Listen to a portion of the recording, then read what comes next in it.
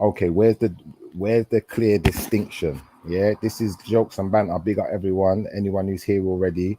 Big up Natty Two Dread. Yeah, big up everyone who's listening. Yeah, like we're gonna start off today on some OG Block vibes. Yeah. First things first. Me and Natty's been having a conversation before we even started. We talking about a subject that he brought to my attention the other day, which is Jesus being the light of the world, Lucifer being the son of the morning. So to some extent, both of them being light bearing. Yeah, is that the argument, or was there something more? Before I don't want to clarify for you, but that's what I Nah, remember. practically like that. Yeah, practically like that, man. All right. So I think that some people may have got this whole thing of in the light of the world, and son of the morning and morning star, and all these references to light. Yeah. And I think the way we reference the word light, yeah, as in light bearer, or light of the world, or any of these the terminologies that are being used biblically, we're not referring to the sun. We're not referring to an actual star, in my interpretation. And like I always say, I could always be wrong. In my interpretation, when they talk about the light, they're talking about the information. We're talking about now enlightenment. So to some extent, yeah, we have to look at the beginning. Then we have to go back to the Genesis in the Bible. We have to say, okay, in the beginning, yeah, there was God, and the Yeah. word was with God, and XYZ. Yeah. Now God said, "Let there be light." Yeah. Now, when we think of the word light, we're only thinking of light in contrast to, like sunlight or an actual light bulb giving us light so we can see things. But that's not the light I believe we're talking about here. I believe the light we were talking about was the actual enlightenment. Yeah. And the enlightenment is what brought about the actual light. Do you feel where I'm coming from? But ultimately, if the devil is a light bearer, yeah, that means the devil holds certain information that he can enlighten you with.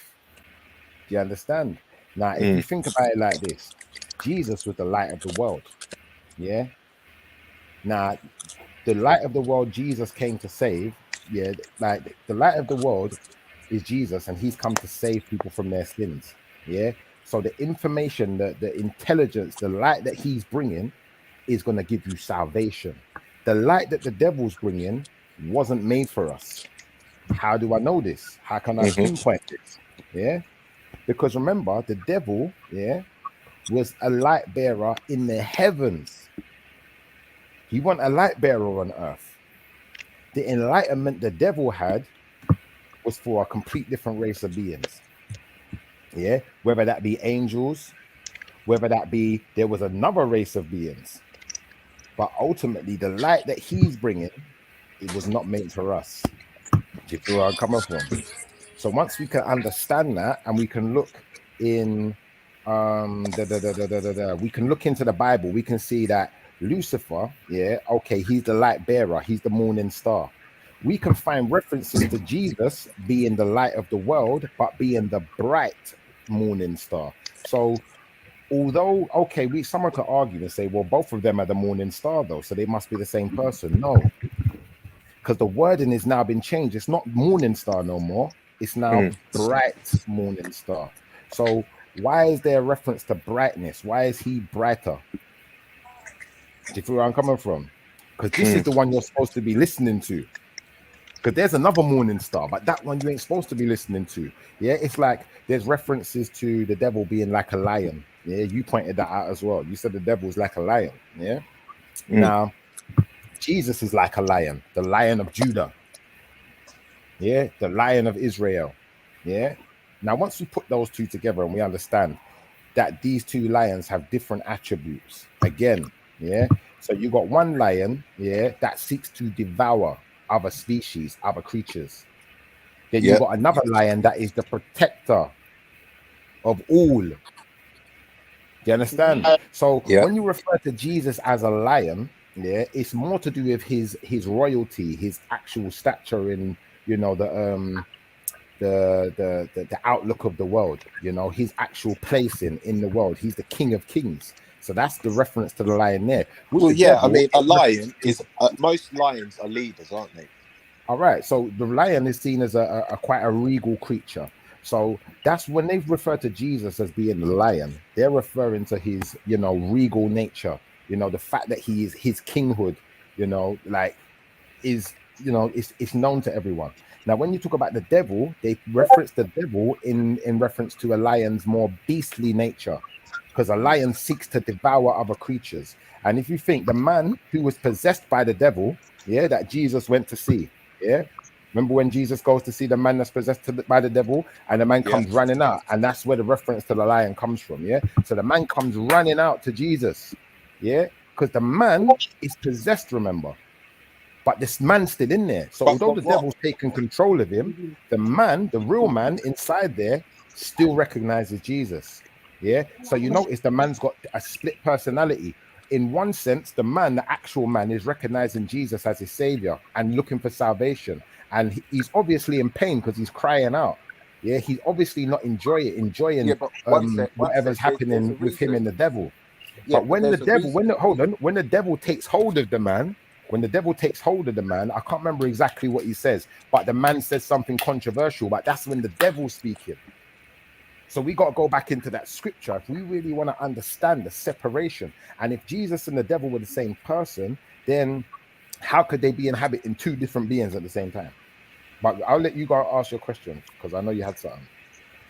Yeah, no, I was just gonna say no, but there's a point part there just before when the demon speaks or the man speaks to Jesus, he asks him to cast him into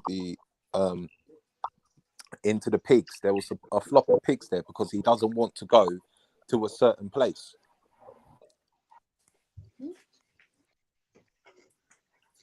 Did that make sense? Okay. Not really. No, not really. But No, So if you elaborate. if you pick up the verse, because we spoke, I think your other mate on here spoke about it, basically before when they realized who Jesus was, and it's true because they realized that he's like the Messiah, let's say, yeah, he's the one. They're afraid of him, but at the same time, they're great. It seems like they're grateful for his presence, and they ask him to transform them into. There was some pigs on the hill, or there was some pigs grazing, and they asked him to do the exorcist to cast them into the pigs. Now, what I'm asking is, if he didn't cast them into the pigs, where was the other place that they were going to go? I don't understand. I don't understand neither. I'm failing to understand why the question. What's the relevance to your question? What's the point you're proving? The relevance to the question is that Jesus is meant to be like a an exorcist, yeah. So he performed an exorcist. Now, instead of these demons that were inside the man disappearing wherever they were going, they begged him to cast them into these pigs. And then the pigs went. Hold on, wait. The The demons begged Jesus to cast them into the pigs. Yeah. Okay. All right, now I understand. All right, go on. Do you know what story? Because if you know the Bible and everything like that, you should know like the story of when he got, when he performed an exorcism. No. Okay.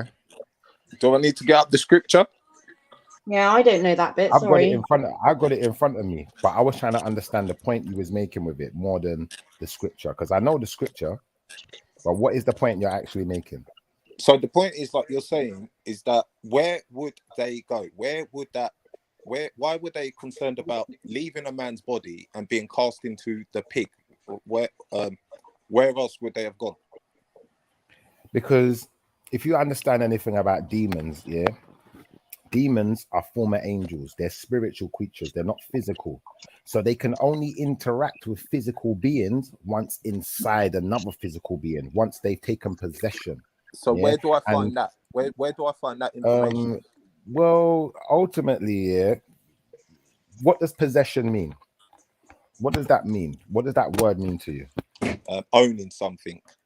All right. So let me ask you this question. when the devil decided to turn a third of the angels of heaven against the Most High, using his enlightenment, using the information he had to deceive them into joining his cause, did he take possession of those third of those angels?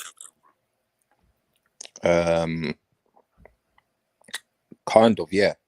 All right. Yeah. So possession happens in more than one shape and form. Yeah. Now, when we're dealing with demonic possession, someone being possessed, if you remember rightly, let me go back into this scripture, because I remember this man being possessed by multiple demons, not one. Yeah. So if I go back into it, it says Jesus asked him, "What is your name?" Legion, he replied, because many demons had gone into him.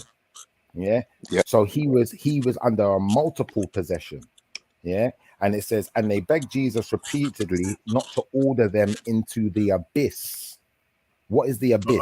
I wouldn't say it doesn't mean own. It's not the same thing as own. Possess doesn't mean own. Own means that you actually own something. It belongs to you. But possess, you can just possess something. It means you have control over it. Yeah, but or you have authority over it. It's not really. Yeah, that's a fair analogy. It's either you have control or you have authority over, or it's in your possession, even if it's not yours, even if you've stolen it.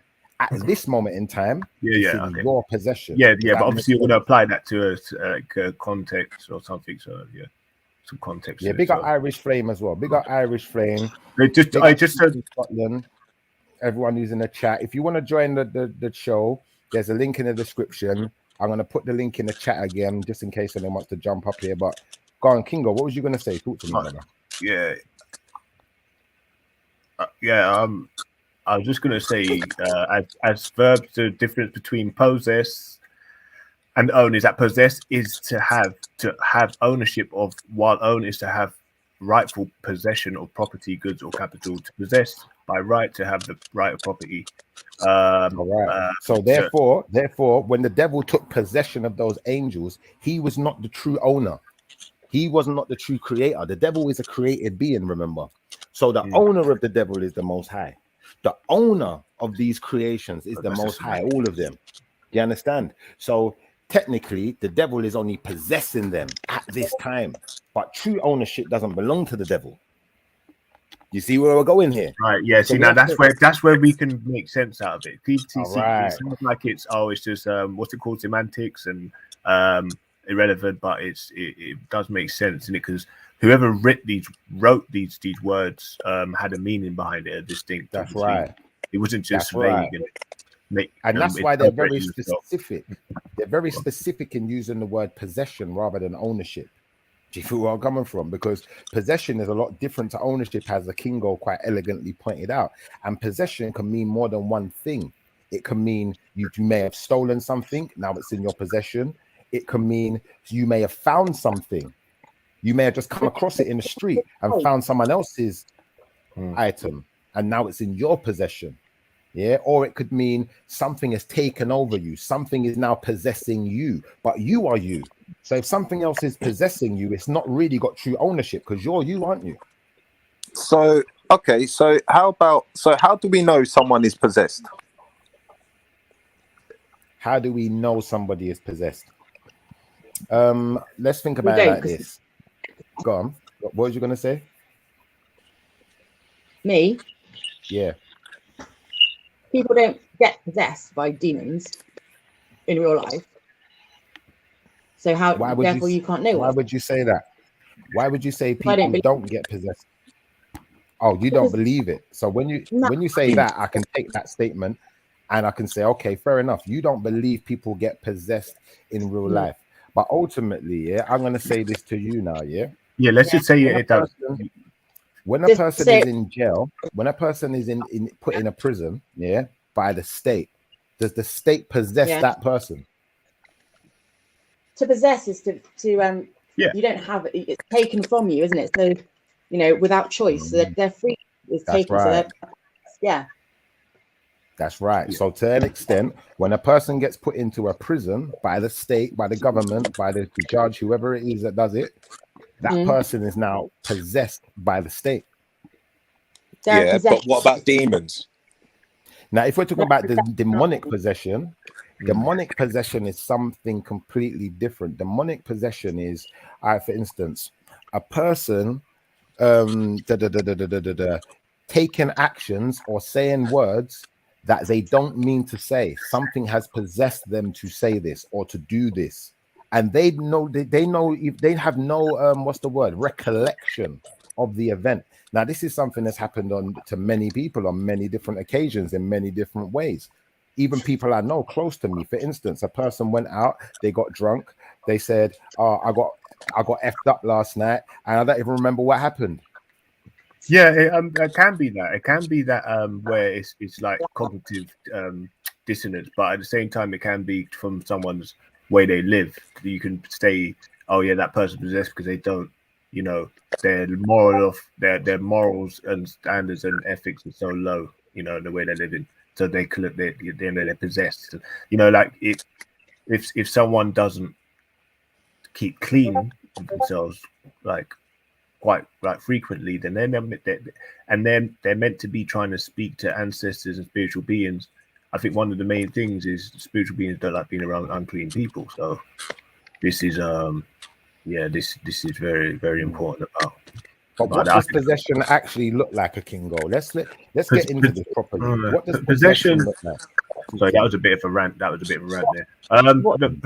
Possession to me is. See now, say if it doesn't, like, we can believe it. We can never like exactly know, can we? Unless we're there, but or we can sort of see it. But if it does happen, then as I said, it would be based on the way the person's at living, try their own desires, or they can just be possessed because they wasn't aware of what they were doing, and they said certain words, they did certain actions, to allow an entity, spiritual entity, to enter their body, to enter their frequency and their, you know, and start living out. Because what ultimately does happen is when someone possesses you, they live out their low vibrational desires through your body. So it can go like demons can enter your body through you having a symbol, a satanic symbol on you know, to something. All right.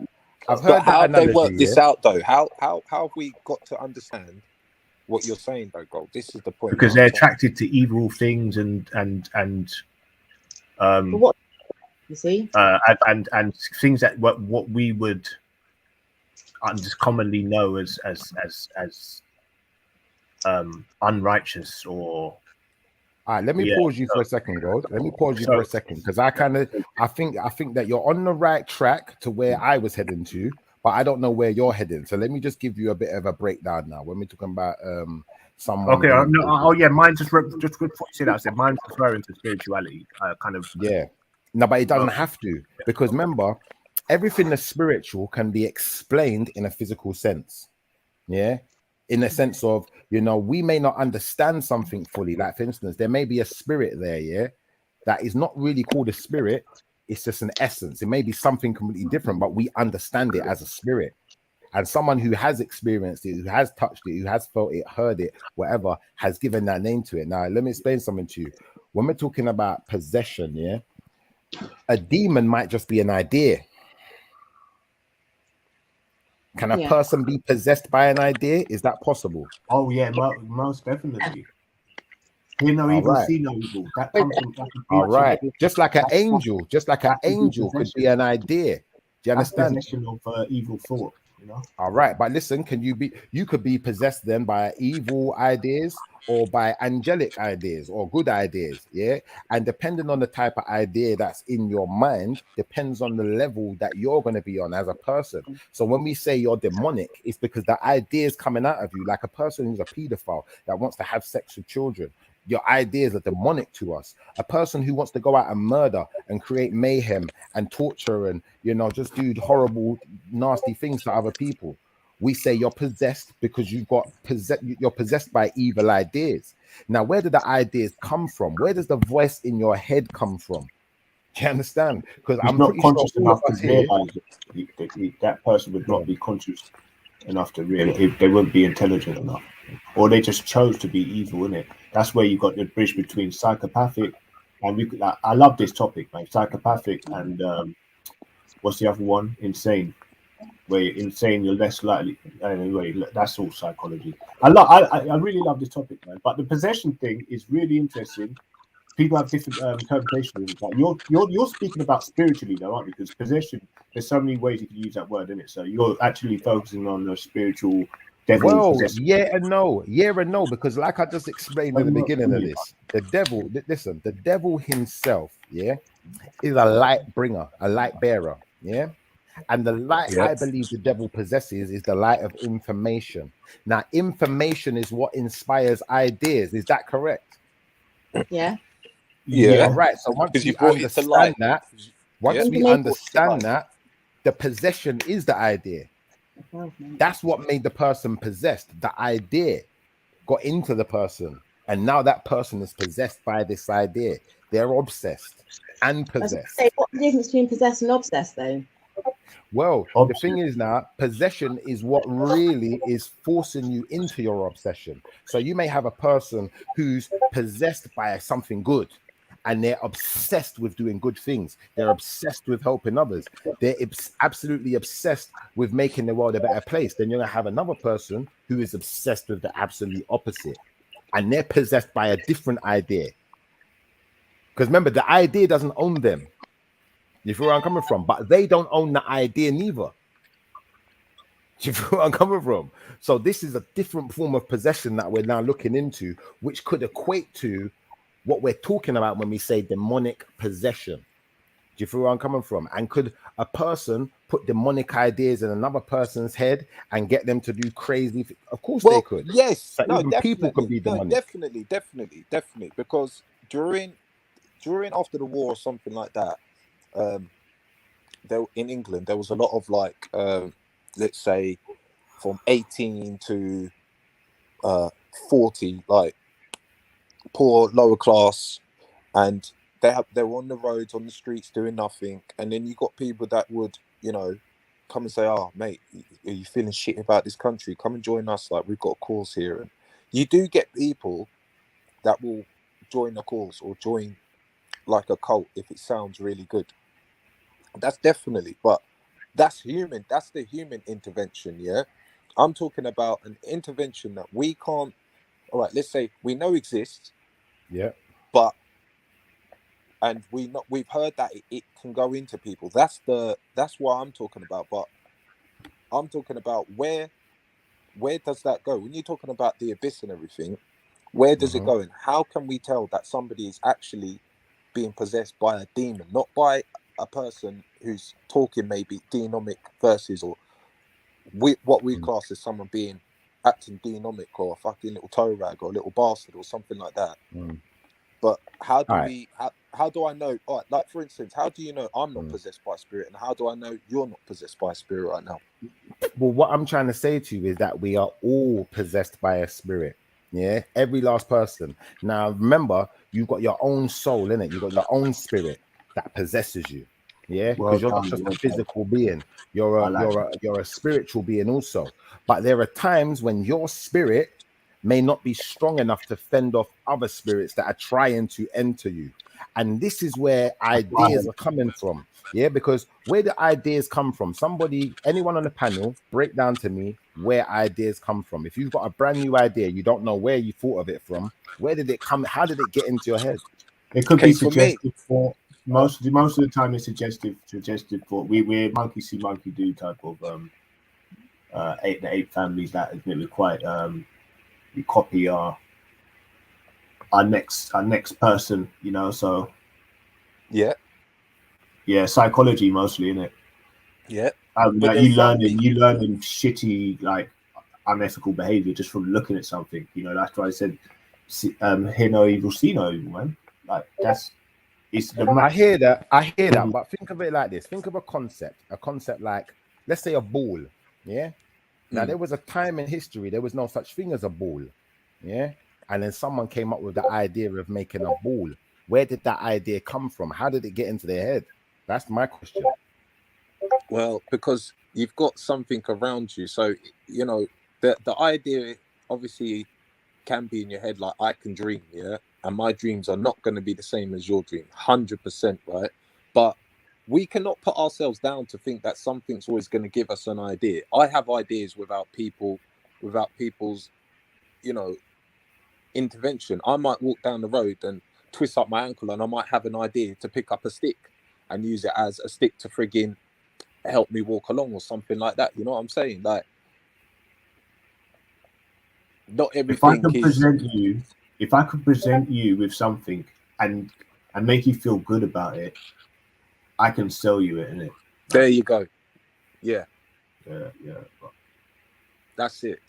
And it has to be a good idea. Yeah. It has to make my endorphins come alive and think. Exactly. That's what I'm saying. Like, brother, I swear down, great minds think alike. I would say, if I can make you release dopamine whilst I'm selling you something, you're more likely to think on it and think, actually, and even if you don't think about it, or you think like you're strong-minded and strong-willed, you're probably going to think about it in a way where, you know, all right, that was a good feeling.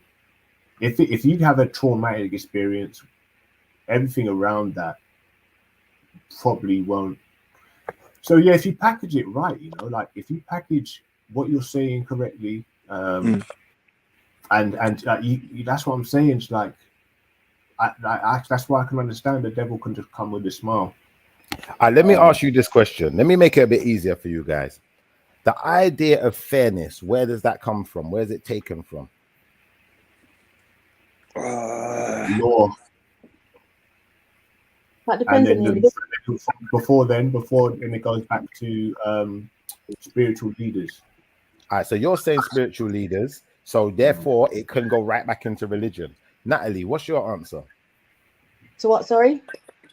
Where fair? Does the idea of fairness come from?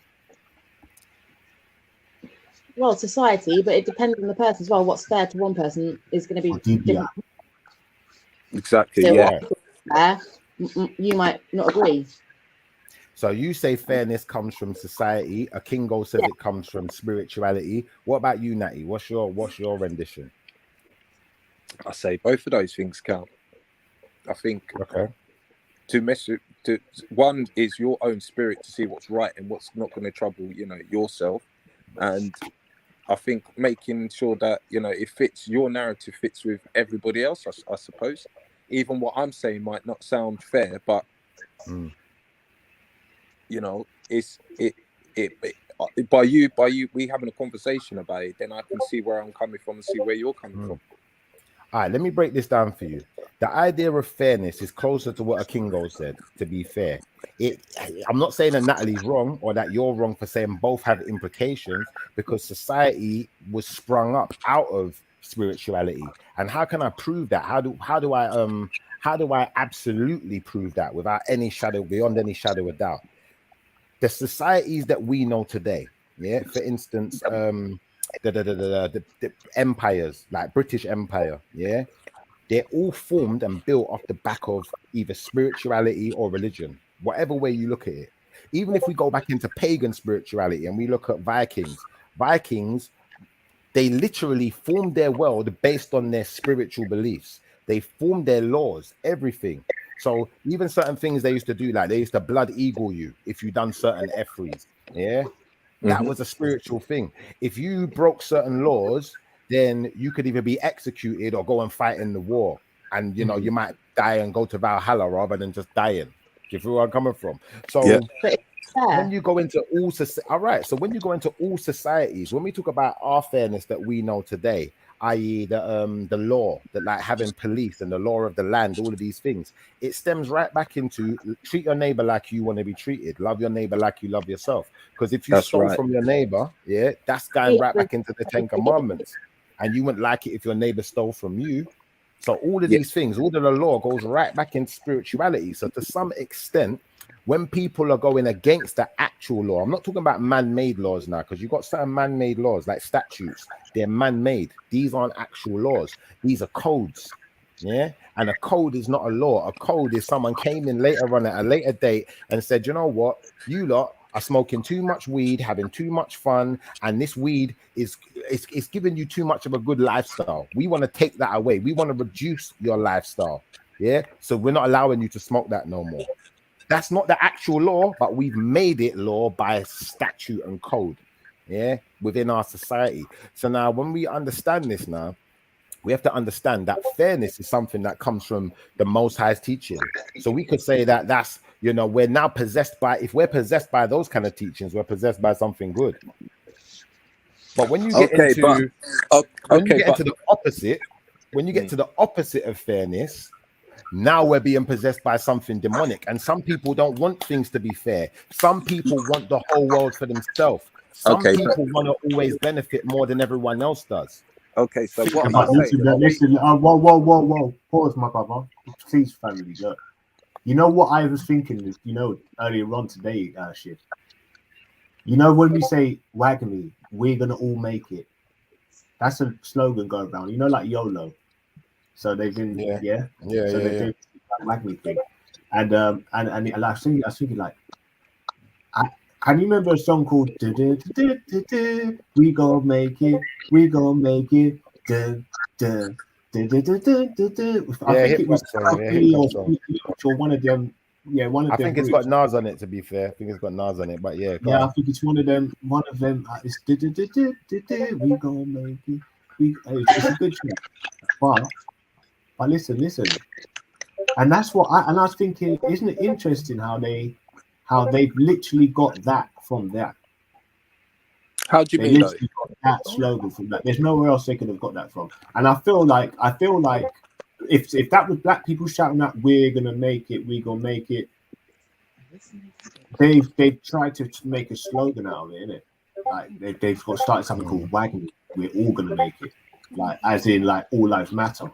Yeah, like they're literally trying to like basically do the all inclusive. But when the thing is, like, it's so obvious to see in it. Like they've even made us question ourselves on the basis.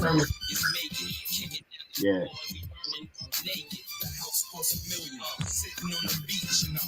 No, it's not that, man. Listen, even what someone was saying about the Old Testament and the New Testament, all of this stuff, yeah. That's the tune you're talking about, isn't it, Kingo? Yeah, sorry. Yeah, that's a tune, you know. That's a tune. So if you've got an Old Testament and a New Testament, yeah, then surely enough, God made a mistake, or someone who brought this New Testament in, and we're not using the old ways. You cannot tell me, oh no, it's not a mistake, or it's not. It's just that we're doing things this way now. So why are we not doing things the old way? Who made the mistake of making us practice something the old way? Good question. Now, what you just said there, yeah, I'm gonna break this down for you. You said it must have been a mistake. Now, a mistake means that someone made an error. Is everyone cool with that? Could we all agree on that? Yes. Yeah, I made a big error the other night. All right. So let me say this then. Yeah? Let's say that I wanted to start a new group. I wanted to start a new panel. Yeah, like we're on a panel right now. There's 4 of us here. Now, if I was to say to everyone on the panel, no one's allowed to be on this panel unless they're a millionaire. How many people are going to be left on this panel?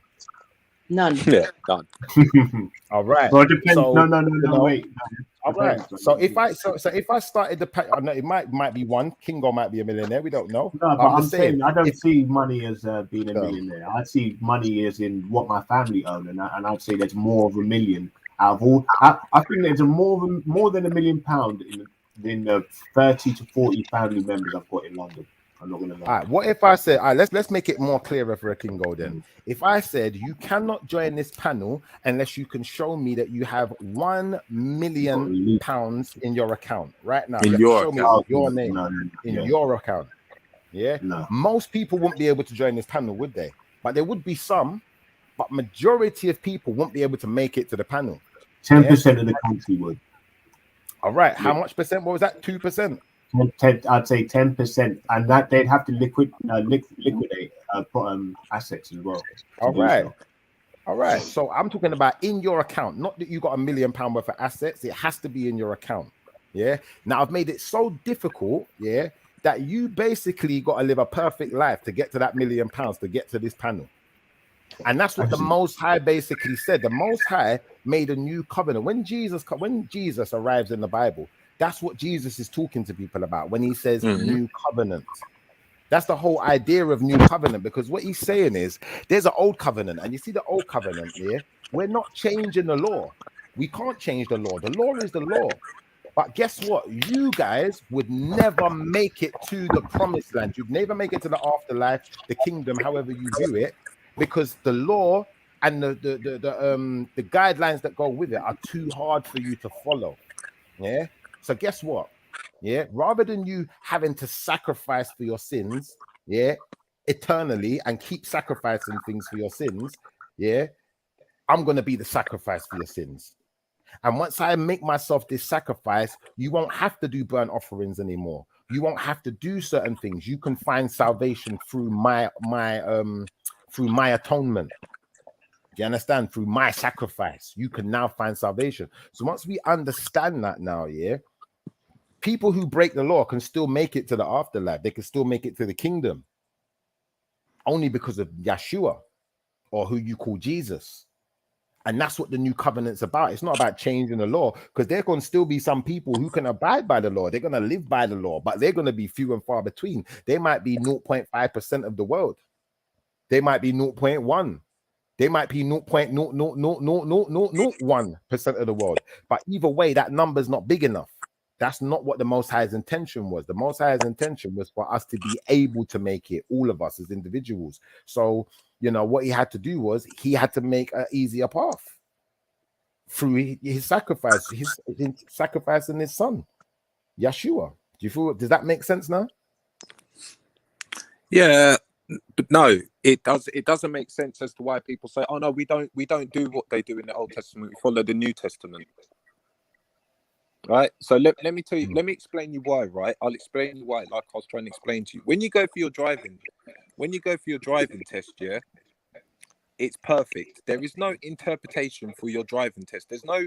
You can't turn around to your to the instructor and say, "Well, it said slow down 100 miles before you get to like the 30 miles per hour zone." But I'm interpreting it as that 30 doesn't actually mean a 30. It actually means just a 3, and it's up for it's not up for interpretation, because a book like that, which is so important, okay, and it's meant to help you. I'm talking about the driver book. It needs to be perfect, and it's changed. Yeah, so it's not.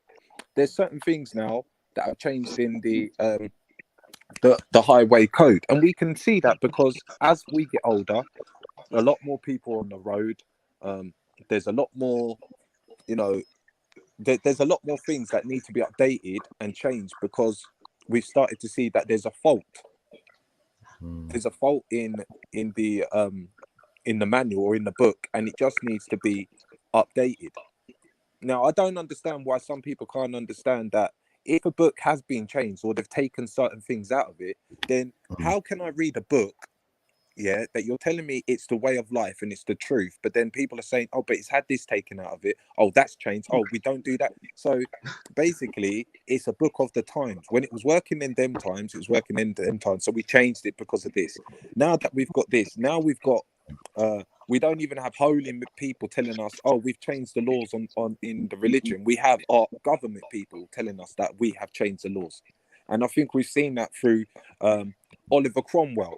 We've seen that through people like Henry VIII. We've seen that through. I'm just talking about where I'm living, obviously, the history of England, but around the world. Which laws are we talking about? Are we talking about man-made laws? Or are we talking about biblical laws? Which ones are we talking about?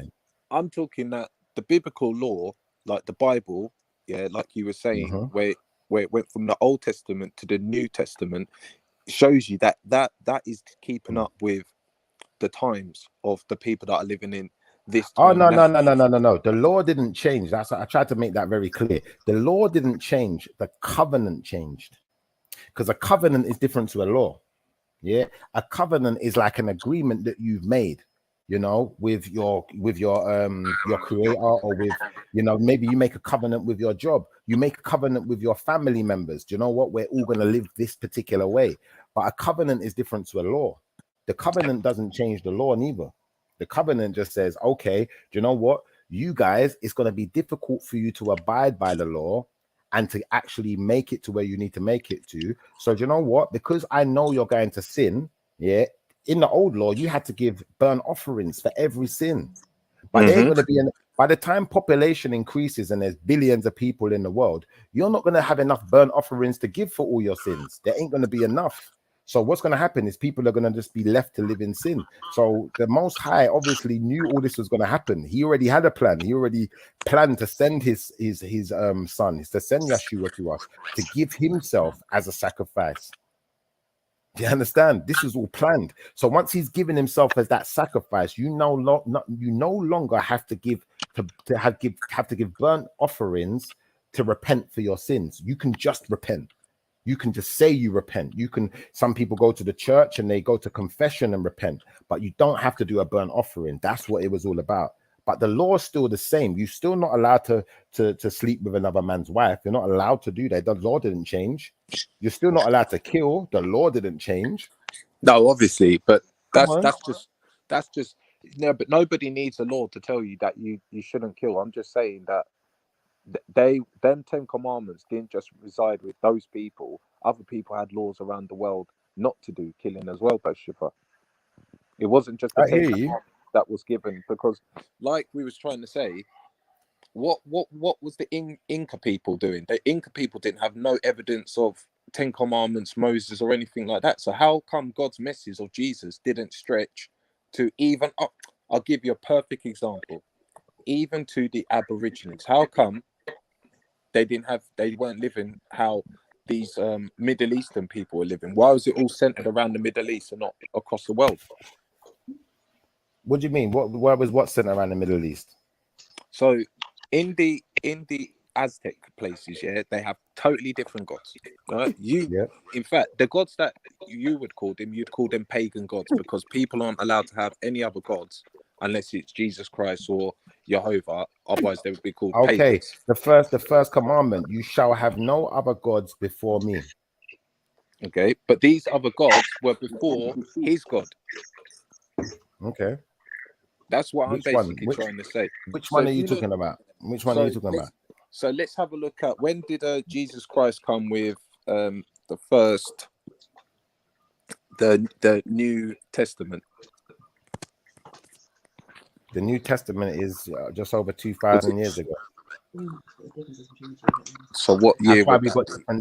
That's why we got different time periods. We got BC and we got modern AC. era, whatever it's called, AC, which is modern era. So obviously, or after death, or whatever you want to call it, yeah. But the point is, that's why we got different time periods, because of the Bible being written, because of the new covenant, or the New Testament coming into play, the new covenant. Because remember, the Bible is before the New Testament. The Bible goes right back. The Bible goes back thousands of years. Does it? More than thousands. Of course it does. How can you have a Bible before it's even been written? Like, how can you have a Bible written with everything before it's even been written? The Bible actually, when you're dealing with the Old Testament, Adam and Eve had the Bible. All right, put it this way, yeah. The Old Testament, yeah, we can go back to let me break this down. We can go right back to I'm trying to explain this right. I don't want to make a mistake. So the Old Testament, yeah, obviously is dealing with like Moses' time, yeah, 10 Commandments time. But if we go into the first part of the Old Testament, it's called Genesis. It goes right back to the beginning. Now, ultimately, the people who wrote these things down and called it an Old Testament and a New Testament Bible weren't the originators of the idea. The originators of the idea are the people who the people who wrote the LXX, yeah, which is the Septuagint, the 72, yeah, or the 70 scholars, however many there were, yeah. Those people were translating from much earlier scriptures. Why that forms for what it is. Yes, but it started through Moses being on Mount Sinai. Now, what I'm basically trying to say is, the time when Moses was doing his thing, there was loads of other people around the world, yeah, doing their own thing, worshipping their own gods, doing their own spirituality. Some may not even have had gods. How come that the God of Moses being what that's supposed to be so mighty, how come he had to grow? How come he had to say to, oh, can you go over to the Egyptians and challenge their God? Can you show them that I'm more That's what I'm basically trying to say. How did that just spread from that there? Because it just sounds like rumors. I'll tell you how that spreads from there. Yeah, like you have to understand the story of what we're calling Moses. Yeah, is not the beginning of the Bible. Yeah, and the people who Moses was among, they did have scripture, but their scripture was something that's coming out of the Middle East. And that was just their stories. In fact, a lot of it could have been like when you talk about African spiritual systems, a lot of it could have been oral traditions. So a lot of it may not have even been written down. But when we go into, you know, the Middle East, then what they call the Middle East today, ancient Mesopotamia, and we look at their scriptures and we look at their stories and we look at how they formed their societies, we can see that there's some copying being done here. Yeah. And then you get some people who say, well, if we go to Egypt, we could find the same thing. We could say it looks like they may have copied Egypt also. The reason why it's easier for us to accept that the Bible comes from Mesopotamia. One is because that's what the biblical scholars say.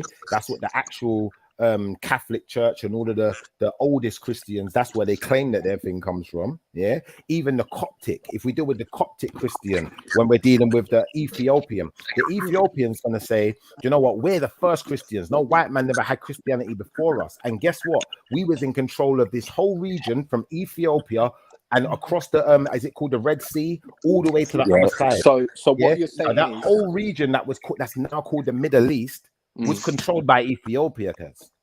Okay. And what are they dealing with? The Coptic Bible, cuz. Okay. Yeah, so if we go into the oldest Bibles, one second. If we go into the oldest Bibles, the oldest Bibles out there, the oldest one is actually the Coptic Bible. And if we go into certain texts, like you've got the what was it again? You know, like in the Bible, you've got Judas, So Judas has got his own thing. I can't remember what it's called. So he's not like all the disciples. They got their own book, the Gospels. They got their own Gospel. So Paul got his own Gospel, but Judas has got his own Gospel. But they don't talk to you about that one. And when we go into Judas's Gospel, this is something that was found in Egypt. I can't remember what year it was. I think it was it could have been like 1960s or something. It's quite a while ago anyway. And this is written in a Coptic text. That the Egyptians at the time, they would have used this text to communicate with the Romans, where the Romans basically were using this Coptic text as well, because it incorporates some Roman new letters in there as well. Say that again. What did you say, Coptic? What does that mean? So Coptic, you've got different versions of Christianity. So a Coptic Christian is coming from the Coptic church, which is the Ethiopian church. So the Ethiopian church, they have a Bible which the world calls the Coptic Bible. Technically, it should just be called the Bible because it's no different to any of the other Bibles, but they call it the Coptic Bible because it comes from that place. So the Coptic is a reference to the place more than anything else. Okay, thank you. So once we understand the Coptic Bible and with the heritage that comes with that, then we can understand that the Ethiopians, their history will dictate that, between them and the Eritreans, they controlled that whole region that we're now calling the Middle East. Do you understand? So when they say that the Middle East and Africa wasn't linked to, Egypt never got any of its ideas from the Middle East, we can now see a direct link. And how long has that empire of Ethiopia been there? There was a time when all of Africa was Ethiopia. As far as I know, as far as the version of history I've learned, we may get someone like Shakara up here one day who may disagree with me and say, no, Africa wasn't called Ethiopia and it was always separate. But the version of history I learned is that Africa was Ethiopia. Do you understand? In fact, the Garden of Eden, one of the rivers that run out of the Garden of Eden, run out and into the Garden of Eden then, encompasses the whole land of Ethiopia. The other regions that it mentions in the Bible are Middle Eastern, or what we know today as Middle Eastern. So if these people, the original man was an Ethiopian, And he's then spread his information via these rivers by traveling down the rivers into the Middle East, into what we know as Africa now, wherever. The fact still remains that these places are connected. And anyone who's trying to make a disconnection is going to make a terrible error there. And then what we'll find is when we deal with the Egyptian gods, the Egyptian gods are men and women.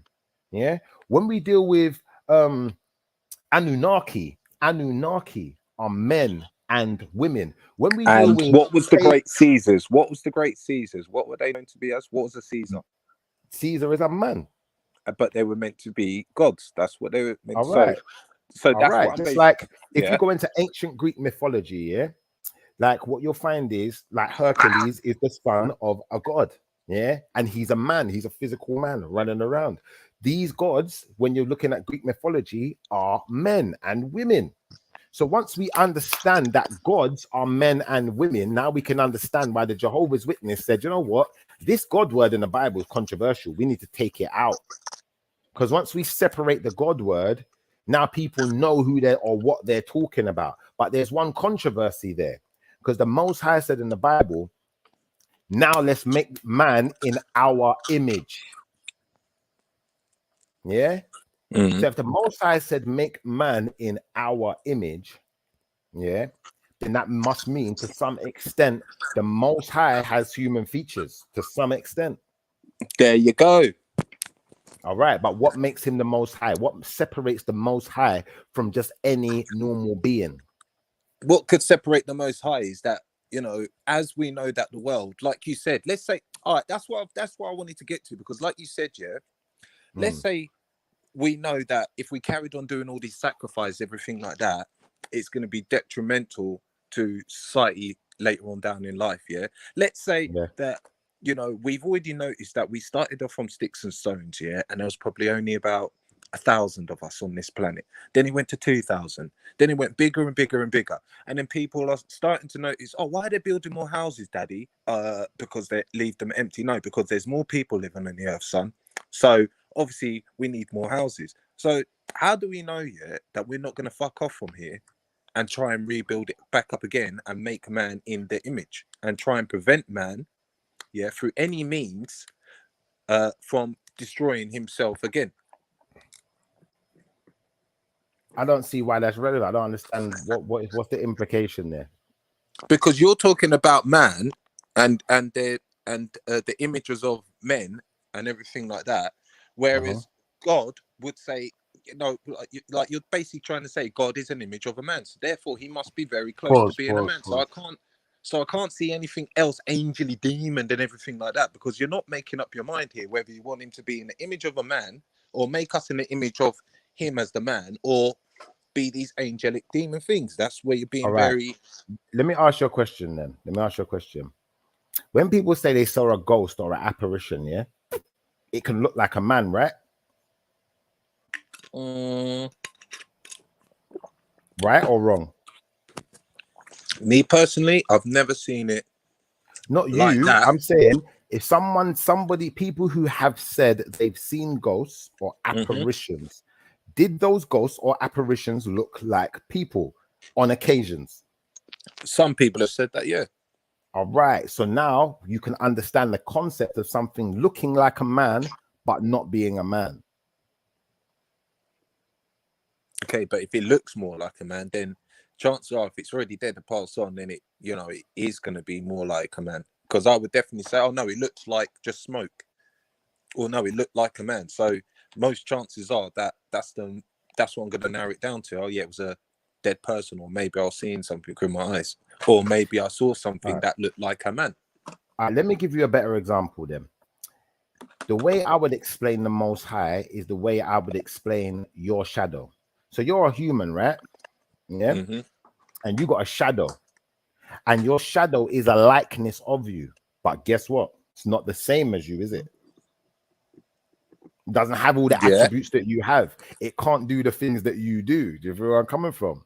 Now that's what that's how human beings are to the Most High. We are shadows of the Most High. Do you understand? But where does it say? Where does it say that for me to read that up? Because it specifically says, let's make man in our image. It doesn't say make man the same as us. Okay, it says but make him in our image. The same way, if you look in if you look in a mirror, you can see an image of yourself, but you know that image of yourself is not the same as the real thing, because the okay, but image can't interact in the if he real world. said, because I know God, well, look, I don't want to diss your creator and everything like that, yeah. But because he is super, super, super clever, I think he'd write it specifically so you don't confuse yourself. So, image, make him in like image, like man, yeah. So Likeness. He says likeness. Okay. So Yeah. likeness of him. If I'm likeness of you, I'm not gonna have a tail, because that's not like you. I'm not gonna have claws, because that's not like you. I'm not gonna have wings, because that's not like me. So Yeah. what are we gonna narrow it down to? What do you mean what we're gonna narrow it down? Where's the wings come into this? Where did you get that from? Because I'm basically trying to say what you're saying, yeah, is that if he's making it in likeness of me, I don't have wings, I don't have claws, I don't have things, so it's going to be more human-like, isn't it? If that be the case, yeah, I get you. But if you're God, if you was God and you was making a creature in your likeness, then no, the creature wouldn't have wings, because you don't have wings. So yeah, I can accept that, but I don't understand the point. All I know is, yeah, my son, yeah, is an image like me. Okay. Now, what when you say that, like let's not go mental, yeah. Let's not act crazy, right? Let's just stick to what English terms mean, okay? Like what the dictionary would say, how we survive and get along in this world, yeah. So let's deal with likeness first. Then let's deal with the word likeness. Yeah, let's deal with the word likeness. What does that mean? So read the passage that God talks about. Let's read what he says, exactly word for word what he says. Okay. You want me to go to the scripture then? Yeah, it's nice. I put time in it. Well, that's nice, man. Thank you. All right, let's get the verse. Let's get the verse for you. We're gonna go to the King James. And God said, "Let us make man in our image, after our likeness." And let him have dominion over the fish of the sea, over the fowl of the air, over the cattle, and over the earth, and over every creeping thing that creepeth on the earth. So, like I didn't make a mistake there, did I? It says, and God said, let us make man in our image, after our likeness. So what is the where were you seeing a contradiction here? Explain, because I'm a bit confused. No, because it seems to me like God is like a man, isn't it? He's not some beam of light or anything like that. You've made a good description about him, bro. Yeah, but what you're saying is, it's the same as when you get stopped by feds and they say, yo, we got this image and this likeness of you, my friend. It is here. Is that you? Or yeah, but because we already did this earlier. Down, bro. You've got to narrow it down, bro. Look. But we did this earlier, though. We talked about light. We said the devil is known as the morning star, yeah, XYZ, and the light bearer. That don't mean he's a beam of light, you know, because the light is about enlightenment. But bro, he can light and everything like that is practically all the same. Don't forget, he did teach people a lot of stuff on the earth, bro. He did bring a lot of enlightenment. Who, the devil? He did. Yeah, of course he did. Well, to some extent, yeah, the devil did enlighten people about things, but maybe he enlightened them about things that would lead to their destruction. Whereas the Most High sent his son, who is the bright light, yeah, to enlighten them about their salvation. Because you've got two different lights here. You've got a light and you've got a bright light. So one's brighter than the other. So one's information is more, it's better for you, basically. It's more powerful. Okay. But does it say that in the scripture? Does God say the reason why it's a brighter one is because he is more powerful? Or are you interpreting that for yourself? No, it's very specific in the Bible in showing that Jesus, or Yeshua, whatever name you want to go by, not only has dominion of the world, also has dominion over the devil. Yeah, and if the devil is a light, his light is brighter because he can outshine him. But so now we know that it's fact. It's fact, isn't it? There's no argument. These are, you see these statements here. I get where you're coming from. The it's Bible not fact. It's didn't just write it. written. No, The Bible it's didn't just write written. down. Hear what I'm saying? The Bible never wrote down that Jesus is a brighter light than the devil and can outshine him. It never wrote it in those words. It didn't need to, because the story is being told. The Do you feel where I'm story coming from?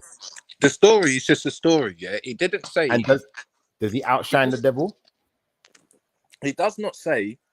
The reason why God said that this one is the brighter light is because this one has got the you can do that. It's just written what it's saying.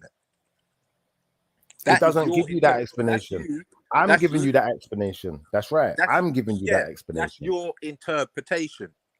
No, that's not an interpretation. What that is me reading a story and saying, okay, let's do it like this. Let's say I was a fan of wrestling. Yeah. Who's the best wrestler out there? Who's the champion? Who's the one that doesn't lose? Yeah. They're the bright light. Who's the one that had the championship but got beat and they've lost too many times? They're a dim light. Their light isn't shining. Their star doesn't shine as bright as this other one. That's basically what we're doing here. Because when you look at Hollywood, does not Hollywood do that? Hollywood calls their entertainers stars. And the brighter your star shines, the more fans you've got, the more influence you have. That's what the light was about. It was about influence. And because you're taking it as something that it's not, you're conflating things. But if you understand the light as your influence, the influence your information or your acting or whatever it is you're giving to the world is having, once you can understand it like that, you'll understand he's the bright light. The devil is just a light.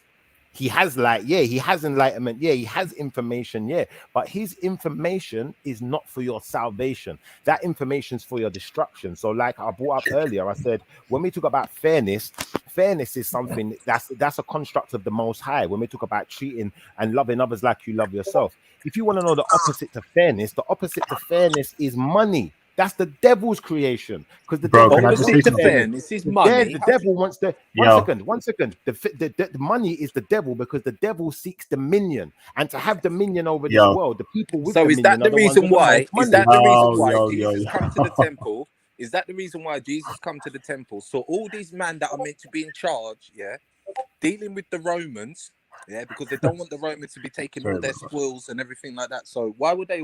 Money's been around for time, bro. Why do you blame money on the devil for?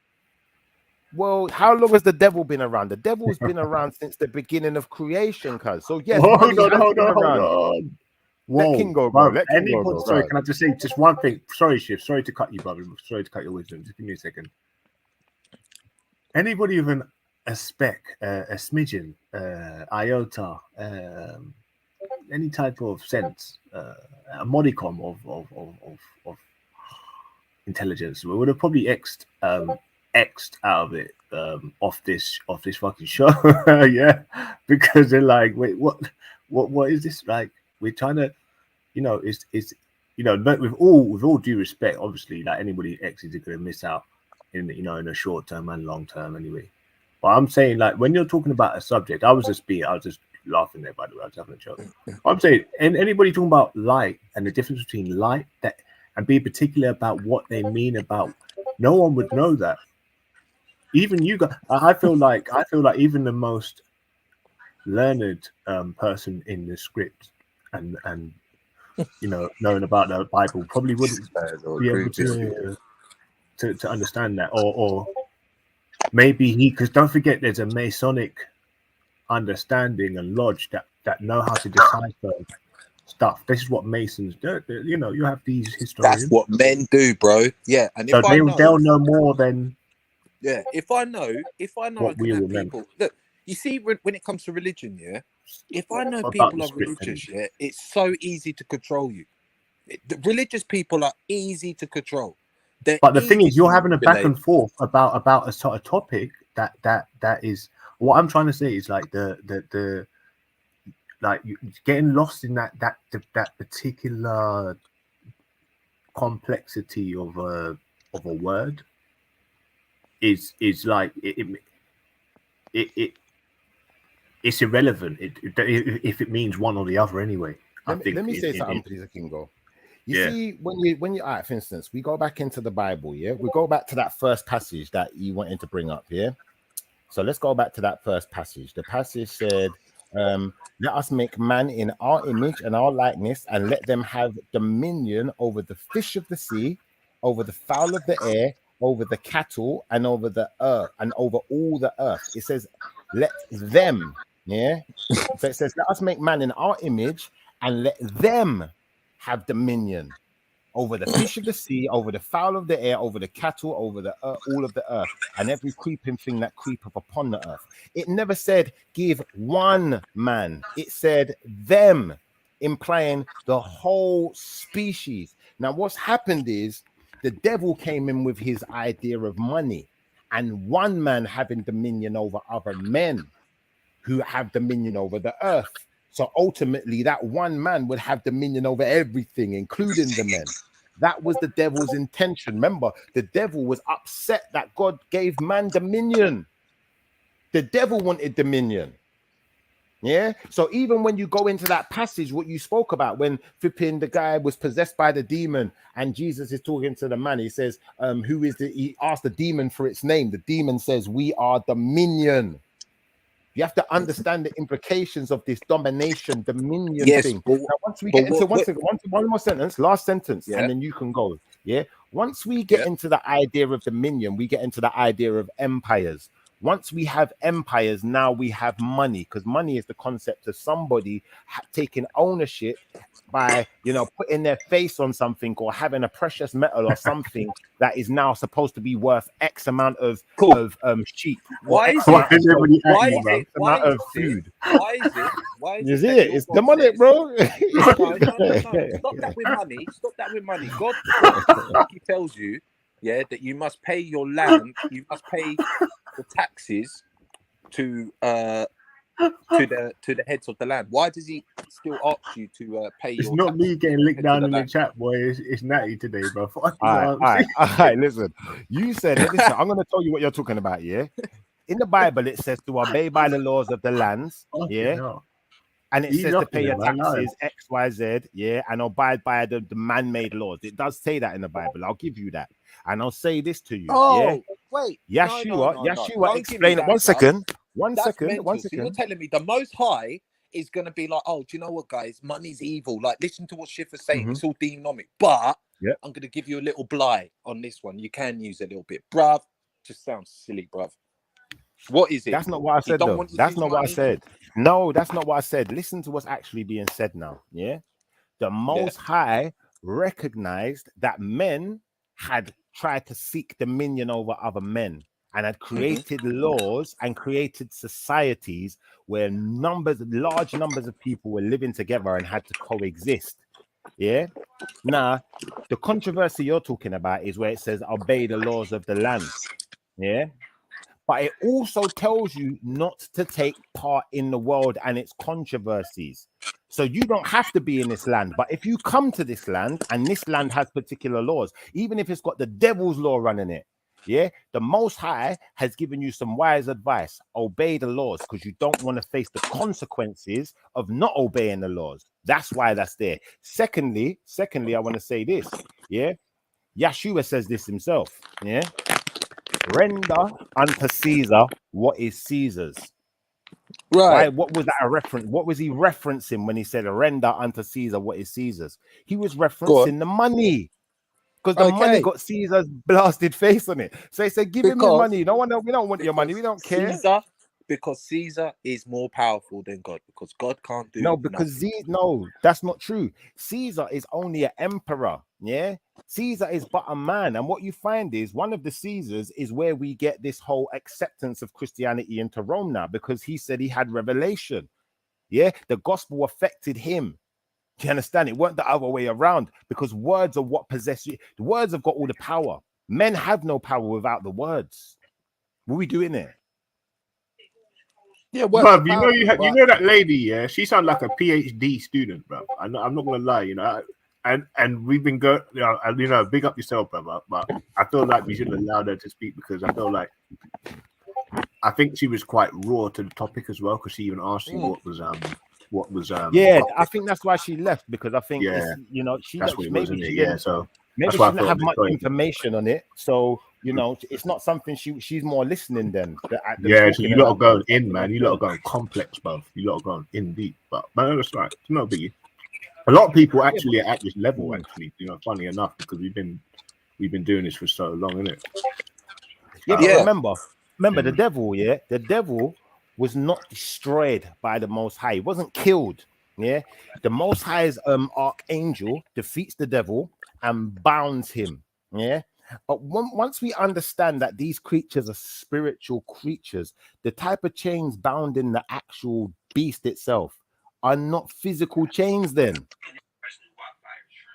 They can't be physical because he's a spiritual being. Physical things wouldn't hold a spirit. Do you understand? Now, once we get into that kind of realm and that type of thinking, now we can understand that, you know, ideas, information in the Bible is given to men by angels or demonic angels. Yeah. That teach men about the metals in the earth, teach men about mathematics, teach men about everything. They taught men everything, these spiritual beings. So everything that we know, everything we learn comes from the spiritual. They talk about like people inventing stuff. When a person invents something, 9 times out of 10, either that idea is borrowed from somewhere else where it wasn't really an invention, it was a duplicate or a reinvention or a resemblance of, or where did that idea come from, Kaz? What, just out of thin air, just random? That person just randomly comes up with this idea? No. When people think, there's a voice in your head that thinks with you. So even if you're not hearing the actual voice out loud outside of your head, you can hear the words inside your head. You can literally talk to yourself when I was going to convert to Islam, right? I remember one of my brothers said this to me, yeah, and it's always stuck with me. He goes, "Think about it like this." Now he goes, "Would you rather worship a man, or would you rather worship, something that is not, something more powerful?" So then when I thought about it, yeah, it's like, look how like Korea is, yeah. They worship a man, yeah. As soon as their father or their family come in, they eradicate all history of the past, and that's the same with China. They eradicate everything else. Yeah, they demolish it, yeah, so that people have got a new beginning and a new way of thinking and a new um kind of like emperor. And now if you look at the same thing, like even what's happening in Russia, all these bases, you could call them communist countries, yeah, because they're run by one voice. There's one leader. Do you know what I mean? And these are the people that people are worshiping because they're expecting this leader or the elder or the wise one to guide them. Yeah, but Now, are they demonic? Are they demonic? Because when we deal with demonic, hold on one second. Yes, I'll tell you why. Tell me why they're they're not demonic. demonic. I'll tell you why they're Why not they're demonic, not? Tell because me why they're not. they are straight up telling you what they are about and what their plans are. Okay, they don't need to go behind any narrative or anything like that. They're saying, this is it, this is how we are going to be, and this is what we're about. Anything else doesn't matter. Now, we as people now, yeah, have to bow down to a man, thinking that, hold on a minute, I'm a man myself. Why does he have to have all the power? Now, this is where the confusion can get, because I can now say, you know what, Shifa, I've been listening to this guy and I don't think he's a good leader anymore, which in history, evidence does show. People get annoyed, people get upset, and then people want to overthrow. So now within your own country, let's say, that you've set up your thing where people are now against you, you can have anarchy. Okay? Because where there's meant to be a leader, there's too many leaders. So that's where I can understand where history with the religion thing has done so well, because you only listen to one voice, but through that voice there's always a man. Don't tell me no, there's not a man. There's always a man that speaks through God, and that is the most dangerous thing, because you don't know if it is the word of God or if it is the word of man. Because me and you, I've never met God, never spoke to God or anything like that, but yet I've been to church and I've had a man telling me, oh, this and that and this and that, and this man is supposed to be the closest thing to the Lord. So that's all I have to say, brother, on that one there. It's like, man, is the voice. We don't hear God's voice anymore. We don't I'm see these hearing your point, miracles yeah. or anything like that. Yeah. No, you So, don't. I just got a bit. You can't Sorry, say brother. you'd have to say that you personally haven't had that experience, but there are definitely people out there who claim to hear God's voice, speak to God, all of these good things. So, what was you gonna say, Kingo? No, just can't continue. It's not even. It's just a side point on the own and possess thing. I think they both do mean own, but own in its own particular right just means to have rightful possession in it. Because if you own something, you know, because it says the verb between. I love this shit. Verb difference between possess and own is that possess is to have ownership. Yeah, is to have ownership. So you own it, but to have ownership. Yeah, so you don't own it. You might not necessarily own. So look, you can have ownership of something and possess it, but you don't necessarily have to own it. You might you might not have owned it. You know what I mean, to begin with, right? Or you can have ownership of something, but you might not own it. You know what I mean? So you see what I'm saying? I might lend you my car, but it's in your possession right now. When the cops, it can be in your ownership. But that's what I'm saying. The word sir, ownership can still be synonymous. So I'm saying I'm just pointing out the similarities. Yeah, you get pulled over in the car. They say, "Hello, sir. We've ran these checks, and your name's not on this here. You're in possession of the car. You are in possession of the car, but you might not own the car. But guess what? That's right. While it's in your possession, they don't care. It's you. Exactly. Just like when a person is being possessed by a demon, the priest or whoever is exercising that demon, they don't care what the person does because they're not blaming the person for it. They're blaming the demon. So you're right. And in another regard, if we look at the word dominion, what's on your screen right now, it says dominion, sovereignty or control. Yeah. Man's attempt to establish dominion over nature is the example given. Supremacy, ascendancy, dominance, domination, superiority, a territory of a sovereign or government. Yeah. So if we say a dominion could be a piece of land, yeah, that is the territory of a sovereign or government, dependency, colony, protectorate, territory, province, or outpost. Now, once we get into it like that and we understand what dominion is, yeah, the devil seeks to dominate, because that was his role from the beginning. In fact, he seeks more than just to dominate man. He seeks to dominate the Most High, to take over the heavens.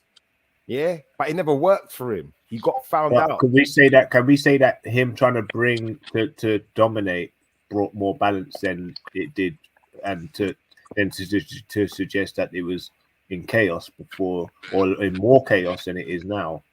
Before he seeked, or he no before the devil seeked dominance, he seeked dominance.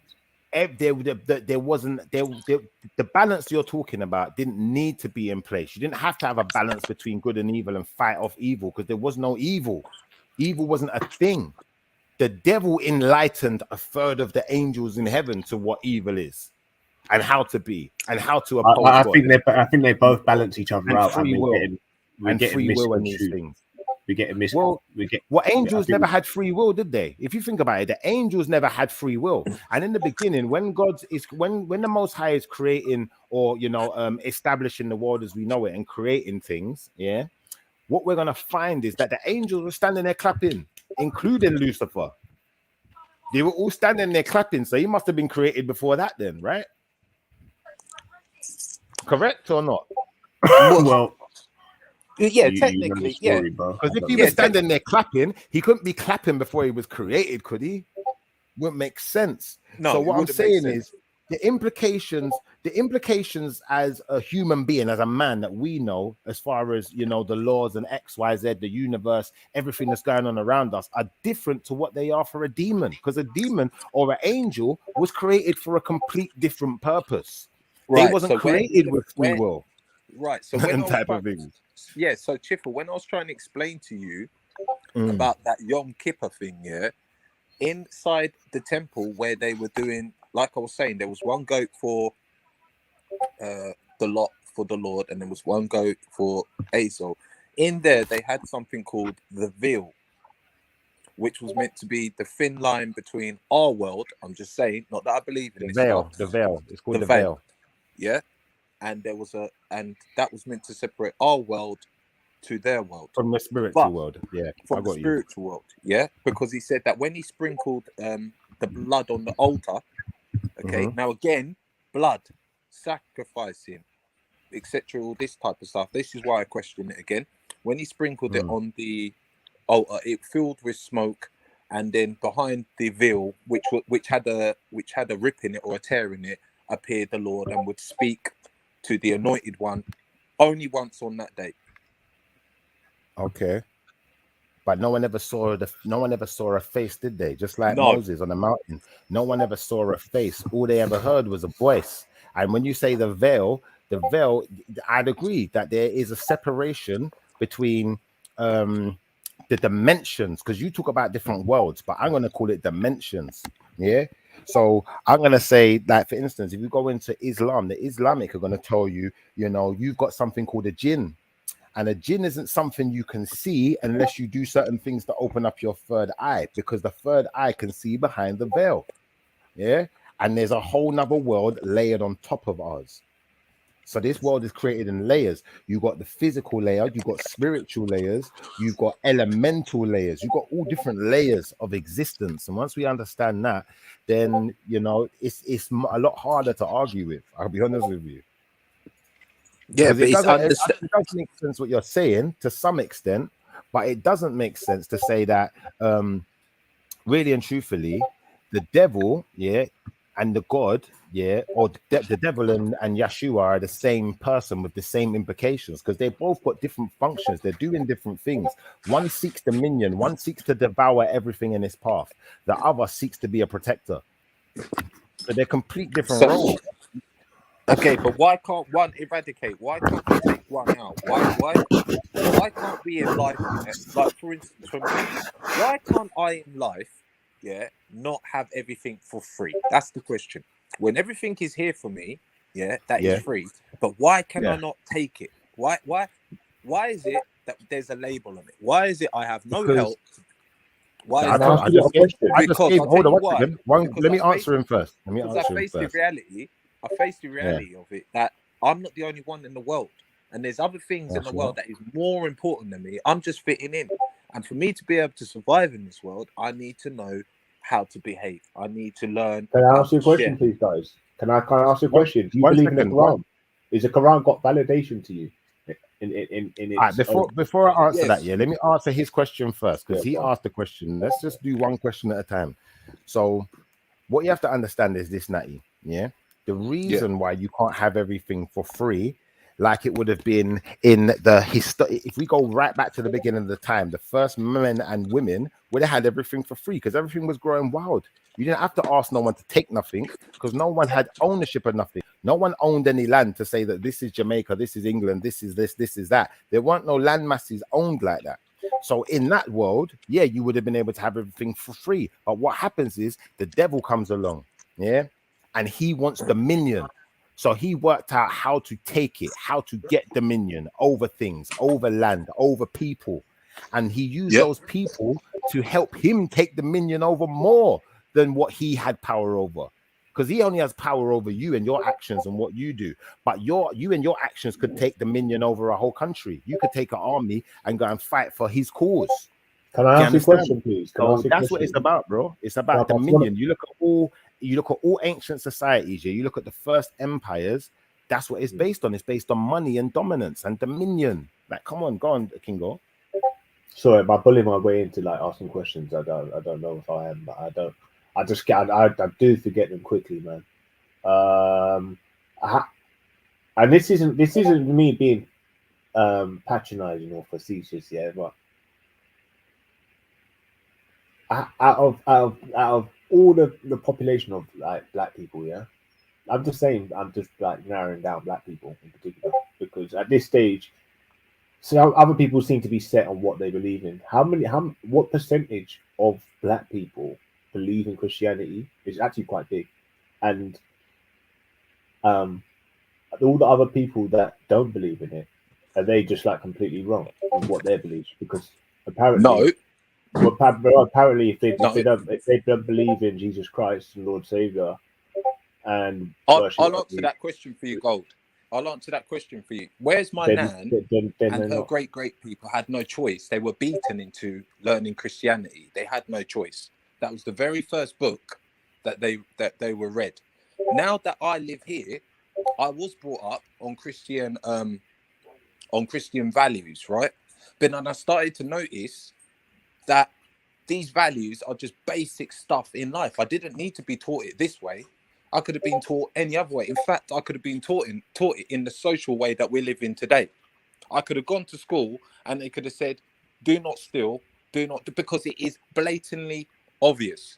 Yeah. So now that, now that you had a lot of, i.e. the Caribbeans. Where would that the had school it have got it before from now? Where would the school have landed from? Because this is what you did. Where would the You see, school? when people make it, you see your conversation, yeah, you're not the first person to make this argument, but what you'll realize is your argument leads you to a place where you no longer have an answer. So let me ask you that question. Where would the school have learned it from? Please explain. Where would the school had learnt it from? Egypt. Yeah, go on. Where it goes back to that. Oh, look. Oh, I'm Yeah. gonna go back. Hey, listen. I'm gonna get it. Yeah, it goes to Egypt. You didn't have Where to did answer. Egypt learn it But from? Go on. He was answering you. Where But did this is Egypt where it learn gets it stuck. from? Egypt. No, because listen, I've heard it from Egypt. like quote unquote the most like respected scholars in the space. Yeah, and they both said the same thing. Oh, you get all your scripture from Egypt. Yeah? Greece, Roman. Where does Egypt get his script from? Where does Egypt get its idea of gods and XYZ from? Where does it get its idea? Where does it get its language from? All of these things. And once we can work that out, if they're getting their idea from the same place, then no, it's not Egypt, bro. And what you're saying is then realistically, you need to be a believer then, innit? You're saying the Most High is real because Egypt saying the Most High is real. Egypt comes after Mesopotamia. And all Egypt does is it does exactly what the Greeks and the Romans do. It portrays men and women as gods on earth, yeah? But it also has an ultimate or most high power. A lot of people are saying that it hasn't come from Egypt. No, a lot of people are saying that the Bible and all these other theism isn't specifically from Egypt. This is it's from the Middle East. It's from the Middle East concept. Yeah. Facts, like that's a fact. If you go into you're going to ask the Pope, where does Christianity come from? Where is its origins? They're going to they're going to say Middle East. They're going to tell you, look at stone tablets. When you go in the Bible, hold on 1 second. When you go in the Bible, a Bible references stone tablets. It doesn't reference pyramid paintings, bro. Yeah, Okay, it speaks about Egypt. It speaks about Egypt. obviously. It speaks about Egypt, but it speaks about Egypt as an enemy. So you can't have it one way or the It other, man. You can't have started it one in way or the Egypt, other. though. It started. Because some black people say, oh, it's from Egypt, and then some people say, oh, well, it's not from Egypt. This is foreign. This is from Mesopotamia. Or some people say it's even from black people. It's from white people. White people created Mary, Joseph. No. Yes, 100%. I gave you that answer. You're 100%. Kingo. Remember, I gave you that answer earlier. Which one is it? Hold on, Kingo. Remember, I gave you this answer earlier, and this is what I mean. We have to be remembering things that's already been said. Because either way, look at it like this, brother. 1 second, broski. I like Gold's take on this. The Ethiopians, the owners of the oldest Bible on the planet, which is in Coptic script, the same script that the what's it called? The Gospel of Judas and all of these random Gospels, Dead Sea Scrolls, all of these things, that's what you're going to be finding written on them. Yeah. Now, once we understand that and we understand the Ethiopians, they're telling you, the Eritreans, the Ethiopians, listen, we were from that region. We ran that entire Mesopotamia region. Yeah. It then got conquered by someone else. So authentically, yeah, we don't need to deal with Egypt. Because these are African people. So what are we doing there? Don't need to go to Egypt. Egypt's late, bro. If you look at historical records are going to tell you Mesopotamia is the oldest civilization on the planet. Egypt is second to that, bro. It's second to it. So all of this man worshipping stuff and woman worshipping stuff, yeah, and what I would identify as devil worshipping, yeah, because people want to take dominion over other people. That's something that, yeah, some black people do subscribe to, but the majority have realized the paganness. They've realized the nonsense in it. They've realized, hold on, that's not the Most High. That's a man. That's like me worshiping 92 Dread. Yeah, but you talk about Rome. You talk about Rome. Going back to what Gold said, in Rome, they've got nothing but Egyptian stuff. It's all Egyptian. Exactly. It's all, well, look at the freaking and they're pagan and everything like and that. I was going to ask. This is the next question I was going to ask. Look at everything they've got inside their freaking that museum thing you can walk around. It's all Egyptian heads and everything like that. And I'll be very honest with you, yeah. I'll be very honest with you, yeah. Some of them Egyptian heads don't look Afro, features. They don't look Afro features. That's true. That's true also. But ultimately, this is because some of them are very late designs. Do you understand? They wasn't the originals. And then also what we have to understand is, yes, they are going to worship what the Egyptians was doing to some extent because they copied that first. When you're talking about Zeus and Hermes and all of these things there, all of these Greek gods, Roman gods, are basic imitations of what they found in Africa. Same way, if you go to Viking gods, for Odin and all of these things, they are imitations of other representations of man gods they found in Africa. Now, once we get away from this treating men like their gods and worshipping men and bowing down to men and women, we find that there is actually a Most High. And the Mesopotamia community, they're the ones who enlightened us to this. You had say that again. Say that again. Who's the Most High? The Most High, is the creator of the planet. Not even the creator of the planet, the creator of the world as we know it. And the creator of humanity, the creator of all living beings on this planet. So once we're dealing with the creator, we're dealing with something different. We're no longer dealing with men. But when we go into Egypt, when we go into Greece, when we go into Rome, when we go into all of these places, whether they're black or white and pagan, doesn't matter. Because they worship men and women, and they worship money and dominion, which is a demonic, feature. And to tell you the truth, Shifa, that's who I worship. I worship my granddad, and I worship his dad. Why don't you just call him Allah? Okay, so does it matter if you say Allah Akbar? Grandmother, and I worship all my bloodline, because that's run through me, and that's what's helped me come through my life. I don't see no issue with that. See, I want to see the difference in. Go on, sorry. Let's just. What did you just say? Because I want to hear what you just said. It sounded like it was starting. Sorry, Nat. You just said something, innit? No, go on. If you're speaking, said he worships. He says he worships his elders basically within his family structure. And I'm going to say to you, you can worship your family all you like. But remember, your family members are just as human as you. They have no power more than what you have. You don't mind. So you just call it the Most or the Creator. Yeah, you don't really care if it's labeled God or Allah Akbar. You don't mind who. I don't deal with it. You see the word God. When you say God, but you said Yahweh. You say Yahweh, no? If I say Yahweh, I'm referring to the Most High's actual name. I'm referring to the Tetragrammaton, which technically you couldn't say it because it doesn't have vowels in it. But we've interpreted it as Yahweh. Now what I'm going to say to you is, really and truthfully, what Natty's talking about is worshiping something that is no more powerful than he is. That's all I'm saying. And I'm not telling him not to do that. You said the way you did that, nicely, bro. You did it on this earth right now. On this earth right now. I'll tell you this right now. There's only one father I've had that. There's only one father I've had that's looked after me, and that's who I'll always worship. On this earth, there's only one mother I've had that's looked after me, and that's who I will always worship. Because when my next seed comes in line, because of the goodness that's happened and being passed down to me, the knowledge that I will give to him will suit him. It might not suit your family, it might not suit you, Gold. the only thing that might suit me to you or you to me is if I ask you for a bit of advice, or you might give me some advice, but I don't need to take it on, and I'd never rubbish you off, yeah. But let me tell you something about when it comes to family. See, like family now, yeah, that's why they have these statues all around of these great people, yeah. And I'll tell you why, yeah, it's because to remind you, yeah, of who these people are and how or what they great did, or what they did. and I get what you. they did. Now you say they're great. You hold on one second. You say they're great, but greatness I is say they're subjective, great my because brother. when I pray to God, yeah, saying, God, tomorrow Yeah. I've got to have a fight. Yeah, I was little. I don't want to have a fight. I don't want to get jumped. Nothing happened. Yeah. But when I turned to my family, guess who had my back? My I family. get you, but you see your aunts, you see your family, mate. No, One second. no. One second.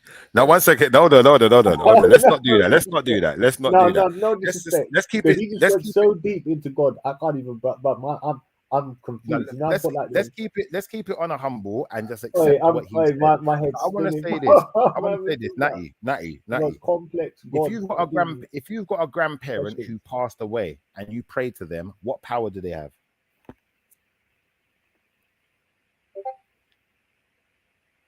Sorry, say that again, bro. Sorry. If you've got a grandparent or a great grandparent who has passed away, they're actually in a grave, or their ashes have been put in a jar, whatever it is. If you pray to those ashes or pray to that person's grave, do they have power? Can they do anything to help you? No, that's not how it works. That's not how. So then, when you say you'd rather pray to, your mum, your dad, X, Y, Z, hold on. When they're alive, you don't need to pray to them. Do you know why? Because you can ask them. No, I don't pray. And they have no more. Shifa. And they also have no more power than you. You see, the thing is, you don't pray. One second. The thing is, you don't pray in it, like you just said, first and foremost. Yeah, and if you were to pray or to worship anyone, it's going to be your actual family members who have no power to actually make any change to certain aspects of your life. But some aspects they may do. No, that's what you're saying. Some aspects they may do. But there are some. One second, cuz. Let me finish. There are some aspects of your life that they cannot change. For example, let me give you some examples now before you rush off into an answer. Yeah, there may have been people, who were they had an illness that kills them, and there's no cure for it, but they may have prayed for a cure and been cured, which is something that the doctor couldn't even do. So even if one of your ancestors, your mom or your dad, is a doctor, they couldn't do it. So what are we doing here? Come on, there's a difference. When we talk about miracle is something that is not, a man can't perform it. Okay, so what miracle have you been through in your life? A miracle? Many miracles, more than one. Give us an example then. An example where I shouldn't be here today. An example where I should have died. Yeah, and luckily for me, I didn't fall off of the building that I almost fell off of, because a massive gust of wind came and pushed me back onto the building. Oh, listen, bruv, I'm out. I'm done. Who controls the wind? Do you control the wind? I'm done. Wait, bruv, do you reckon someone came with a big? Do you reckon someone came with a big fan and made the wind blow? What do you reckon? Do you reckon there was an aeroplane flying past and the aeroplane? Okay, so hold on a second. So what you're saying is, if you were to do that again, that would happen again. No, I'm only. All right, I'll give you another miracle. Answer that question. There's a little boy. Do that again. Do you reckon that would happen again? Miracles don't necessarily happen twice, bro. But I'm gonna say this: there's a little boy on the internet. Yeah, a miracle is something that should not have happened, but it's happened. No one can explain it. Cool. It's unexplainable. No man has power over a miracle. Yeah. So, for instance, there's a little boy, with half a head. His head got shot by a shotgun, yeah? Half of his head is missing, bro. But guess what? He's still alive. He's still alive. Come on. I'm not being serious. Hey, no, but honestly, because you see, you put the jokes on Banks thing. I know, but obviously, do you know what? I get the jokes you're making. Serious, bro. No, I honestly, get that you find it funny, I can't believe it. But broski, not being funny, yeah? I'm trying to picture it. Not being funny, yeah? We see miracles every day. We just don't call them miracles. People go through situations. People go through situations. No, never jump. I never jump. I never jumped off the building. I almost fell off the building. I said fell. But we see miracles every day where someone should have died, but they managed to I don't know survive why by I thought some that's so miraculous funny, bro. means. You know like that? We see miracles every day where someone should have Okay. died but survived by some miraculous means. We Yeah, see but miracles every day where, you know, for instance, I don't think it's that funny, Kingo. All right, no, Fucking hell, that man. was funny. I just pictured that. I actually thought you said you jumped off and then fell. And then God save you, said, not now, Chief. Just grabbed you, bro. I never jumped off. I almost fell off, but technically you're right. The Most High said, nah, it's not your time. You going back on this building, bro. Just relax.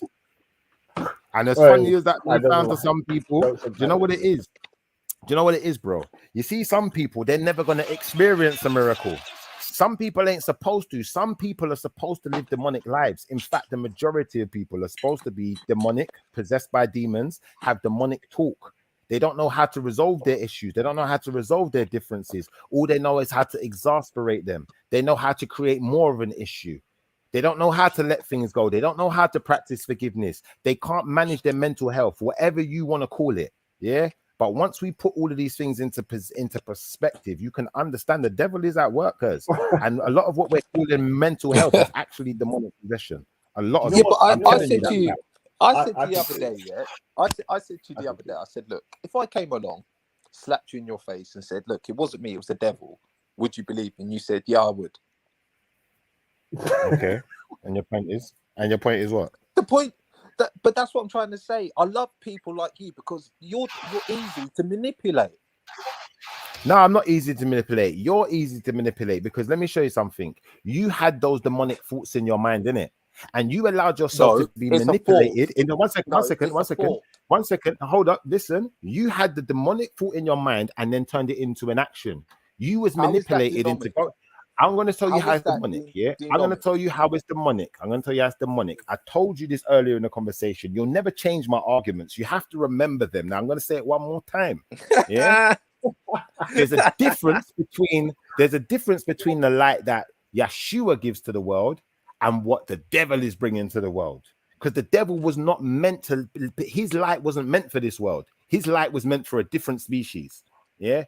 Now, Jesus's light was meant for us, or Yeshua's light was meant for us, which says to you, treat people how you want to be treated. Love your neighbor like you love yourself. So you shouldn't go around putting your hands on no one, then should you?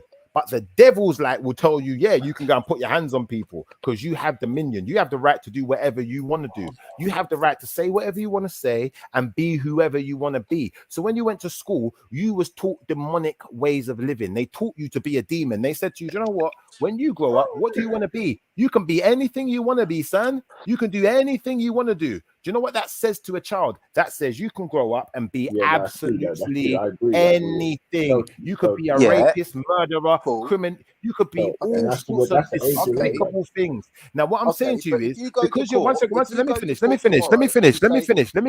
second. Let me finish the point. You put your hand on the Bible and you swear in the court, yeah, and you say, you know what? I want to bring God as my witness. Why will the court and all the people, even though they've asked you to swear on the Holy Bible and all that, why did they say, yeah, we'll wait for God? And then he's going to be your witness. Why can't you call him as your witness? You don't need to. What do you mean you don't need to? God is not, the Most High is not a witness if you're referring to the Most High. If you're talking about some other God, if you're talking about some guy who's in Hollywood that you see as a God and you want to call him as your witness, no. I'm talking. I'm a Christian. I'm in court, and I want God, because He's real, to be my witness. Yeah. Why doesn't it work? The Most High. You mean the Most High? If you want the Most High to be your witness in court, the Most High can't be a witness because the Most High is the judge. The Most High is the judge of judges. Man. Now, once we understand that the Most High is the judge of judges, the judge has no authority over the Most High. The Most High has authority over the judge. Why do you think you have to swear on his book? Why do you think you have to wear that gown? What are you talking about? So hold on a minute. So what are you talking about? Wait. I remember you talking about when we're talking about the Black Lives Matter and all this white movement and all this, and you was talking about the injustice in the what do they call it, in the institution, so i.e. with all the courts and the law and all that stuff there. So now you're saying that God's in control of the police. No, I'm not saying God's in control of the police. I'm saying that the Most High is the judge of judges. So Right, when they talk about, hold on one second. Yeah, you haven't listened to the full. No, you don't. No, you don't. Pause. Pause for a second. Wait. Dylan, go for it. Go for the jugular, bro. Don't stop, Natty, bro. I know. I clocked it. I clocked it. Let me give you the explanation. Let me give you the explanation, because what you're doing is, I'm gonna be honest with you, like, not being funny. You lot are killing your own argument. You had a much better one. You are being. You had it. Listen, you have a much better argument that you could make, but because you want to make the 12-year-olds argument, I'm gonna leave you lot with your 12-year-olds argument, and I'm gonna dissolve it so easily. But I was actually giving you some jewels there. But you need to understand something, because if the Most High is the judge of judges, how can a judge judge the Most High? I'm not talking about him judging the Most High. But he controls. Of course you are. Of course you are. Hold on, no. If the Most High is going to be a witness, if the Most High is going to be a witness, no, don't talk like a 10-year-old. You're grown ass men. If the Most High is going to be a witness in court, the court and the jury are going to have to judge his statements and his testimony. So what are we doing? So if I call judge, if I talking about? Court, all right, stop. What we're doing is this, I'm gonna ask them. I'm gonna say I don't want him to judge me. I want God to judge me. What are they gonna do? They're gonna say to you. This is what they're gonna say to you. They're gonna say to you. They're gonna say to you this. They're gonna say to you this. They're gonna go 10 years, bum, laters. No, they're not gonna do that. And then what am I gonna be doing? Praying for when I come out. No, they're not actually going to do that. They're not actually going to do that, bro. They're not actually going to do that. And what you've done is you've proven me right again, but you think you've proven yourself right. You've made yourself when you went to jail, Schiffer. You've made yourself listen. Hold up. Pause just for a second. Pause for a second with the questions, because I'm not answering. I'm not answering your questions. I'm trying to say something now. I've heard your question and it's irrelevant. I'm going to explain to you why it's irrelevant. I'm going to explain to you. I'm going to explain to you why it's irrelevant. I'm going to explain to you why it's irrelevant. I'm going to explain to you why it's irrelevant. And I'm going to explain to you why your argument is elementary, bro. And once you get to secondary school level, you might even have a better argument. But it's still going to get secondary school level. It's still only secondary school. You got this is where you got to get to. You got to get to the level of people who have degrees. That's what you got to get to. And once you get to the level of people who've got degrees, once you get to the level of people who've got degrees, once you get to the level of people who've got degrees, your argument, bro, your argument might sound like it actually has substance to it. But your argument right now is just making you sound crazy. It's making you sound crazy and making you sound like you're making jokes more than actually having a conversation. If we're having a conversation, if we're having a conversation, God is the judge. Having a conversation, yeah. If we're having a conversation tomorrow, I'll say, you know what? The first thing you got to do is wind the decking a bit. To be my judge. I want the real judge. I want God to come and judge me right now for the crime that I got stopped by police and normal men. But now it's over to the real Lord. Let's wait for him to come. Yeah, but wait. Are we missing out of obvious thing where the judge is predetermined anyway in his conviction of what he's going to say? We're missing the obvious thing where it says even in the Bible to respect the Lord, the kings of the land. So it falls on God's decision. So he made gold. So you know he, what the Muslims say, yeah? The same thing what the Christians say, where you have to respect the laws of the land. No, you have to abide, not respect, not respect. Abide by. And this is what I mean. This is an elementary argument. Right now. Hold on. Listen. You don't realize that's your biggest. Listen, not being funny. Yeah, that was the biggest fuck up I've ever heard online. Yeah, like right now. Yeah, people might listen. I'm gonna be honest with you. Today, hold on 1 second at a time. One at a time, bro. Listen. Right now, people must think you're absolutely nuts because you're saying that you have to obey. Yeah, and agree with the laws of the land or whatever you said. Yeah. Now, when you go into a Bible, it's going to tell you abide. It don't mean you have to agree to abide, you know. To abide to something doesn't mean you agree to it, you know. Oh, what you doing here, bro? Oh, right. So what we doing here? What's the point in Jesus? What we doing? Oh man, yeah. I'm dazzled. Yeah, I'm dazzled as well, bro. I'm dazzled. You know, Moses brought laws. and then you don't have to abide by them. Cool, you'll still live your life good. I don't know, bro. It's one bro, big mix-up. man. So there's but Moses, no. Now you're going into Moses. Hold on, listen. The law they go by in court is not the law of Moses, cuz. What you doing? This is what I mean. You say some dumb shit, and then it's like, bro, how can I, bro? How you listen? You're saying dumb shit. You can go there.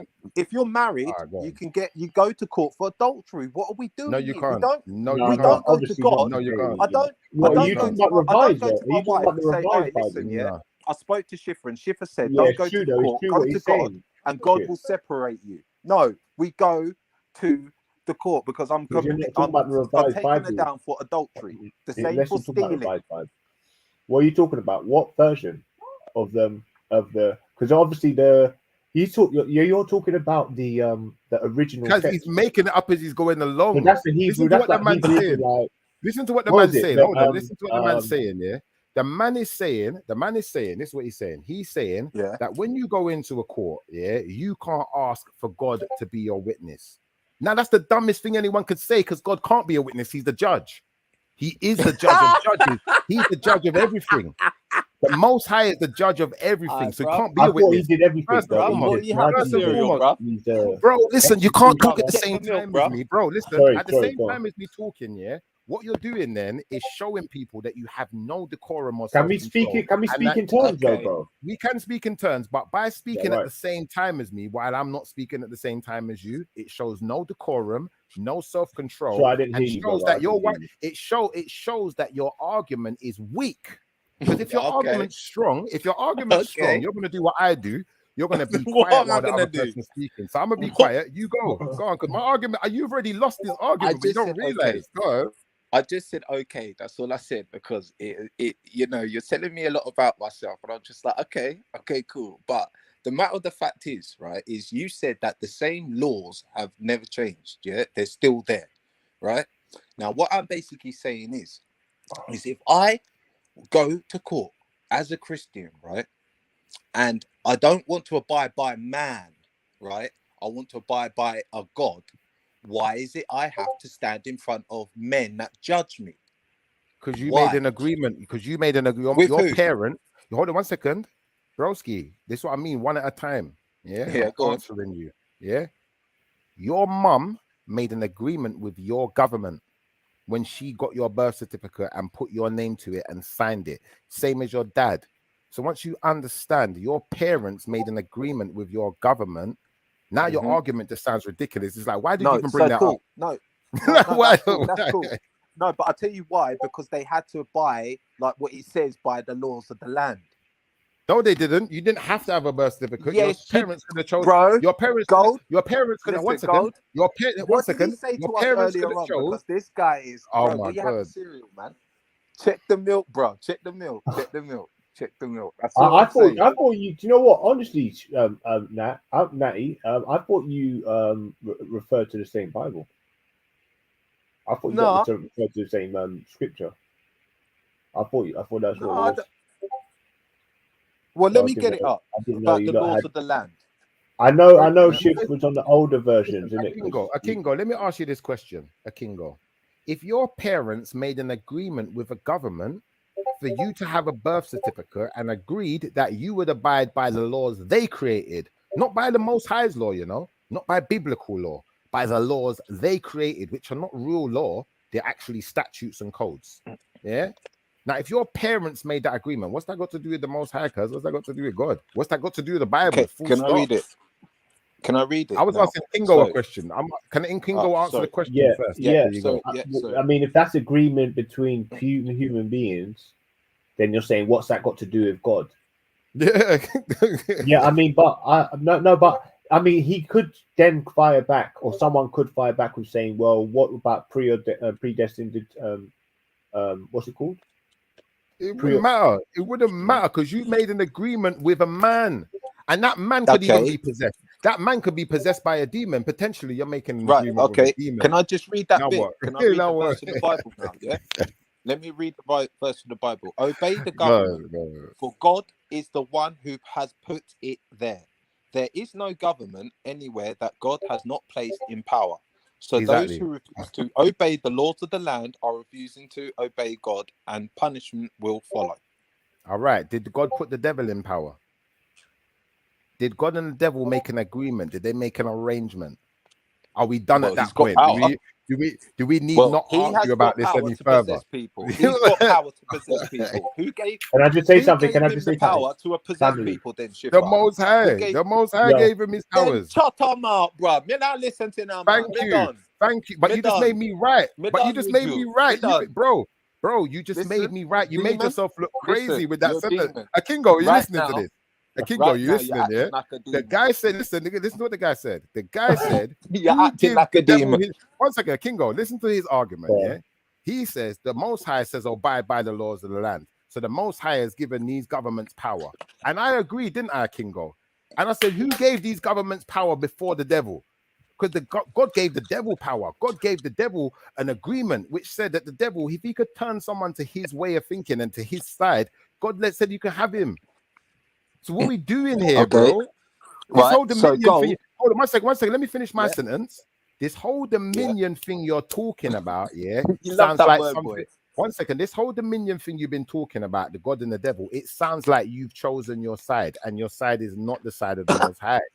You've chosen the demonic side because you want dominion and you believe that your ancestors and your family members have dominion. So therefore, it's something that is prevalent within your family, within your version of a human being. Whoa. No, I never said that. You did say that. Of course you said that. Where That's did what I you say? believe in. Bro, that's what you live and abide by. I believe That's in what you live by and abide by. I believe in my ancestors that have fallen before me. That's Thank what I you. believe in. Which is demonic, for one. I believe That's one demonic practice. Go on. I believe through everyone that had lived up to whatever their age they had lived, they had left me a DNA or a code or some imprint, yeah, for me to be able to manage in my life, or for when if I bust my seed, my son will have enough teachings from me and enough DNA and enough code to know what to do in his other life, not to rule and dominion over the world. Because like I said to you, I have to share this world amongst other people. No, you don't, because it's not yours to share. So therefore, you want dominion. What are if you you're talking about? It's not mine to share. One second. Whoa. Let me finish my sentence. Listen. And he gave, and what does it say? Slow down. Man. And what did it say? God gave man what over the world? All right, slow down for a second. And what did he give over the animals? So what are you talking about, bro? You got to watch your avenue, though, man. Shit, man. I tell you why. Look, and God said, let us make man in our image and our likeness, and let them have dominion over the fish of the sea, over the fowl of the air, over the cattle, and over all the earth, and over every creeping thing. Be quiet 1 second. Slow down. Don't interrupt me, please, because I'm not going to interrupt you. Let's be men about this. Yeah. And over every creeping thing that creepeth on the earth. Now, the moment you and your family thought you could have dominion over other people, you get... Be quiet for a second. Let me finish. And then you say what you're saying after. It's too late. You've already said it. Everyone's heard you. You said that you That's what you're saying, bro. You said, listen, no. Listen. You said you worship your parents. Listen, no, you know said... why? You sound like one second, let me finish, bro. Let me finish, bro. Let me finish. No, bro, let me finish. Let me finish, bro. I'm going to say 2 points after this. I'm going to say 2 points. Bro. Let me finish. If we're adults, if you are not emotional and like that's bitch behavior, bro. I'm not going to cut you off because I don't like... You just swore. I think you're demonic as listen, well. That's not a swear word. A bitch is a female dog. Listen, that's bitch behavior. Because that's bitch behavior. Listen, it's bitch behavior. I'm going to tell you why it's bitch behavior. I'm going to tell you why it's bitch behavior. This is why. Well, let me explain it then. Let me explain it without all of the controversy, because you're making this take longer than it needs to take. It's bitch behavior for this reason. You're demon again. Really? You said that bad word. All right, do you know what? Let's just not have the conversation. Let's cut it there. Let's change topic, because you don't want to talk about it. You've been. Listen, you see, when a person gets beaten into a corner, a Kingo, yeah, this is what they do. They just keep yelling things. What, bro? When a person gets beaten into a corner, they will keep yelling things rather than letting a person finish their point.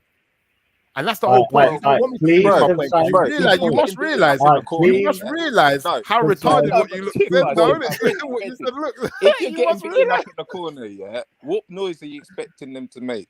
Like, bro. oh, Listen.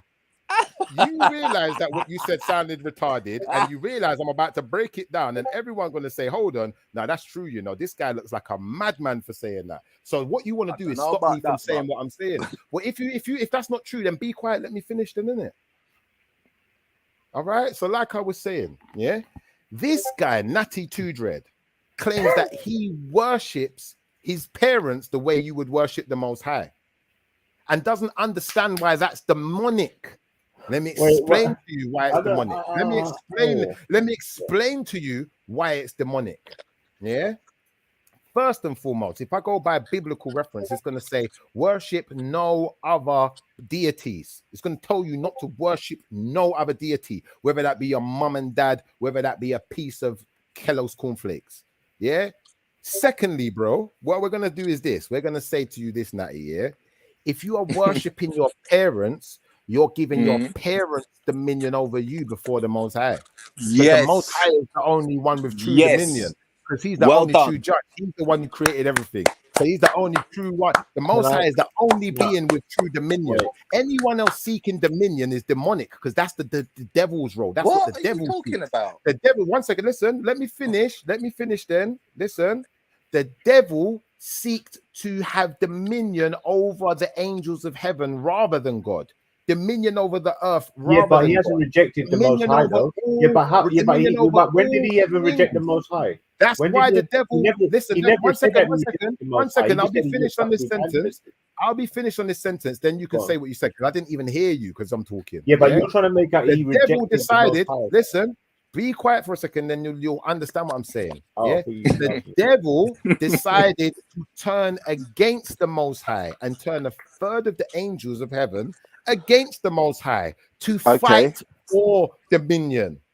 What do you think he was fighting for? Other than if you don't think that's what he was fighting for, you tell me what he was fighting for. And if it isn't what he was fighting for, then I'll concede my argument. But if the devil was fighting for dominion, then unfortunately, all men who seek dominion over other men are demonic. No, it's no, shift.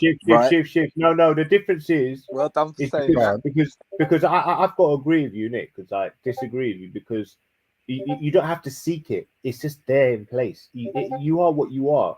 You start off at the status of where you are, and that's it. You can't change what it is. Now you can't say that someone's not in that position already, because you're saying someone's seeking it. Yeah, and also, what does worship mean? Because you defined what worshiping ancestors and what deity was, but you didn't deification was, but you didn't define what worship is, and this is where it gets lost in You want me to define the word worship, and it's a conflation, and they get conflated, and that's why the IQ shines through. Because they don't even know how to explain and you don't know what worship means, a king. Worship. That's where the Christians are at. They can't even. Do you not know what worship means, a king? Explain. Do you not know what that means? No, but I've not heard one Christian be able to define it for me yet. But I've heard people who just claim to be part of the conscious community explain the most complex fucking neurological science, and it's way more beyond the basics. I mean, like, yeah, man, that's I forgot what I'm even saying now, but so it was something about Christianity. I'll put it up on the screen for you. It's going on your screen right now, because all of these words you don't understand. This is quite easy. You just go into a dictionary and you can find the word worship. Yeah, that's it. Worship. I'm gonna do it for you. I'm gonna get up for you. That's it. It's just basic. Gonna have the confusion. They still haven't explained it. They said, "Oh well, if you worship, what does that mean?" Now Natty said, if I see my and he explained what he did, but he didn't actually really say worship. I never even heard him say worship. He did. Well, I heard him. Now, and even then, he used the word worship, but we've only got one word for saying giving libation, giving offering. No, but people do worship people. There's so many Listen, different ways of a kingo. And that he was right to homage. use the word worship. He was right But to use the this is word what I'm trying to worship. say. This Look is at the what I'm trying to definition say. on Yeah, the screen. I worship Yeah. my elders like Bro, man. I'm just trying to make I 3 do. points here. I haven't made 3 points Like in half mad. an hour, bro. And I'm they just treat saying, me innit? well. Like I I'm an worship addition here. my elders, because they were treated well and because they respected You their having a elders bad and back and everything forth. like that. And we never let anything that we couldn't see or hear or even feel come in between us. That's how solid we are. That's why I'm so grateful for even, you know what, not just my own bloodline family, but some of my friends that, you know, have passed away because they've been in my group. We've just been on a level of respect and love and being out there for each other. And I'm just being plain simple, yeah, that the most of the time that I prayed for other things or waited on other things that for it to happen, it didn't happen. What made it happen was the teachings that obviously they went through, the love, the medication. You know, when you're sick and you could go to your nan and get medicine and everything like that. I didn't go no doctor, bro. My family is my worship, and I don't care what you say if we're pagans or anything like Have you that. But when rejected the I creator die, though? Have you when I rejected the die, creator? when I The die, concept. my son and loads of people will still talk about me like they'll talk about your God, because they won't forget me, because they'll know that I was a good, great man, just like Moses, just like Jesus, just like Enoch, just like all these great people that done great things. Yeah. But the only one thing that I'm telling you is that I don't have to tell you that there was something else in front of me to direct you. I'm just saying, in reality, this is what it was, bro. And in reality, if I'm your brethren, there's nothing else pushing me forward than me, myself. Yeah, when I'm giving you my love and my dedication and time towards you and everything like that. There's not, I can't say that I'm getting inspired from something. I can't say that I done this to you yesterday because I got a voice in my head, because I could tell you that every single day. I could tell you you're a fucking prick and say, oh, the devil just told me. No, bro, I'm telling you because I own what I own, because I'm a man. I realized that, you know, being a shepherd in this world, you know, that we have responsibilities. Yeah. Yeah, And but you even see that, what you're doing now. You see how you're conflating now, Natty, because before you was talking about praying to your ancestors rather than praying to God, and that's the type of worship I'm talking about. If you're going to use a different denomination of the word worship, yeah, in a sense so of like so when you what's say, wait, wrong? hold on, What's wrong with me praying to one my second, bro, I'm not ancestors? finished the sentence. Not finished the sentence. Let me finish Okay, the okay. sentence. Let me finish the sentence. Yeah. So a person who is a superstar like Usher has fans. His fans may worship him to some extent. Yeah. Now, when you Okay. talk about worship has different. There's different ways of using the word. Now, if we're talking worship, as in, you know, the sense that a person would worship a deity, yeah, then what we're doing is we're going into worship in a sense of honoring, showing reverence, recognizing as divine, praying to, for, you know, for things that are not possible within our actual, with our Yeah, attributes that that's we have exactly ourselves, the praying definition. for the Yes, impossible, that's not the for things that definition. we can Right. do ourselves, because remember, the Lord helps those who help themselves. So when people are Right. praying for something, it's generally something that's way outside of their control. It'd be impossible for them to change. So only the Right. Most High can change the impossible.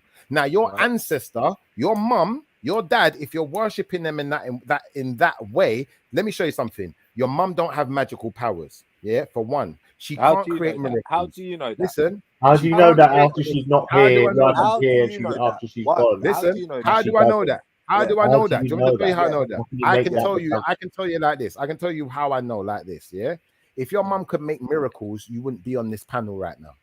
No, it was a statement. It was like So what if?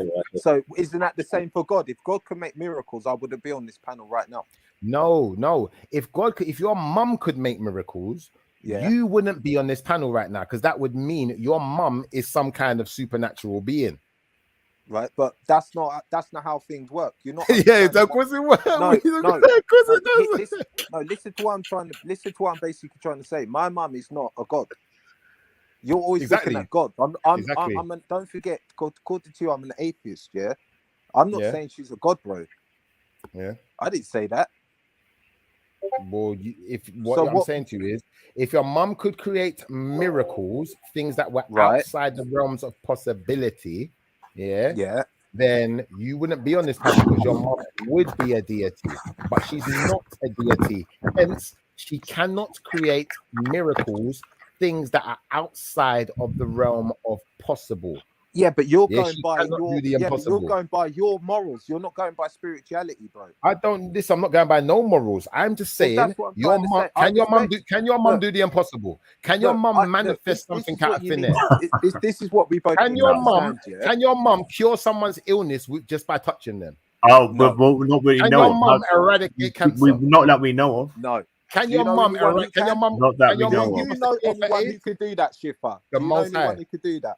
Who I don't could know do any that? person. I don't know any person that could, but I know the So Most High what's your can. point in this then? What's your point in this then? The 'Cause point that's relevant. is the Most High can. Your mum So can't. why- So when you're talking Oh, about geezer. when you're talking about worshiping Okay, your mum, the Most when you're High talking can. about worship, Hey, one second. No. You asked the So if question. you're lying You in asked the the street, question. if you're lying in the street, Shifra, if you're Kingo, lying do you in see the where we're street going and here you now? need help, You see why I should always I win now, call Kingo? 999 and get an This is ordinary why I never person to lose. help you, or should I chuck the Go on. Bible on the floor and say, call your girl to help you?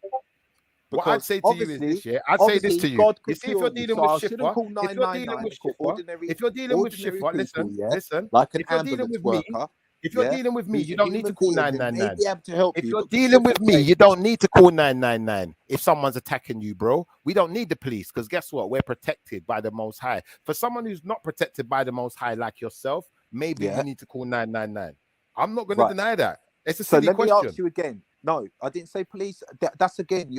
I said ambulance. What? Listen again. No, listen. Stop. Listen. What? Listen. If you're lying Yeah. in the road, right, and you Yeah. need medical help, like you said, God can cure you. Yeah. You Yeah. will not go to the hospital. You will sit at home, won't you, waiting for God's help? That's what you'll do.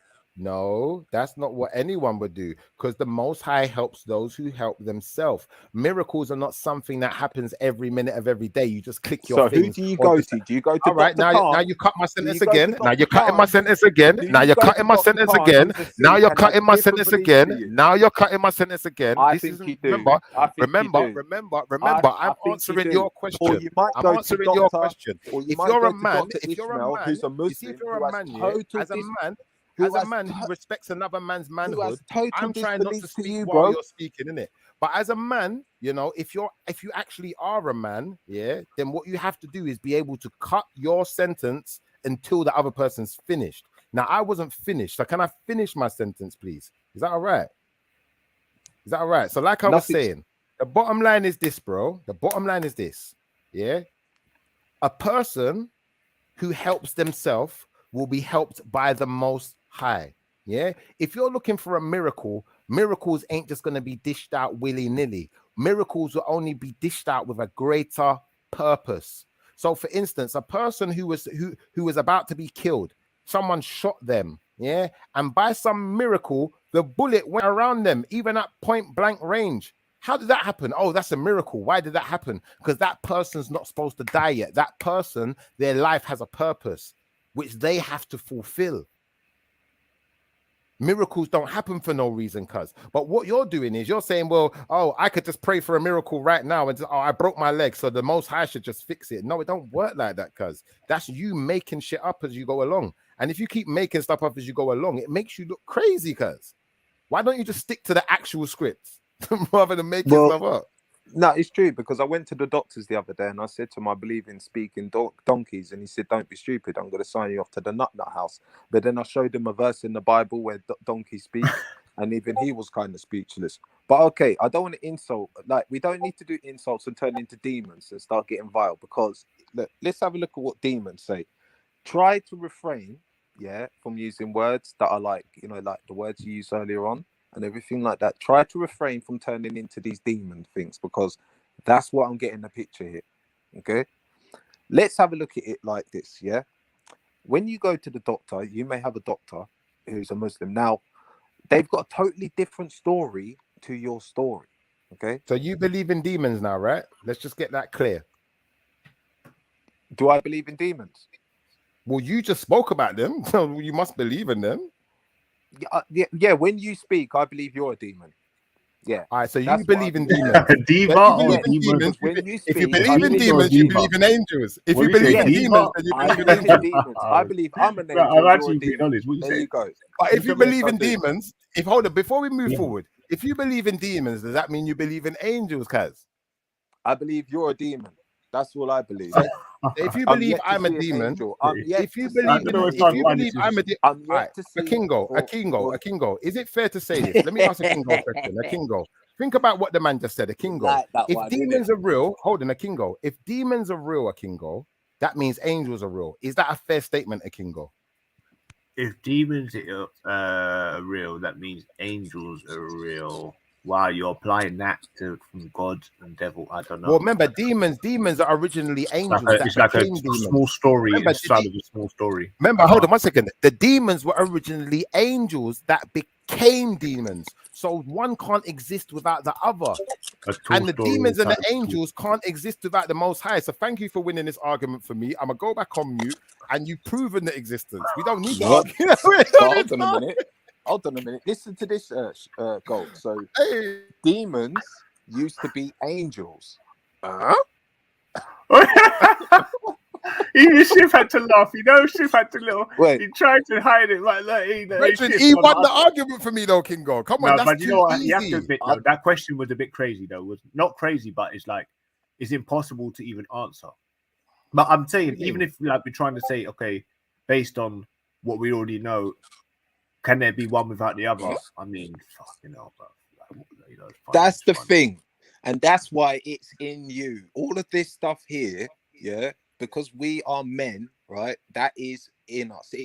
I can call you, oh, you're being very, very nice. It's like Inception, yeah, or I could say you're being very nasty today, yeah. That's different ways of it, you know. Yeah, like explaining. You're in the third layer, things, boy. right? You imagine the but shit. you know what you have to do in real life? 5 layers. You have to own it, Gold. You have to own it. You can't go around saying you're possessed. Imagine you're walking. Bro, I've already won. I've already won. You see right now, Kingo, you sound like you're making jokes. You sound like you're making jokes, but now you sound crazy. I'm not gonna lie, you sound absolutely nuts right now, cuz you don't realize what you're doing to yourself. So I'm gonna let you keep going. Go on. I'm good, gonna bro. go silent. I got on mute. I'm gonna let you do it. I'm gonna let you kill yourself. A dream within a dream, boy.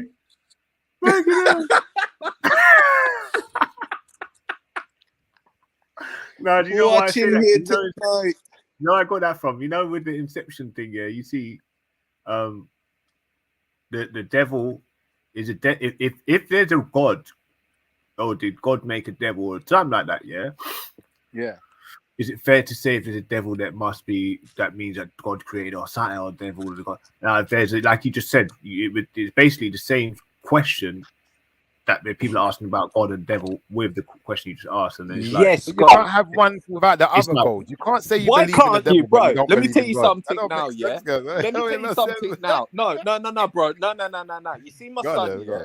You see my son. My son would be the type to say, "Yeah, Dad, I need some money. All right, what you need it for? I want to go out Saturday. Right, cool. So now he needs some money Saturday. Now he's like, oh, Dad, I need some trainers. So I'm like, why?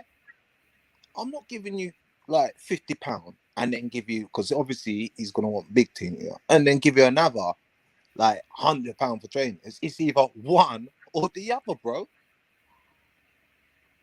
Oh, did God create the devil? And did God create the devil and expect the devil to take over the world like he has done, or was it accidental? Exactly, Gold. Bam. 1 second, and there's another layer of it. I'm going up another layer, bro, as well. And that means that he's weaker than is he weaker than the devil because the devil's prevailing now? Like, there's 3 questions there that you won't be able to answer. I don't think. All right. So hold on 1 second. Let's go one at a time. So ask your first question. Let's ask your first question, and we'll do one answer at a time, not 3 answers all in one. Let's do one at a time. So what's your first question, Kingo? All right. So was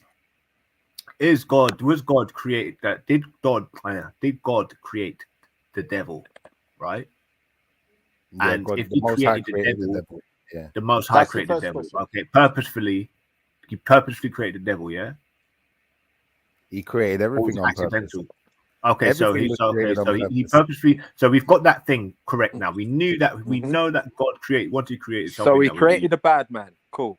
So he created the bad man. So we made sure that there was something there that was bad. bad. There was no good or bad at that time. He knew, Okay. bruv, because he knew, bruv. He knew Because he was going to knew, be a innit? bad man because he knows There we everything. go. He We knows got to the know future. What because he's we doing got to know right here. God's intentions. God knows. He would know. He's got all the intentions. He knows everything in it. So we got to know his Broski, intentions. Didn't know he was going to be a fucker. There was no good or bad at that time, though.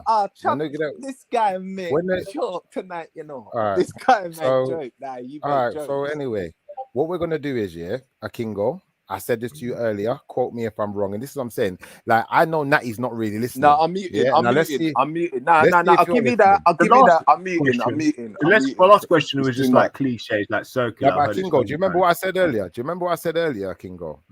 About when the Most High was creating the heavens and the earth and all of these things. What were the angels doing? No, but see, bro, no, see, look, No, that's your question. Let's answer the question. You Please can't. You answer the didn't question. answer the What were the paradigm. angels doing? I mean, No, the I'm going to paradigm. answer your question. I'm going to answer your question, but answer this question for me because I know Natty wasn't listening. Listen, go on. what were the angels doing while the Most High was forming or creating the earth and the heavens? What were they doing? They were clapping, right? Do you remember me saying that earlier, Kingo? Okay, so they were clapping when they saw fire if and burning and people crying and shit, getting fucked. No. When the earth was being formed, before they were men, before there was such a thing as man. I remember Adam's not even the first man. Yeah, that's not the first race of people. Yeah, that's the Adamic race of people. Yeah, but there's a race before them. Yeah, of people. Yeah, that are made similar. Yeah. So what we have to then understand is, there was a time where we didn't have these concepts of good and bad. When the Most High created the angels, he didn't create them and say, you're going to be good, you're going to be bad. He created them with a purpose, with jobs to do. Yeah. Now, what you have to understand is, like, Lucifer is the light bearer. No angel can turn against the Most High without the information Lucifer gave to them. So Lucifer was created unique to that effect, where he was a light bearer. He had enlightenment. That information where you could turn against someone, or you could be bad or evil, or any of these things, is all pertaining to Lucifer or Azazel or the devil, whatever you want to call him. So basically, the devil is weak, puny compared to God, though, isn't he? Obviously. Okay, cool. The devil can't stand he cannot stand he can't stand against the power of the Most High. Hence, the Most High didn't need to take on the devil. The Most High just sent one of his archangels. Go on, you deal with him. You know that? I ain't got time for that. Okay. He's a little man to the Most High. Okay, so what was I gonna say to you? So he's a little man to Jesus. He's a little man to Yeshua, let alone the Most High. Fair enough. But yet still he possesses people. Very true. So you're saying that all the ancestors' words give to your family, family first, and all them things there, that doesn't mean nothing to you? I'm saying to you, everything you know to be good comes from the Most High. Every teaching that came from your family that you know to be good came from the Most High. Okay, so everything to worship our family basically more than, or to give credence and respect and honor to our family more than nearly enough anything else on the planet. So it's pretty much we're seeing them as divine. Then if that's how you. All right, let me bring up a Bible verse for you that can explain this better for you, because I realize you don't read your Bible. In a divine position. If you lot had read your Bible, Akingo, if you had read your Bible, then you would never have actually brought this sentence to me. But because obviously I know there's parts, maybe you've read parts, but you ain't read this part, I'm gonna show you the answer to your question. Yeah, so watch this. Rather than us going back and forth, we can just go by the actual scripture.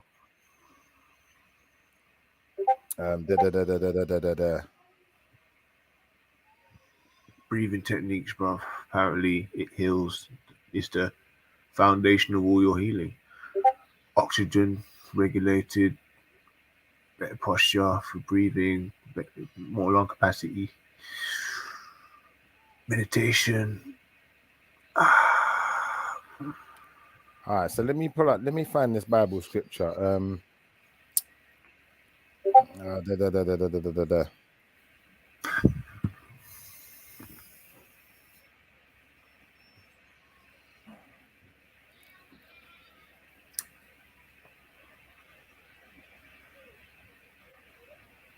I've got to make sure I find the right verse because I don't want to end up going back and forth. Definitely, it's been a funny one, bruv. We can actually try and make a joke about no disrespect made in any type of ways. Most of it was joking, but I will stick to things that I can see. One thing I don't want to do is sound too like spooky or too science fiction or like, oh, I've got facts when it's just my opinion and I've got no type of scientific data to back it up, or it's all opinions, brethren. It's all opinions. Any type of visual data, like proof that I can give. I just don't want to sit there and say shit, even though I know loads of stuff about African spirituality. Like, not say stuff that just sounds like just too. Oh, because it's almost like it's just like. I'm not saying it's hot air, but it's like no one can work with it to a degree where it's like, wow, because oh shit, yeah, and that's it. It's just like, okay, well, it's someone's idea, and yeah, man, it's like, well, you can't even disprove it because it's good. Anything can be possible. It's good. You know what I mean? Look, Gold. It's good. So it's just like saying, I'm going to take a shot into what I believe is right, and then you take your shot, and then one of us can be right.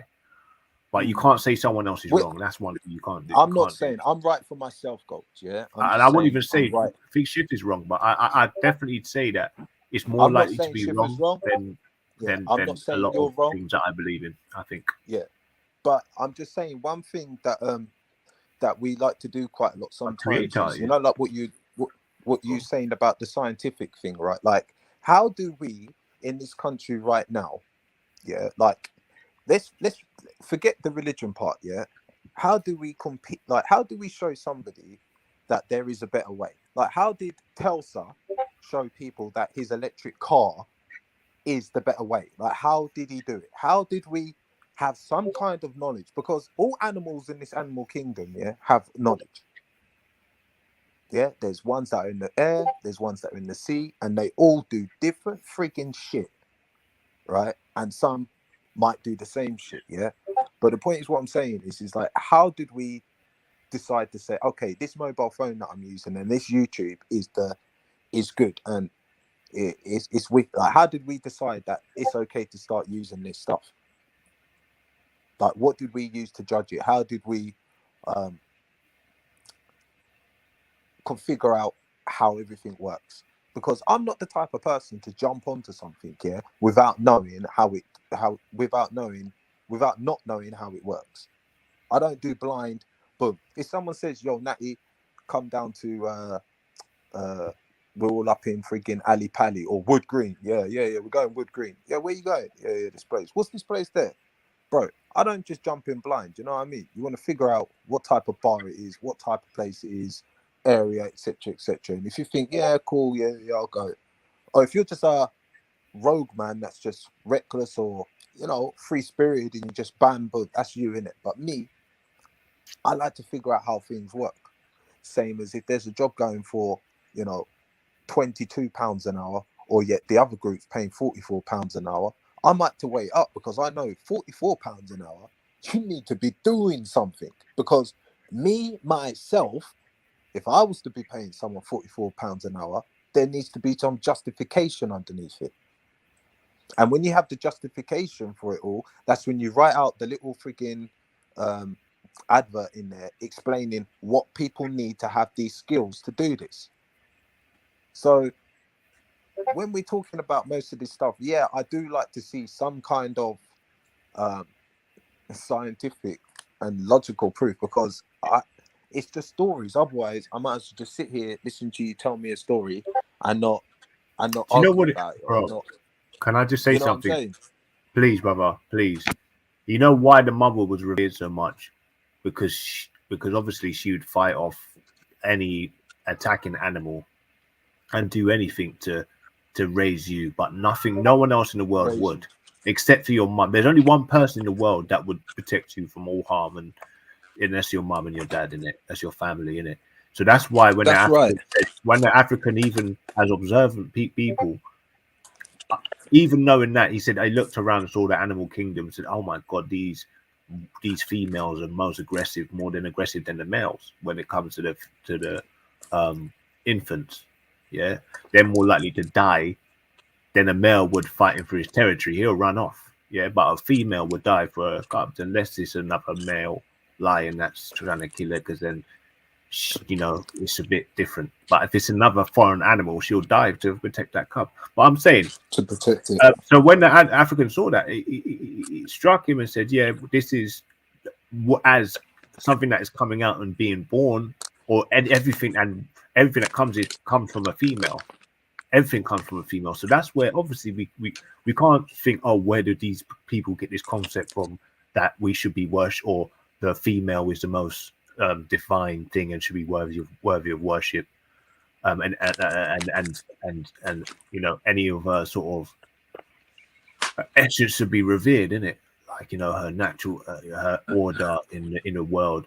But you know, and that's the thing, and that's what they really emphasize, you know what I mean? So, and I think that was more of a philosophical thing where we become so like vibrational, people started trying to take it on as gospel.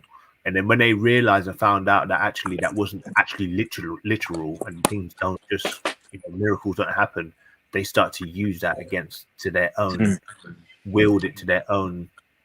I mean, look, Gold. If me and you, brother, they're just calling the jungle. Yeah, me and you were in the jungle right now, right? And you know, you saw me with my woman, right, near the lake, yeah, and I saw you with your woman near the lake, and we've never met. Like, you're freaking blue, and I'm red, yeah. What's gonna happen, bro? You're red and I'm blue. What? Yeah, like, we've you're never red. met. Yeah, we've never met. You've never seen anyone looking like me in your Nothing. entire life. Nothing. Because you wouldn't be conscious. Depends, isn't it? If you was a color conscious group of people or being. If you wasn't like, oh well, red is red, you know, we had our common understanding of color and red and this is you know, relationship. You wouldn't know. You would just see. You wouldn't even think of it, would you? I mean, good question. No, brilliant. Color. I like that answer. I like that. You may have some instinctual colors depending on if, you know, pink. You know, you may think it was a woman if it's wearing pink. Well, you know listen, what I mean? Bro. There's only 4 of us there, yeah. And you're blue, I'm red, yeah. I'd be intrigued by you. I'm not gonna lie, I'd be intrigued, but we probably wouldn't fight. We'd probably just be really intrigued. Now imagine, yeah. I go back to where I am. You go back to where you are. Now imagine 2 months later, you see like 1,000 of us there, yeah, and there's 1,000 of you there, right? So we're all gonna mingle, but we know fuck all about each other. Like, I don't know what the hell you eat, you don't know what the hell I eat, yeah. Right. After a while, bruv, there's gonna be some kind, unless we can come together, but eventually, yeah, your family's gonna grow, my family's gonna grow, and we're gonna meet to the point where I'm gonna be like, right, I've got 6 kids, mate. And you're gonna go, yeah, well, Natty, I've got 10 kids, and where we are, there's so many of us, there's not enough food, so we just come here. All right, then, mate, you can stay there, yeah. So now after that, we both die, yeah. Now our kids, now there's more kids in that area now. So now, how are they gonna survive without looking at each other for conflict? Because I definitely know there's a red side and there's a blue side, yeah. They're gonna get into conflict with each other eventually. Because there's not going to be enough resources, so people then are going to have to fight for the resources. Now, if we look at Genesis, where it talks about the world getting overpopulated, people started, you know, overeating things. There was these giants that was there as well, and these giants were, you know, started to eat people, etc., etc., and the world was at an absolute chaos. It was just at an absolute, you know, mess. Yeah.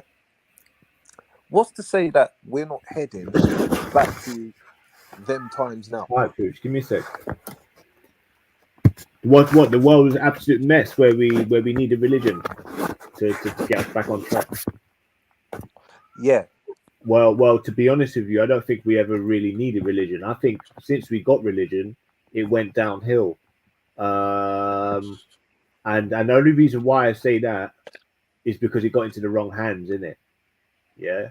And I don't think even at the time people even called it religion. It was just a way of life.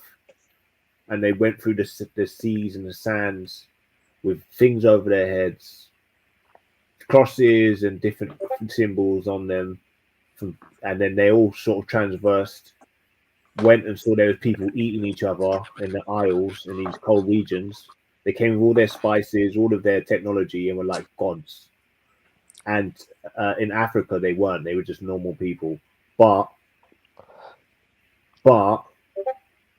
that just showed the greatness of Africa at that stage for these people to be redeemed as.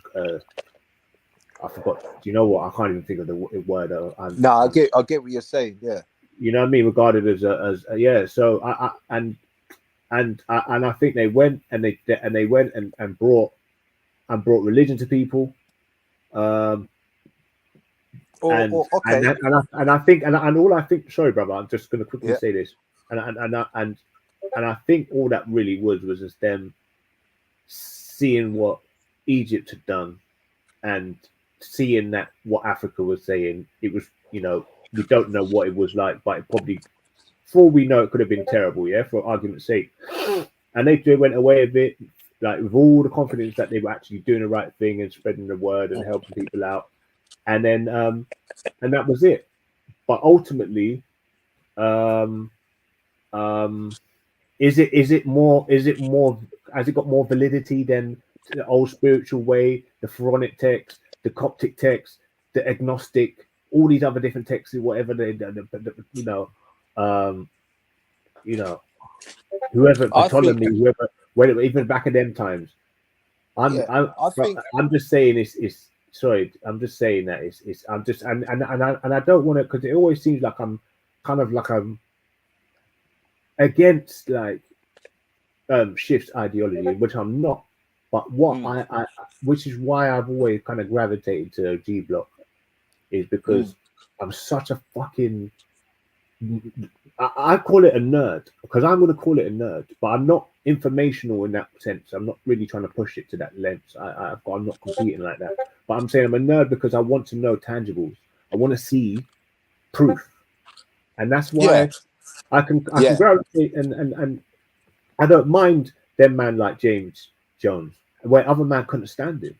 You see what I'm saying? Where I was kind of James, I can still speak to him in it. You know what I mean? I'm not, even though he's a bit. No, so, the thing with James, he didn't really give a damn about what you thought. He just spoke what he thought. He's a bit of a troll, isn't it? He was a troll. He was definitely knows he was a troll, in it. So it's not even a thing. Yeah, but on that sense, like what I'm saying is, like, if we didn't have, people manipulating people into believing that there was something else, because to be enlightened, like, we're being taught only a certain level. Okay, we should be getting taught a hell of a lot more. Yeah, and there's so much for us to compete in this world. Now, back then, bro, I could have gone to the lake with you. I could have picked up a stone. I could have skimmed that stone across the water by accident. Yeah, and we could have freaking, imagine like 70 AD. Yeah, we could have said, that's like a levitation force. We could have made up something and made people absolutely believe us silly. Because as we can see through history, they didn't have pens. Imagine, bro, we've got pens, bro. Now, a pen, back then, if we took a pen back to Jesus' time and started writing with that pen, mate, they'd think we're like, bro, they'd think we're next level, bro. Do you know what I'm trying to say? If we took a microwave over there, and started working up a microwave with like a solar panel, they would worship the fucking ground you stand on, because there's so much more for you to have learned back in them days. There's so much, and there wasn't no restriction. You could mess about with things, you could learn about things more, you could do things freely. But then obviously certain people want to keep things under control. So like I was saying about like man like Telsa or man like Albert Einstein, and you know what I mean, all of these people like are high IQ people that are either a blessing to the world or they could be a detriment to the world. Yeah, when you learn about, can I answer some of these questions for you? Oh quickly? yeah, go for it, Shift, man. Because obviously, I know you lot are having your own conversation and that, yeah. But I sat back, I listened because I wanted to see if there was anything else you wanted to bring up. So the first thing I want to do, yeah, we're gonna go to Proverbs, yeah, because all of your questions can be asked answered quite simply by you just reading the Bible. So the first thing I want to point out is Proverbs. It says to you, where is it again? It says, "Listen, my son, to your father's instruction, and do not forsake your mother's teaching." That's the first thing I want to show you. To show you, yeah, your father and your mother have some kind of authority, but at no point was you told to worship them like they're a god. Yeah. So that's the first thing I want to show you. Next thing I want to go to, yeah. How should you be worshiping God? How should you be worshiping God? How you should be worshiping God, yeah, is by praying to him, praying, yeah, and give him praise. Yeah. Right, now it never said to pray to your parent or give praise to your parent, yeah, or to worship them as a deity. Yeah, it never gave you that explanation. Now the next thing I want to go to, let me get rid of this. You can idolize someone, but when they die, they're deified, by the way, just to let you know. So you don't deify someone when they're alive, basically. Yeah, they're idol. They're kind of like your idol, right? But you would deify them once they're dead, innit? So ideally, when they pass over, that's when I would be deified. That's when you'd make the decision whether that particular ancestor was worthy enough to ascend to the position of deification. All right, rather than us going into our interpretations, let's just read what's there. Now watch this. Let's go to Ephesians 5. Be ye therefore followers of God as dear children, and walk in love as Christ also have loved us and have given himself for us an offering and a sacrifice to God for a sweet-smelling savior. But fornication and uncleanness or covetousness, let it not be once named among you as becometh saints, neither filthiness nor foolish talking nor jesting, which are not convenient, but rather giving of thanks. Yeah? For this ye know that no whoremonger, nor unclean person, nor covetous man, who is an idolater, have any inheritance in the kingdom of Christ and of God. Yeah. So when you're talking about flipping, obeying your parents and all of these things there, yeah, like I'd agree with you. When you talk about God like he's the Most High, like he's a parent, I'd agree with you if you talked about him like that. But when you talk about worshiping your parents, sometimes a lot of us don't realize that the Most High is a parent. You're not supposed to view him outside of that parent regime. That's the father of all fathers. So what did he do? What did he do? Did he pop you out of his bottom? How do you mean?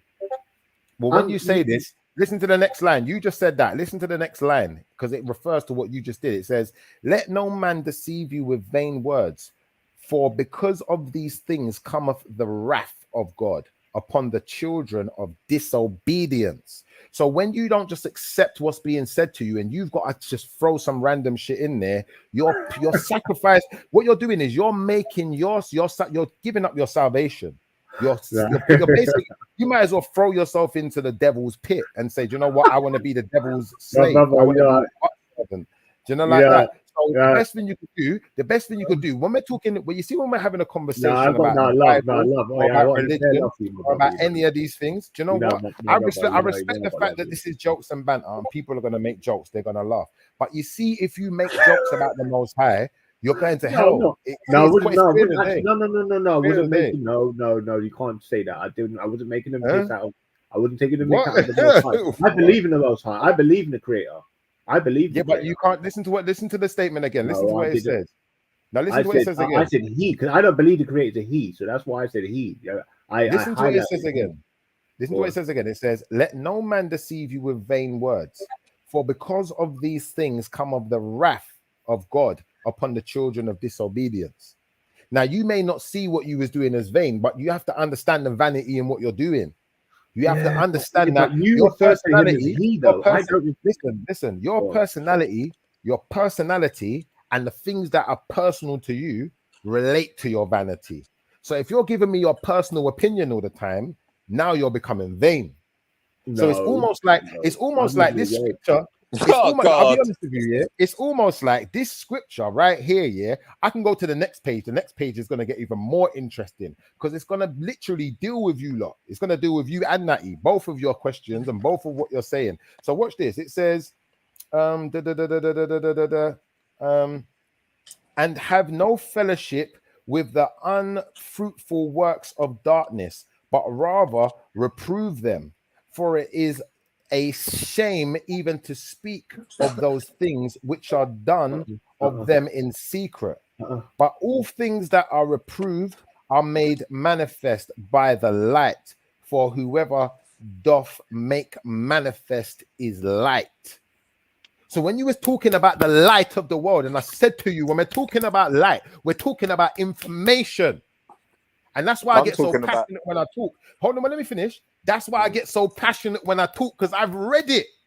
If you had read the Bible, when you started talking about light bearer, you would know that it's not talking about a light coming from a light bulb. It's not talking about the light coming from the sun. You would know these things. Whoever he saith, awake thou that sleepest, and arise from the dead, and Christ shall give thee light. So what we doing? And then when we go to the next page, what's the next page? The next page is going to get deeper for you, because now you're going to know why I even decided to go to Ephesians. Watch this. Children, obey your parents in the Lord, for this is right. Yeah, not worship, obey. Yeah, now it says, honor thy father and mother, which is the first commandment with promise, that it may be well with thee, and thou mayest live long on the earth. Yeah, so there's a reason for you obeying your mother and father, not just for no reason, because if you want a long life and you want to live good with people, long story short of it, you need to be able to obey your mother and your father who came before you and obeyed their mother and their father and have made good relationships.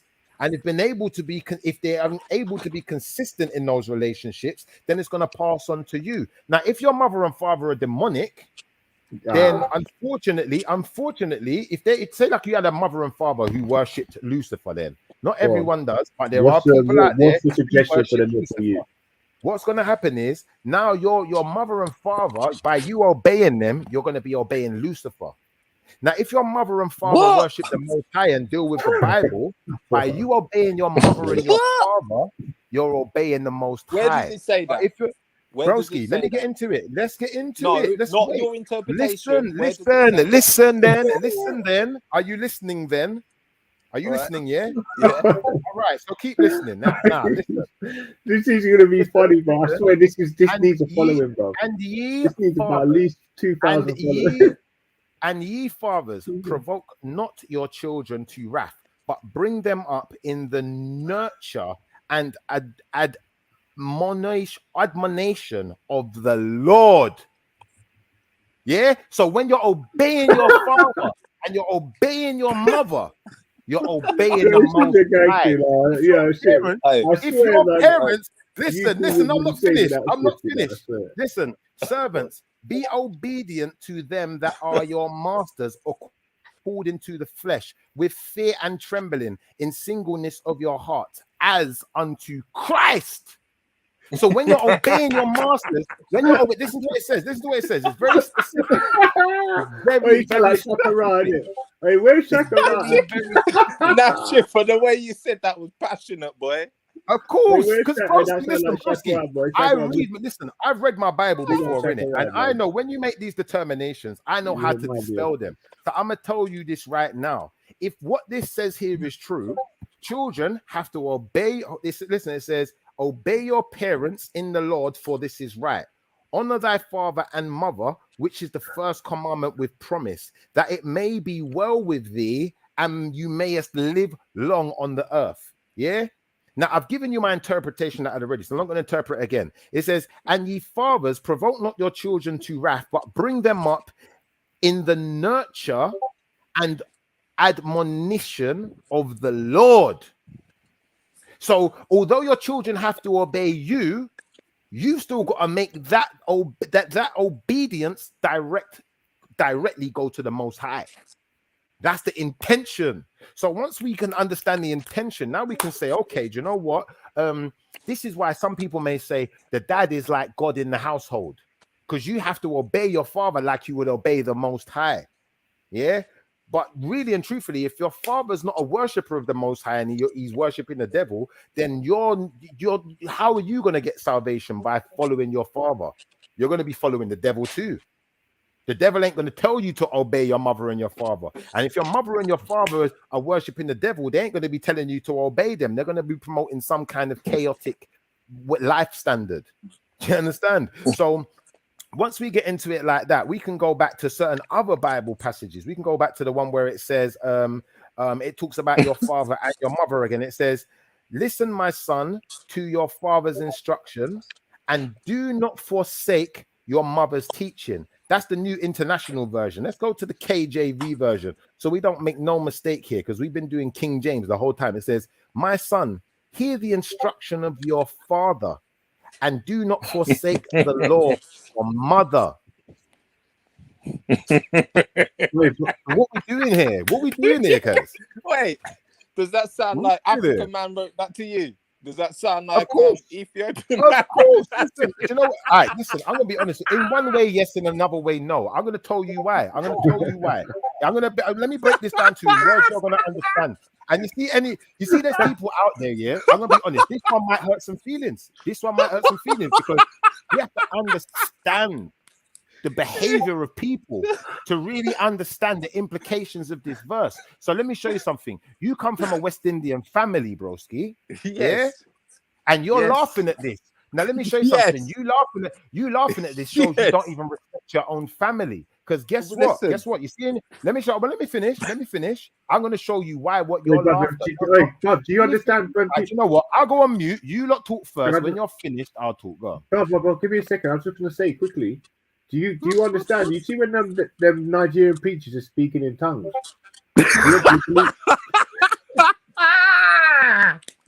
All right, because I've got things to do now anyway. Yeah, I'm gonna give you.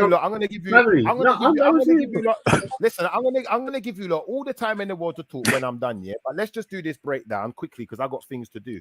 Natty, first and foremost, the reason why what you said disrespects your parents, yes, because you coming from a West Indian background means you come from a church background, regardless of whether your parents went there, your grandparents, X, Y, Z. Now, secondly, Natty, yeah, really and truthfully, yeah, you need to understand that when you go into, for instance, certain African people's households, yeah, the kids are not made to respect the mother in the same way. In fact, in some African people's house I go in, they won't even listen to the mum. They wait till the dad comes in. I've heard some of them tell their mum to F off, X, Y, Z. Mum can't tell me nothing. She ain't got no power. Yeah. So when you said, how is this African? It is African, but not all Africans live by this. Remember, nothing Africans live by paganism. Let me finish. Remember, enough African people live by paganism, broski. Yeah. So if you want to follow the paganism regime and disrespect your mother and your father, yeah, and then when they're dead, then you're going to renovate them. Then you're going to act like you worship them when they're dead. Realistically, that's showing a lack of respect in real life and showing a lack of real love. That's what I'm saying, bro. And I'm not going to say anything more other than anybody. The Bible. Let me finish on this sentence. The Bible has told you. Without the Bible, you wouldn't know to put your parents above but the anybody. Bible taught me how to wouldn't know. You wouldn't know. Listen. No. The Bible tell you how to lick up your sleeve. No. Let me finish.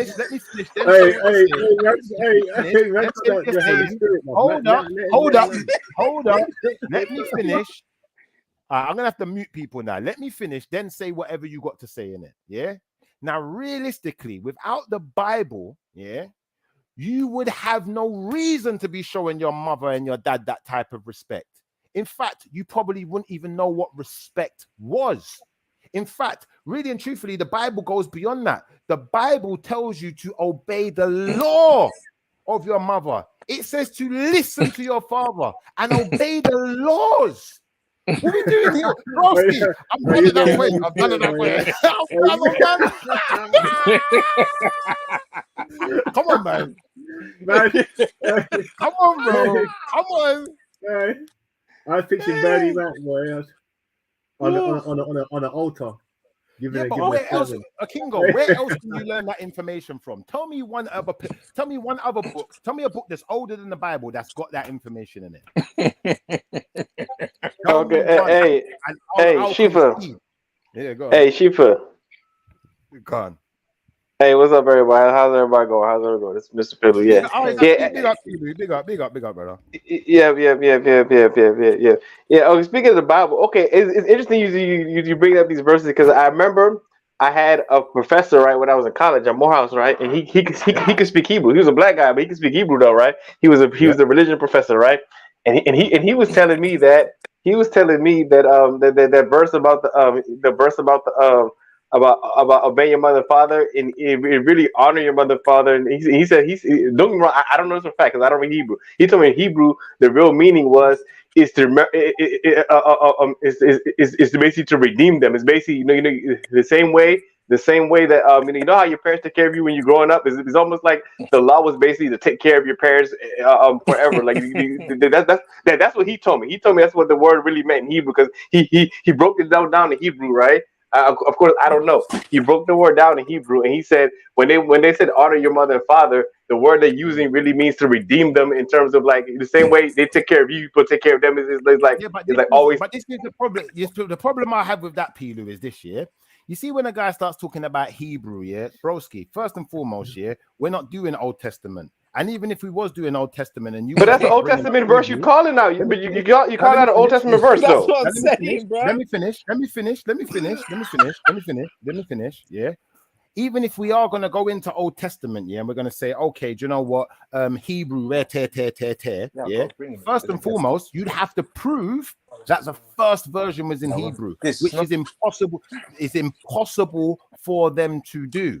Yeah, I mean, man, that's difficult. That's difficult for me to say. I mean, be honest, you know, it's difficult for me to say because where did they get it from? Didn't they get the Bible from the Hebrews, from the Jewish scriptures, from the Hebrews? And the only reason I bring this up is that a lot of times what I've noticed in the last like 5 years of studying just different comparative religion and stuff like that, I noticed that, and maybe a little bit longer than that, I've noticed that you see the problem is if you really want to get into it, I think you really do. I'm not saying you have to learn Hebrew, right?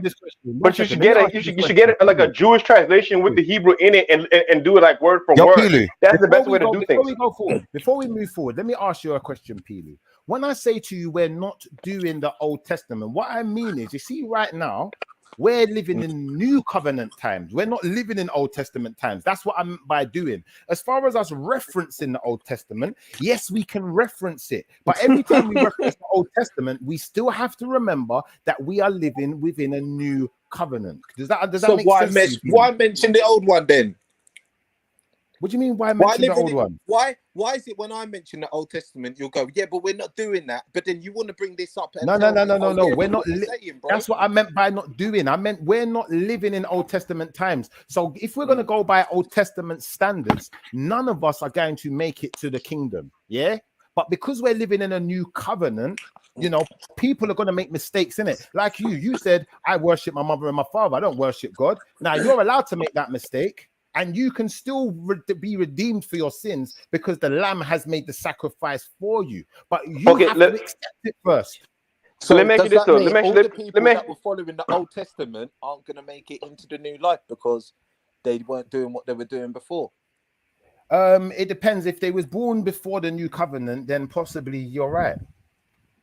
Okay, let me ask you a question then. Why does he need the lamb to forgive him? How come he can't just go to God himself and ask for God to forgive him for his blasphemy? Why can't No, God that's not forgive what him the lamb. directly? No. Listen again.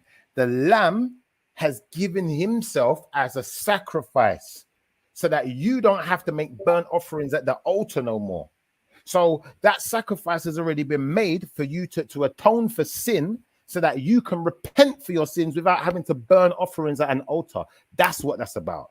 So Okay? are you telling me that the only way to repent for sins is by burning by burning sacrifice? So Offerings. In the old covenant, yes. In the new covenant, no.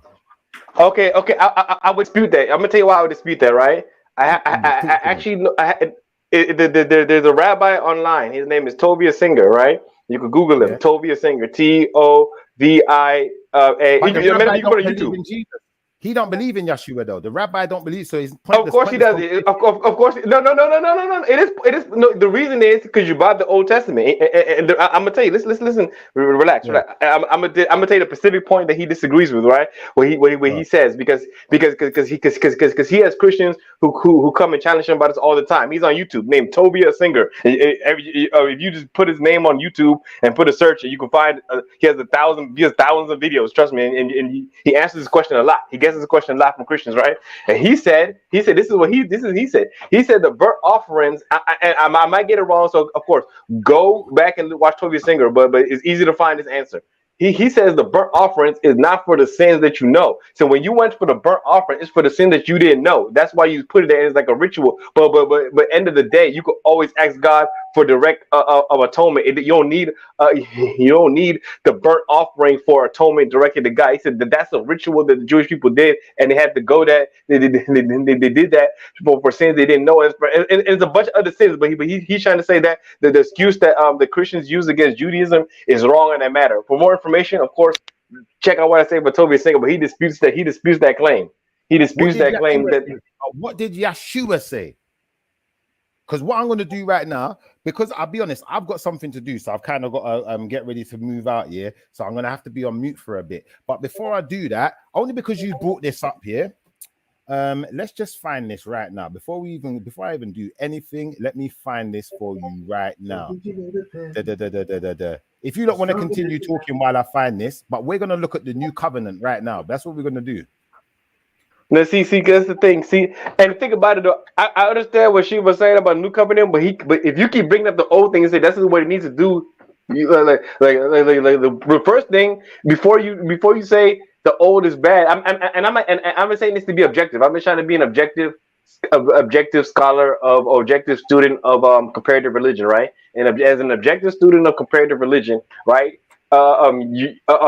You're saying that's what the old covenant says, the Old Testament says, but do you really know what it really means? Because it's easy to make a straw man argument against your opponent. Because you might say, okay, they're doing this, but we're doing that. But if you don't actually go to their own sources and actually understand their own sources from their own context, then you're making claims about the Old Testament people and the Jews or whatever.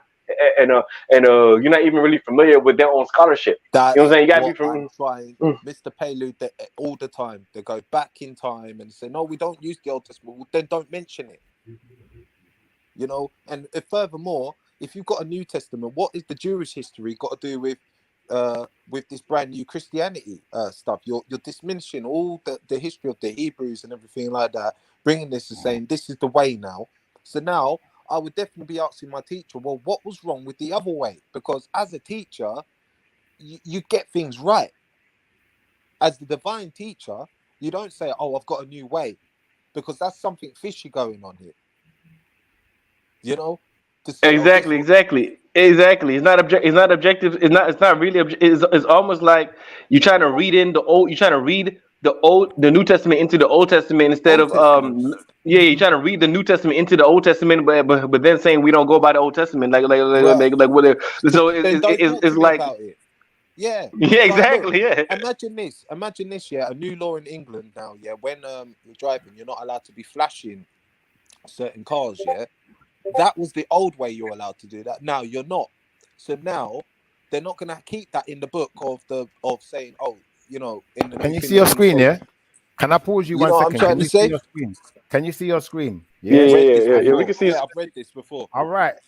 You've read this before. So then, really and truthfully, everything you just said, you just like literally, you made yourself look crazy again. Look, it says very No. clear English. Behold, the days come, saith the Lord, that I will make a new covenant with the house of Israel and with the house of Judah, not according to the covenant that I made with their fathers in the day that I took them by the hand to bring them out of the land of Egypt, which my covenant they break, although I was an husband unto them, saith the Lord. But this shall be the covenant that I will make with the house of Israel after those days, saith the Lord. I will put my law in their inward parts and write it in their heart, and will be their God, and they shall be my people. And they shall teach no more every man, every man his neighbor and every man his brother, saying, know the Lord, for they shall all know me, for the least of them unto the greatest of them, saith the Lord. For I will forgive their iniquity and will remember their sin no more. So what we're doing here, bro, when we're dealing with the new covenant, what we're saying is, yeah, that your sins have been atoned for. We're not going to keep I have an easy. them. I have an easy rebuttal for that. Easy, right? Easy rebuttal for that, right? You're saying that, right? So now imagine you don't have the new covenant. Bro. Wait. Please. I have a logical, an easy logical, a logical rebuttal for this, right? An easy logical, not even going to be complicated. It's going to be real simple, right? You're saying that's the Bible says there's a new covenant and this, that, and the third, right? And I'm not saying it doesn't. Listen. I'm saying okay, right? But you're still going to what? The Old Testament, right? So you go to the Jewish scripture, right? So now, wouldn't it behoove you to actually learn how the Jewish people who keep that thing interpret that? Because they have their interpretation, and they're not going to tell you it's because of the New Testament. They're not going to say is that. So can we actually learn what it was? And then because I bet you if you look up this verse right now, if you put this on if you put this on YouTube right now, put that verse and put Tobias Singer, he's going to give you the whole breakdown of what it really means in the Hebrew. Okay, but I dare you to do that. I dare you. Hold on, let me answer Pilu quickly. Pilu. Hold on, whoa. Let me answer Pilu. Let me answer him before you make another point, because we got to do 1 point at a time, guys. Otherwise, it's just chaos. Yeah. Now, Pilu, the same Bible you're referencing, yeah, regardless whether it's in Hebrew or whether it's in King James English or British language, whatever you want to call it, yeah. When we're talking about the Bible that has the New Testament in it, what does it say about Jews? That's you saying about the New Testament, right? But what about I don't know. I don't know. They're those who call themselves Jews, for they are not. So if you want to deal with the demons' interpretation, let me finish. Hold on, whoa. Let me finish. If you want to go to one of your demons' congregations, yeah, and you want to accept their words, then that's down to you. Same way I'd say to Natty, if you want to, deal with demons rather than deal with the Most High, that's down to you. But the Most High has made it very clear to you: beware those who call themselves Jews, for they are not. It's very clear. Everything is so clear in this book. And if you want to go by the New Testament, that's the new. If you want to go, no. But what about the Old Testament people? The Old Testament people don't believe in that. The Jews don't believe in that. The Jews don't believe in the New Testament. Books are fucked up too. Because guess what? You've got this ESV Bible. That's one of Satan's Bibles. Wait, you got this NIV. Yeah, but the Jews don't believe in them. Listen, let me finish. Let me finish. 1 second. Let me finish. If you go by any of these demonically tainted Bibles, then the effects are gonna be, it's only gonna affect you. The ramifications are for you. It's not affecting me. The devil's by. Listen. I said the ramifications are for you. The effects will be for you. You might not be feeling it now. You might not be feeling it now, but when you're in hell with the devil riding your back, because you decided to read the demon Bible rather than and where is hell? That was sorry, let me finish. Don't ask questions while I'm finishing. I'll answer your questions after. Yeah. When you end up in a bad place, when you die and you realize you didn't go to the kingdom, you go to the bad place. When you realize that, it's going to be too late. Yeah, because you chose to read the NIV when we told you the King James was the right one. You chose to read the ESV when we told you the King James was the right one. Who told you that? Who told us that? You chose to stick to the Old Testament when we told you there's a new No, covenant. but who said that? You said that. Now go on mute. Decide where you're heading. Decide your course of travel. You're saying that. That's what you're saying. Like first of all, the King James, like how you know the King James is like why are you so confident about this King James? What magical? Okay, King James was Scotland.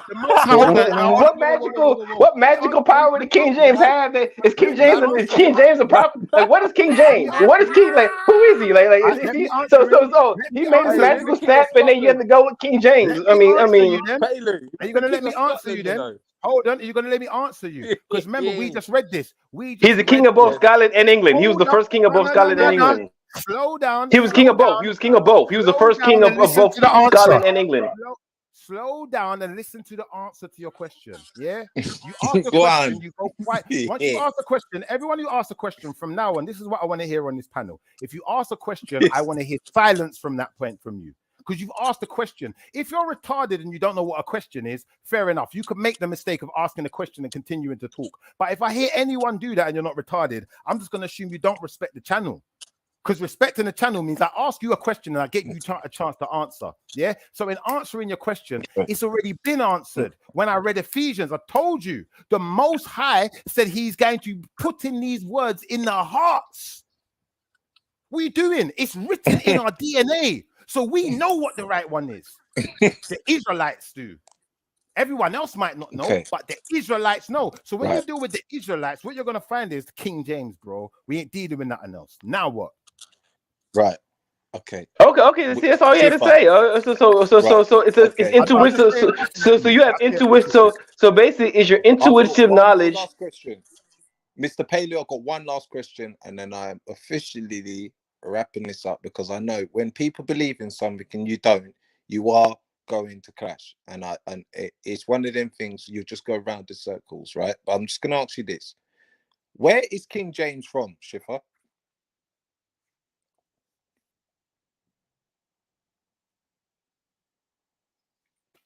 You tell us where he's from, Natty. You tell us. Go and Google it and tell us where King James is from. I can tell y'all where it's from. If you want me to, to tell you where it's from, I can say it. I'd imagine he's from England. I'd imagine he's from England. It's quite painfully obvious, but go on. I don't even understand why you're asking me that, bro. What's the point? Does it matter where he's from? Does it matter where he's from? Is that what you're saying? Done. Where does King James need to be from? Where does he need to be from? Done. Well, bro, look, put it this way, yeah, bro.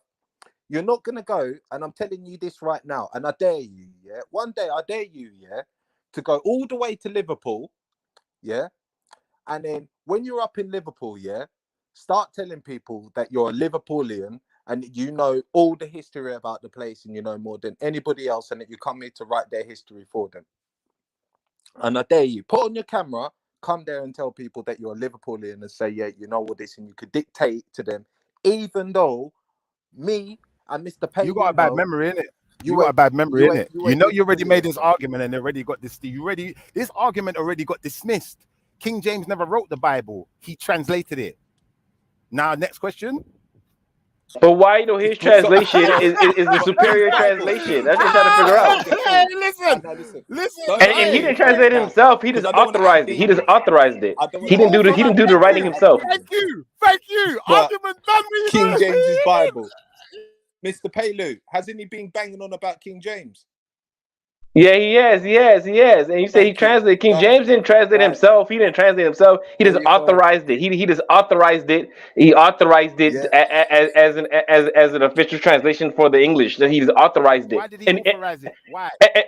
And even since Helu, then, because Why did For Helu? people like you I'm to Helu, answering. believe in it. why did I'm he answering the authorize it? question. I'm answering the question.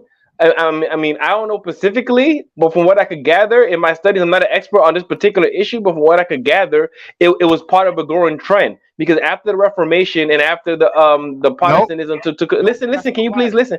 Can you please listen? I'm gonna give you my answer. Let me even finish giving it, and you can easily dispute it, right? Okay, so I know after I know after the King James was the third king after the Reformation. The first was Henry, and then Elizabeth, and then King James was after Elizabeth, right? So Henry changed the church. He broke the church away from the Latin church, the Church of Rome, and everything back then used to be in Latin. Then when Protestantism and Anglicanism they took over Britain, they started changing things to English. And then I know before that, King James had Tinsdale version. I think that was one of the main big first whole complete versions. And then they eventually had the King James version. But it was but to my analysis, it was part of a trend away from Roman Catholicism into a Can new you give us a Anglican church shorthand answer? Can you give Well us a done, Mr. shorthand Paley. answer? Obviously, yeah you've yeah got Why? yeah to No, because I don't yeah want to know the history. I don't want to know King James's history. I want to know why. What was the purpose of translating that Bible? What was the purpose? because there was a new to church. fool The church was people. going independent from Rome. They're being independent from Rome. They want to do their own thing. They didn't want to be under the Latin church anymore. They wanted their own English church, independent of Catholicism. Which is called the Anglican Church of today. Look it up, Yeah, Schiffer. Anglican You don't church. believe Yeah. us. Sorry, Schiffer, to do that. But if you look it up, there's a lot of countries there. My nan's countries underneath it: Barbados, Antigua, Finland. There's a lot of places. Have a look up. That's what we was explaining the other day. And this is what they taught me at school. And look, when it comes to their history, yeah, when it comes to European history, I don't disagree with their European history. Do you know what I mean, Mr. Palu?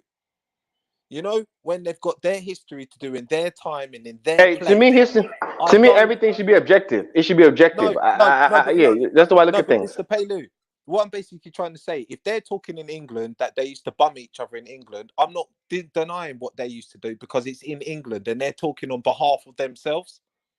Do you understand what I'm trying to say to you? Yeah. Yeah. So if I the understand. European man wants to say, this is what we've done and this is how proud we are. So if the European man wants to say, look, we went to Bethlehem all the way to Jerusalem and now we're going to write something where Jerusalem is in here, but we're all the way up in Scotland in the cold country. But if you're going to believe us, then you can believe it. But if then the Romans who were actually occupying the place around there and not only occupying just um Israel, certain parts of Egypt, all over the world, even England themselves, you can understand why they were put under pressure because those same Scottish people weren't didn't know fuck all about Jesus Christ and the cross and everything until when the Romans came over and decided to start bringing it because the Roman Catholic Church wanted it that way.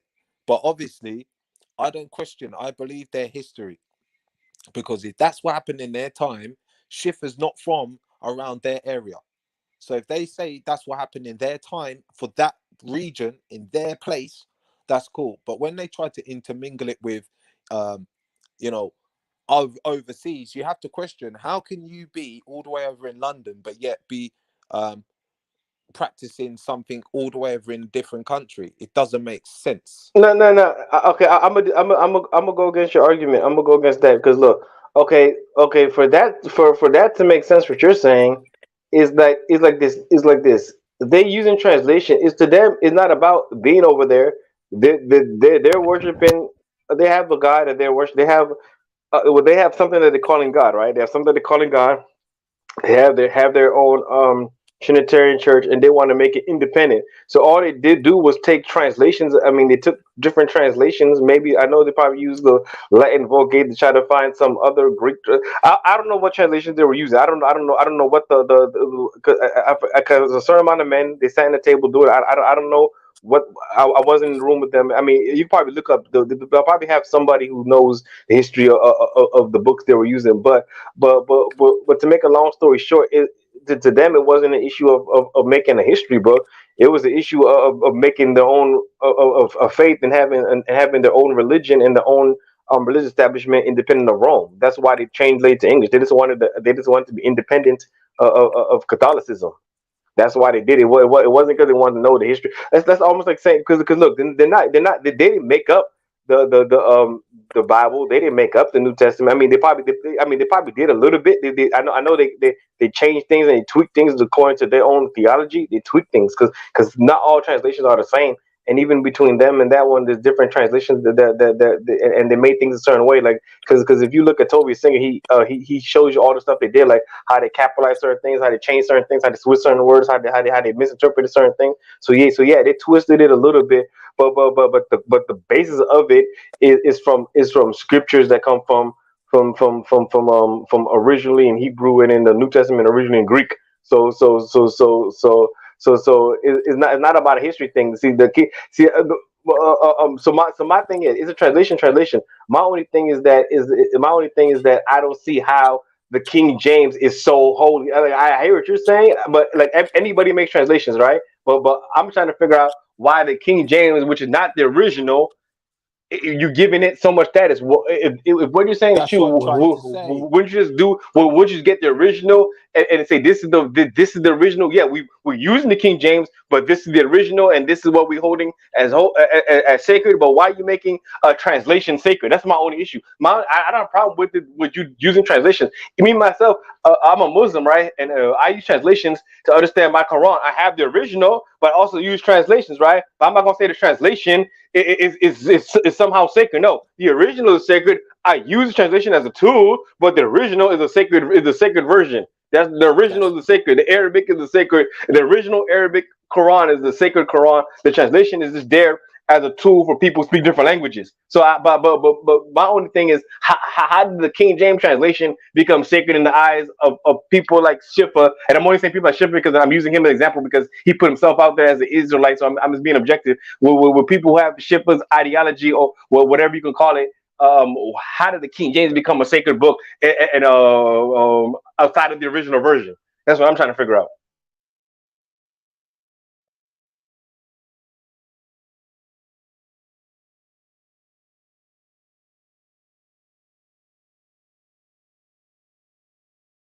I'm done, y'all. Y'all can talk. I'm done.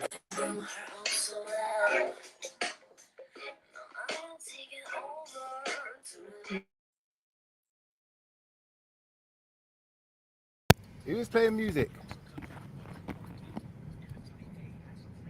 Yo. All right, is everyone cut out now, yeah? All right, so long story short, now these lot are on mute. Let me give you the real breakdown because I was listening to Mr. Pilu and like, I don't want to attack the brother, but I just want to say like, brother, when you're sharing information, bring sources, bring something, yeah? Because I'm going to tell you now, what you told us about King James was untrue. There's a specific reason why King James had the Bible translated, a very specific reason, yeah?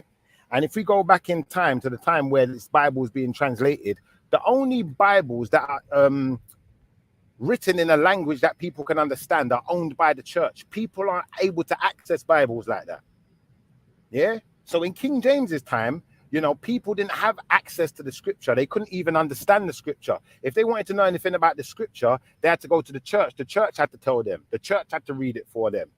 So they had no direct access. That's why King James made the translation that he made and gave them the Bible so that they could read for themselves. So he emancipated people from that level of control that the church had. Yeah. But why was he able to do that? Why was he able to do that? Why was he able to do that? Why was he able to do that and they couldn't do that before? Because he was a king. Because he was a king, and he got. I think it was like 40 of the most learned men of his time. Yeah, the most learned men of his time, the most intelligent. How come kings before didn't do that? Why can't kings before do that? Or there were no mistakes made because he had seen that there was controversy among the tribes already that were in England, i.e. the English and the Scottish and all the different tribes in those regions warring with each other.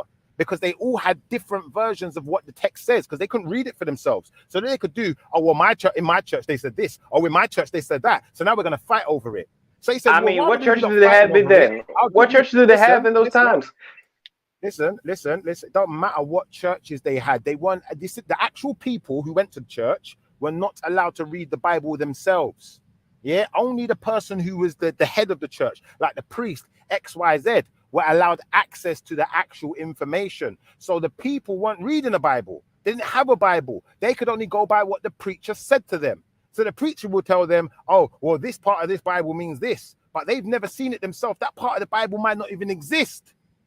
Yeah. So King James gave them access to a Bible, so you can read it for yourself, and it's in your language. You don't have to rely on the guy in the church no more. And if they lie to you, they're not going to be able to, because guess what? You can pull it up and say, what part of the Bible is that, preacher? And if he can't tell you where it is and you see it in living color, then you know it's a lie. Yeah. And he was the guy that united England and Scotland and all of these places into what we know as a British Empire. How do you think he did it? Because he got rid of all the confusion. Yeah. So once we understand that now, bro, it's like the arguments that some of these guys are making, as far as not in general, like everyone on the panel, but people out there that's talk about King James and talk about, King James did this and King James did that. Like, I don't care if King James was a black man. I just care that he consolidated the text for others, for normal people. Hey, listen. Hey, listen. Only reason I got to interview because I got to leave and get I got to go to work. I got to our time is different in America. It's the morning in America right now, so I got to leave and go to work soon. But the one thing I got to say before I go is that really, if you listen to what I'm saying, I'm not really contradicting a lot of what you're saying right now. You know what I'm saying? I'm only saying the reason why. If you just listen, if you're just trying to understand what I'm saying, the reason why King James was even able, right, to make the authorize a new translation is because the English church had become independent from the Catholic Church. They had become independent from Rome from the time of his predecessor, King Henry VIII, right? King Henry VIII. No, that's not the contention. But that's what I said. That's what I said. That's only what. My bone to pick with you is the fact that I asked a very specific question. I said, why did he do it? I didn't say what gave him the authority to do it. I didn't say yes, but it was a natural consequence. It was a natural consequence of having an independent church, though. It was a natural consequence. That's all I'm trying to say. It was a natural consequence of having an independent church from Rome. That's all I said. So not really. I kind of see your point, but that doesn't make us understand the reasoning behind a man taking a particular action. And once we understand the reasoning behind him taking that, it does though, because it's natural. No, one second. It doesn't matter, what you said about the Great Britain wanted to separate itself from the European church, which we call the Catholic Church. Then, we know that from Henry VIII. We know that these things was happening, But the point I'm making is, regardless of whether that happened before or after, King James said normal people need to have a copy of the Bible. So even if that separation hadn't happened, and the Bible hadn't been translated into English and only owned in the churches, he would have still done it because he wanted. No, he wouldn't have been able to do that because he would still be under the authority of the Catholic Church. The Rome would have excommunicated him. No, yes, he would have. Bro, listen. The church, the Roman Catholic Church, did not stop anyone translating their book. It didn't stop. I don't know about that. Hey, I don't know. I don't know about that. I don't know. Bro, let me finish. Relax, man. This is what I mean. You are so gassed up. You can't relax enough to listen to a full answer. Listen to the answer. If you've got a Coptic Bible, if I can prove there's a Coptic Bible, that was translated into Coptic language, from the original Bible, now your argument is null and void. Just accept. No, it's not. No, it's not. I can easily explain to you. I can easily explain to you why. Because look, in the early time, there was many churches, right? You said you had the Roman Church, the Latin Church, and then you had the Eastern churches, right? The Eastern churches have been separated from the Roman Church because you had the Latin Rite churches, and then you had the Greek Rite. Yes, it did. They've been separated since 1040. Listen. They separated. I'm gonna tell you the exact date. The Great is called the Great Schism. Everybody who listening, Google the Great Schism. The Great Schism happened in 1054. Bro, the church ain't a Bible. The church ain't a Bible. That's Man, why but it's wrong. you're not getting we're not getting what I'm saying at all. I You're am not getting getting what I'm what you're saying. saying. You're saying to me there was different churches. I'm saying to you that doesn't matter. Irrelevant point. We're talking about the Bible. We're not talking about different churches. We're talking about It does different Bibles. matter. No, it doesn't. Okay, then. Okay, never mind. The fact of this for the relevance of this conversation, we're not talking about churches. We're talking about Bibles. Now, regardless of Bible, regardless of churches, Bibles can exist without churches. Fact. Yeah. So the fact of the matter remains: before there was any church, there was a Bible anyway. Before there was a church. Yeah. Before, all right. So what do we understand there was a Bible? I don't know. I don't know because there were churches before there was Bibles. Because look, okay. Well, I'm gonna tell you. I'm gonna tell you. I'm gonna tell you why I said that. Wait. I'm gonna tell you why I said that. Wait. I'm gonna tell you why because I gotta go. I'm gonna tell you why I said that. Right? Because if you look at even Paul's writings, he writes to churches. So he writes to churches that are already established, right? So if he's writing to churches that are already established, there must have been churches before there was a Bible because he's writing to churches that have already been established. When he writes to the Ephesians, writes to the a New Testament Bible now, but this is what I mean. Pilu, are you hearing yourself, bro? If you're saying there was churches before a New Testament Bible, that's goes without saying, bro. There was no churches before the Bible. The Bible includes the Old Testament, bro. So the Bible. Yeah, but you care about the Old Testament, though. With this one, bro. No, bro. You're not getting away with this. Anyway, thanks. Hey, I gotta go anyway. I gotta go to work. I gotta go to work. Thanks for having me. Thanks for having me. Broski. All right, cool though. But broski, I'm gonna explain to the people anyway. Yeah, the New Testament and the Old Testament are both the Bible. So regardless of whether we're talking about Old Testament or New Testament, yeah, the Bible is still the Bible. The New Testament Bible is the New Covenant, but it comes with the Old Testament because the law has not been abolished. You still have to adhere to the law to some extent or try to. So when the guy says, there was churches before there was a Bible, no, bro, no. Hell motherfucking no. How can there be churches without a Bible? That don't make no sense. That would be like saying you've got mosques and no Quran. The Quran comes before the mosque. There weren't no mosque before there was a Quran, bro. Like, come on, man. What are we doing here? And I realize now, like, obviously, you know, especially with these religious debates, a lot of people, like, you know, we're saying things because of how we feel or what we believe or what someone told us, not because we've done the research. Do the research. You will never in a million years find that there was churches before there was a Bible or before there was religious texts. I've heard. So if those texts existed, if those texts existed, then the Bible existed. I'm gonna go on mute. Go on. Well, all I gotta say to that, is you've got your beliefs, I've got my beliefs, and it was good sharing the beliefs with you. Not much point in trying to get one over each other because they're not really facts. They're just personal beliefs. And that's all I have to say. In what sense? When you say personal beliefs, what do you mean by that? Because you're talking about this book, but there's other people's books that I can't disregard in the world. Because they talk about the same thing. They talk about there being a God. They talk about there being prophets and everything like that. And, you know, I can't, if you're gonna say that their stuff is not right or your stuff is right, then you're just cancelling your own stuff out as well. No. That's not what we're saying here. What we're saying is, you have one creator of this planet, That's you saying that. One second. That's what I'm saying. All right, cool. We'll take it your way you want us to take it then, yeah? We'll say we got one creator of this world that we say is the creator, and we call the Most High, yeah? Sorry. I got background. Don't talk while I'm talking, please. 1 second, yeah? So we got one creator that is the Most High, yeah? That we, as Israelites, call the Most High, yeah? That's our creator. That's our God. If you've got some other God, as far as we're concerned, that's the devil, bro. So I'm gonna let you go far away.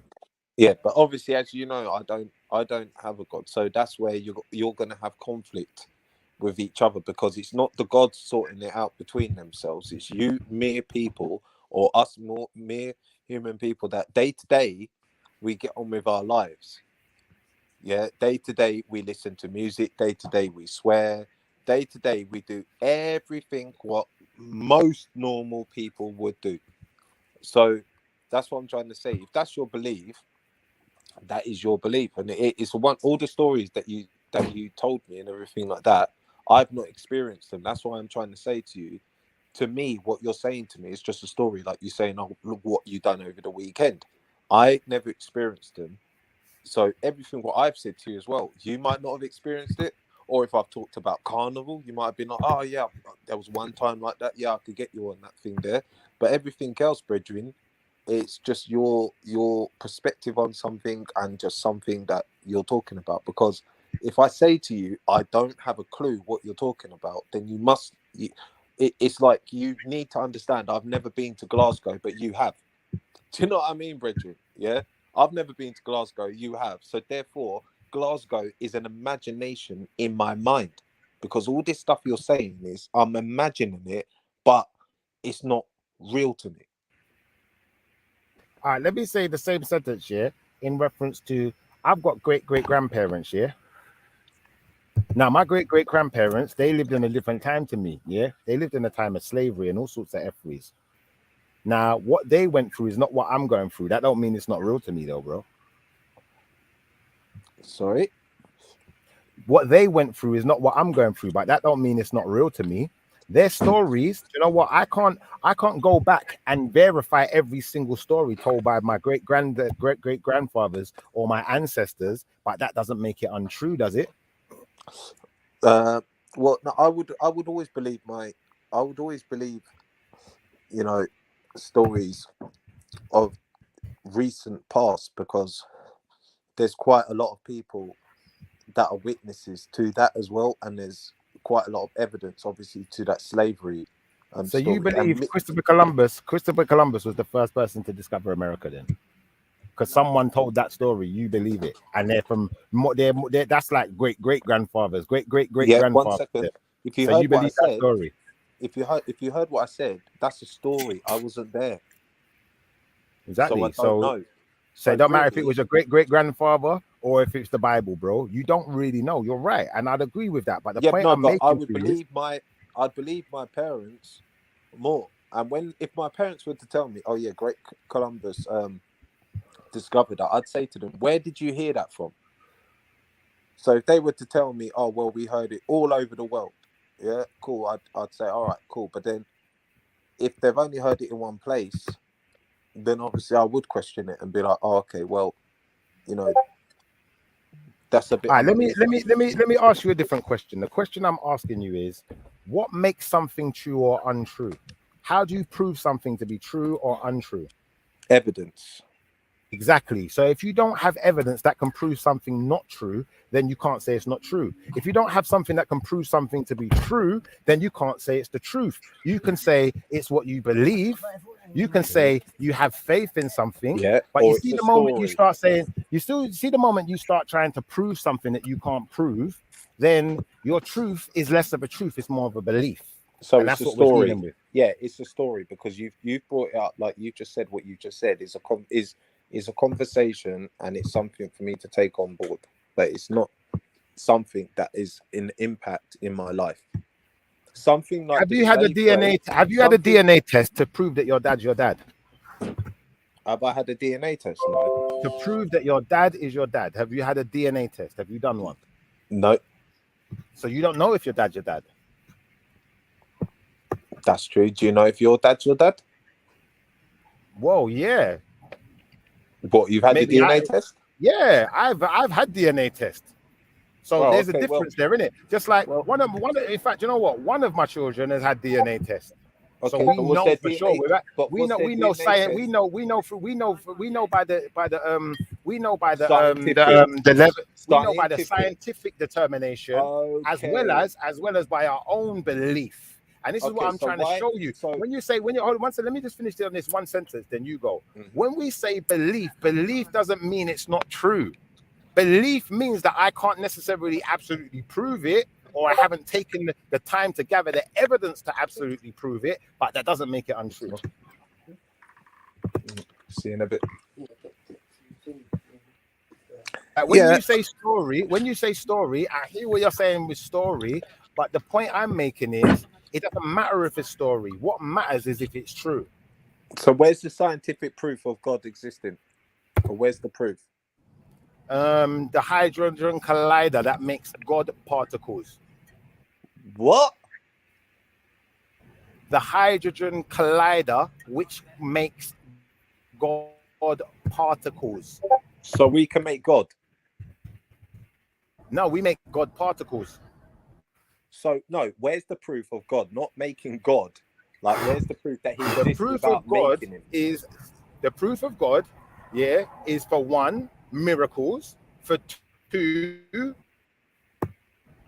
the belief and faith, for three, the history, yeah, and for That's not four, proof. the No, fact that's that not the proof. science that Let- you seem to, let the me science. get- One second, let- let me finish on this I last have one. to go The to the science that you seem dictionary. to believe in, the science that you seem to believe in, yeah, has found scientific proof, yeah, that there is an electronic energy emanating from every human being, which could actually be your soul, as far as science is concerned, as well as Making up science itself has created something called a hydrogen collider. Look it up. I'm going to Google it for you and put Right. it on the screen. So it makes let God me tell particles, you. bro. Let me tell Now you what? about. Let me tell you about a creator. Now what? Let me tell you about a creator. Right now, a creator, yeah, should not be able to make your argument to prove that God is around, that we need a God particle, because he is. He doesn't need the proof. So you're telling me that we need to prove God is around by making a God particle? No. We don't need to prove that by God particles that the Most High exists. I'm saying that if you want evidence, we said the only way we can prove something to be true or untrue is via evidence. Correct? Right. So if we can find particles of the being we are calling the Most High, yeah, existing in this Right. world, is that evidence? So we can provide particles of the Most High. Now, have you read up what these particles are? Have you actually seen? So you're talking about CERN, yeah? Talking about the hydrogen collider that creates God Yeah. particles. Do you know what that does, Schiffer? Because really look it up again, because you really need to know what the God particles are. Look it up, what they're trying to discover, my brethren. Trust me. Because I'll be honest with you, yeah. God. One second. Not, Listen, I'll be honest with you, yeah. God. Do you know what I learned? Do you know what I learned a few years ago? Yeah, I learned this from a very learned African man. In fact, to be fair with.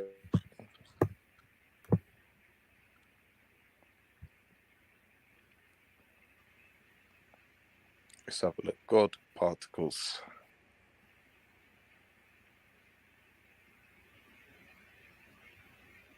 God particle. What is the God particle theory?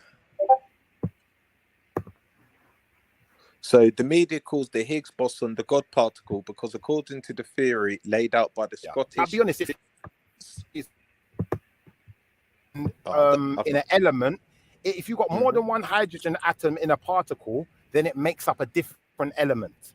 Yeah. So to make every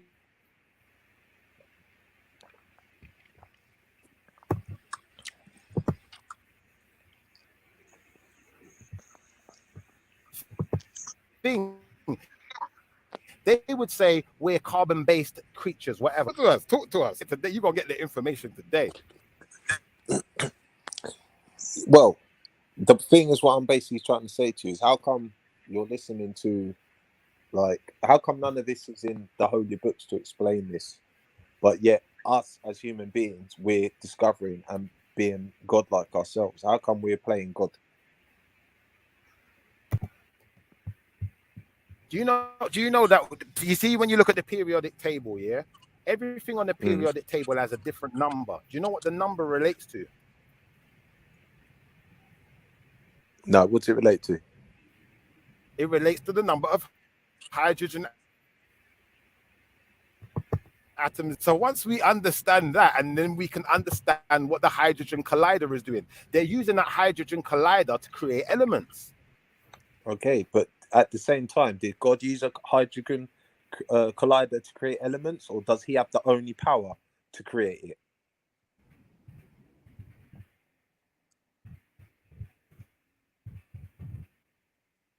Of course, it's creating elements because it's using hydrogen. Hydrogen is the basis of all elements. Right. So therefore, that you just you've just rubbed out something that only God can do, because what you're talking about, yeah, is like a godly power. How can man create a godly power?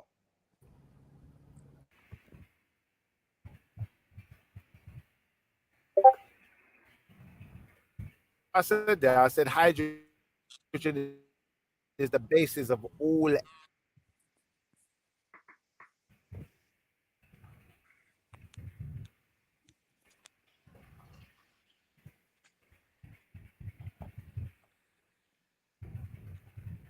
Oh wait, I need to come back in, come back out, man. I think it's me messed up. Can you hear me? Yeah, it's me. It's me. Let me break this up again. Yeah, I can hear you. No, it's, shit. Elements. So when we're talking about God particles, that's why it's called the God particle, because if you're cutting out, Shiv. Yeah, cutting out, dude.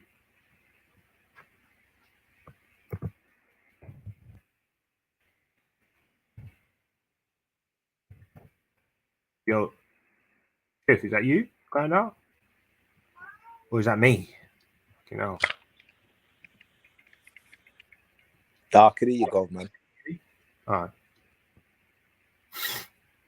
Yeah, so you was talking about that God particle, but this is something that The Hadron Collider, yeah. That thing is man doing stuff to create what we would call the creation of life. That's what the Big Bang particle, the God particle, is called. Now, if we can create that, then that's like us saying we've created God. Look it up. That's why everyone's talking about this CERN thing.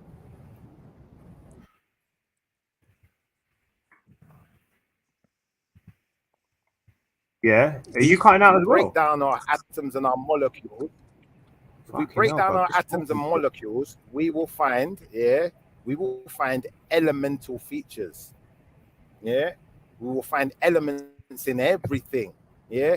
Now, when we look at the periodic table, everything that's on that periodic table, is an element, like gold. Yes. Yeah. That's why they say gold is pure.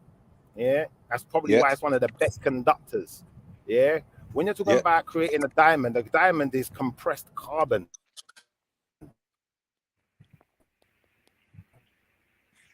Yeah.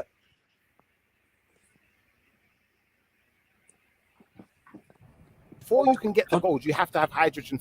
It's formed in hydrogen atoms layered on top of each other. The same way, if you look at any other element, it's formed by hydrogen atoms layered upon each other. And sometimes you may have, one element merged with another, hence where you get gold, AU. Do you know what I'm trying to say? That's why when you look at the periodic table, when you look at all of these things on there, you notice that they are a combination of things. But all of these combinations are made. Every single thing that is used to combine with is made out of hydrogen.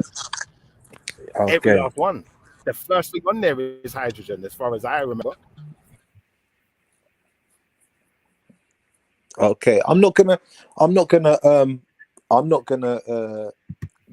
disregard you on that one, because that's part of my teaching, or part of my beliefs for spirituality has to do with the elements, because elements are solid, elements are liquid, elements are air, and like we was trying to say, like the fifth element, like if you put all of them elements together, it's almost like Captain Planet. If anyone used to read or watch that cartoon, it's almost like Captain Planet. All of these elements, even for our mobile phone, fucking everything that we use in our day-to-day lives, the air that we need to breathe, the water that we need to drink, we've all got these elements in us that make it all up. So I'm not denying that. Me, as a fact of me, that's what I've accepted in my life, as there are forces of elements that we are governed by.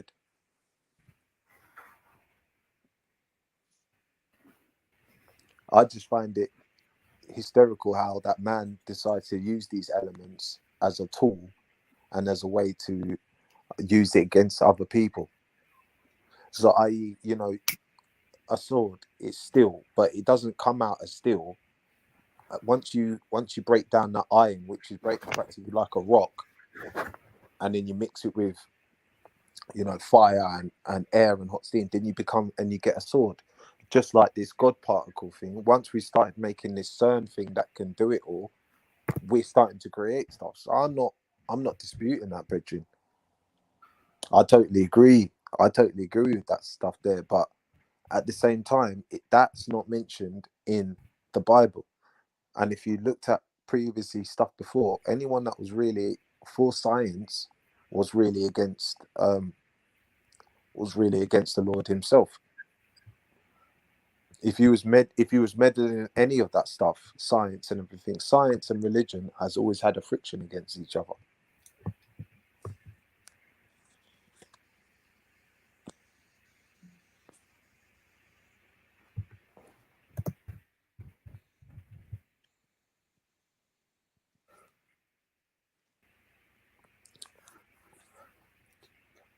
What, Gold? Can you hear me?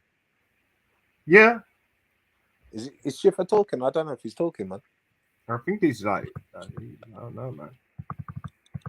Yeah, but no, I'm not discarding him, because what part of one of these what we had on the other day was like when I mentioned like Shaka Zulu. This guy up on here said, yeah, but that's because they were practiced. I said, why did other people decide to come from England, bring their beliefs, bring their ways, and come to, you know, obviously Zulu land? And why did they want to dictate and tell these people what to do, and obviously bring them under control? And the guy on here said it's because they were pagans. Now, I can't understand that. Do you realize the categorical error you made, though? Do you realize the massive error you made? I was waiting for you to pick up on it, because you said the Bible doesn't. You said the Bible doesn't talk about this. The Bible is very specific in how man was made, what they were formed out of. It's very, very specific. And once we understand that man was made, let me explain something to you. Once we understand that man was made from the earth itself, the earth was made from hydrogen. Now what? But does it say that in the Bible? It doesn't need to. It said man was made from the earth. Okay, so man, you don't need to say nothing more than that, cuz. Yeah, no, fair enough. Fair enough. But if I was to look at the earth, I would just look at, you know, earth as in dirt. I mean, if you look in the Bible, what does it say? Does it mention? It mentions about earth, and it mentions about a breath of life. What is our planet called? Earth. Earth, that's right. Yeah. Now, what does this earth consist of? Is it just land, or is there water and air and elements? Yes. Yes.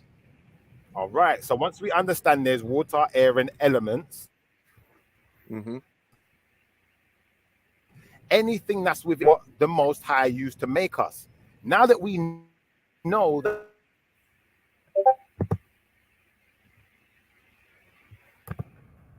are all formed of hydrogen, now it makes sense. How do you think science even came to that conclusion? Because science, all it does is it looks at what the Bible says and says, oh, can we prove this wrong or right? And once it realized it could prove it right by saying, hold on, yeah, technically, we could be made by the earth, because the earth is made up of hydrogen particles also, just like every other thing on this planet, every other being, every other mammal. So it's not that hard to work out. Do you know where I'm coming from? Everything was made out of hydrogen, including the dirt. Cool. So therefore, could things naturally? So if you look at the hold on, let me see. So could things naturally happen just from the earth? Does there need to be a creator? Chair up for you. Yeah. Does there need to be a creator for something to create when there's something already naturally happening? Yourself, and you'll see.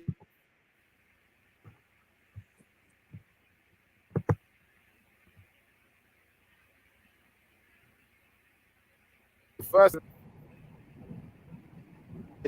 and you can see hydrogen And in the box that says hydrogen, it's got number 1. So come on, how are we going to refute this? Talk to me. How are we going to refute this? We're starting to get onto the Darwin theory. We're starting to. This is not starting to sound more like God. This is starting to sound more scientific, though, Schiffer. Yo, you still there? Yeah, I don't know. Can you hear My me? signal's gone bad still. Give me a minute. Gold, can you hear me? Yeah, I can hear you. So I'm a bit busy at the moment, man. No, Apologies. that's I'm a calm. bit... No. Yeah, As but long as you can hear... I don't know if it's just me, Yeah, I can but hear I you. can't actually hear you. Hopefully you can still hear me. Can you hear me? Anyone? Yeah, I can hear you now. Yeah, I can hear you.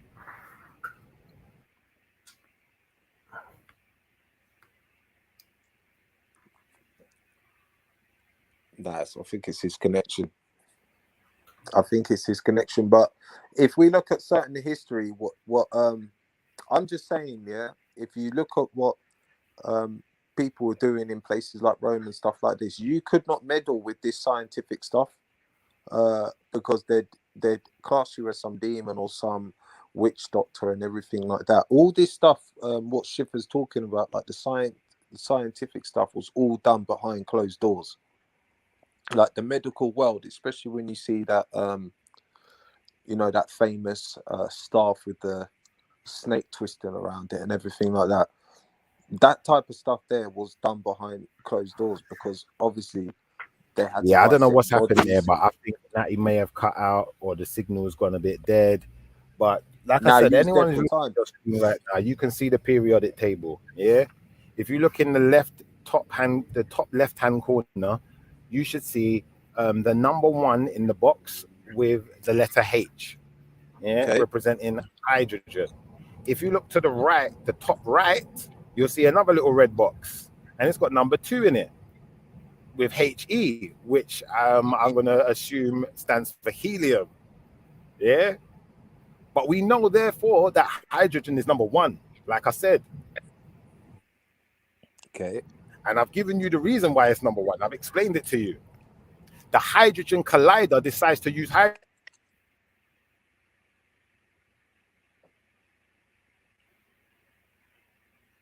I think he's cut again.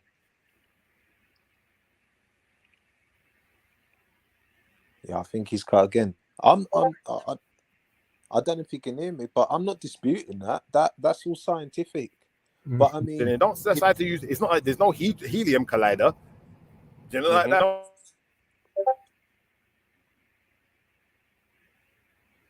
No, I'm not refuting you. But if I was to talk scientifically about, like, let's say for instance, when Moses took all the Jews to cross the Red Sea, scientifically, we could actually say that around those times we have a low tide, and that is the reason why, it describes in the Bible that when Moses had waited for a sign, he was waiting for a sign from God. Now, if you're waiting for a moment to cross, let's say, over a sea, and there's a shallow point that you can cross, which scientifically they have proven evidently that at certain time and at certain point in the year it is possible to do, then are you going to rubbish these facts that it could have been done those days, or are you going to go back and say no, that was an act of God? But then you want to bring this scientific table and everything like that, which defies God, which talks about gravity and everything like that, which all of these things we can give answers to how life began, because these things don't just apply to us, they also apply to plants, trees, fungi. These things apply to viruses, even cells and everything like that. So when we start going into that, that's why I always say when it comes to religion and science, they don't mix, but they do. Because they only So I don't know when what's happened here, but the reception's gone weak. I don't know if we're having a silent show now, but I can't hear anyone It's your So thing, I Shipper, may man. jump back in just in case it's just my signal. Yeah, jump I don't off. know if you guys can hear me. If anyone can hear me in the chat, say something in the chat. If you can't hear nothing, then I suppose you ain't gonna write nothing. But I think ultimately, you know, we've done a number on this channel today, and you know, as far as this whole proving the existence of the Most High, I don't think the onus doesn't lie with me to prove the existence of anything. Yeah, the onus lies with you to find the evidence if you want the evidence. You know that, and anyone who's seeking proof or wants evidence, the onus lies with you. You can find the evidence; it's out there. Mm-hmm. You know, I didn't have to tell you about hydrogen collider. You could have found that yourself. You know, We that already knew that. Everyone knew that. About Yeah, that, but by the sound of things, that you know, thing he pays attention to things that thing there is not as proving what they God. are or what they That tell him is they not are. proving Now, if God's they told you that existence. they're doing God particles and they told you that it's a hydrogen collider, then you Yes. must know to some extent that hydrogen is related to God particle, and No. in some way then related to the Most High. So to some extent, Jesus you know, Christ. if we can realize that hydrogen is in every last thing on this planet, yeah, when they say the Most High is in everything and everywhere and in everyone, that would make sense then, isn't it? Because hydrogen is. Anyone got anything else they want to say? I think we're going to lock this down in a minute still. We're going to lock this down. But I think it's been a good conversation, and I think it's going to be very difficult to prove something doesn't exist, just as much as it's going to be very difficult to prove you've that already it does just proved. exist. You've The already only just difference proved that. is, You've already you just know, proved that. when they say the Most High doesn't exist, they have no evidence. They're having to build a particle other than machine they haven't seen the the Most God High in particle person. machine to They prove have no that evidence God is other than around. they don't believe. But then That's at the their only same evidence. time, And you've the asked me evidence to look we at got this for the existence of the Most High goes so periodic much deeper. We got table, God particles. which is showing you We got one hydrogen, element, for goodness which sake. is We the got key periodic to all life tables. form. We got science breaking I it don't know. down for you and telling you, yes, irrefutably, there is an existence of a being, yeah, that created this universe, that created us, because It's we're not an all made existence of a perfect, being, man. It's, you know, and that means that somebody put these hydrogen atoms it's an together ingredient. perfectly It's to an create a ingredient being to that could life. create other beings, that could That give birth to hydrogen that you're children, talking about is just an ingredient you know, to like life. that could do all sorts of things. And that is Yeah, why we've that got could use a scientists brain. messing about You know, being like that. able to create How life. was a brain created?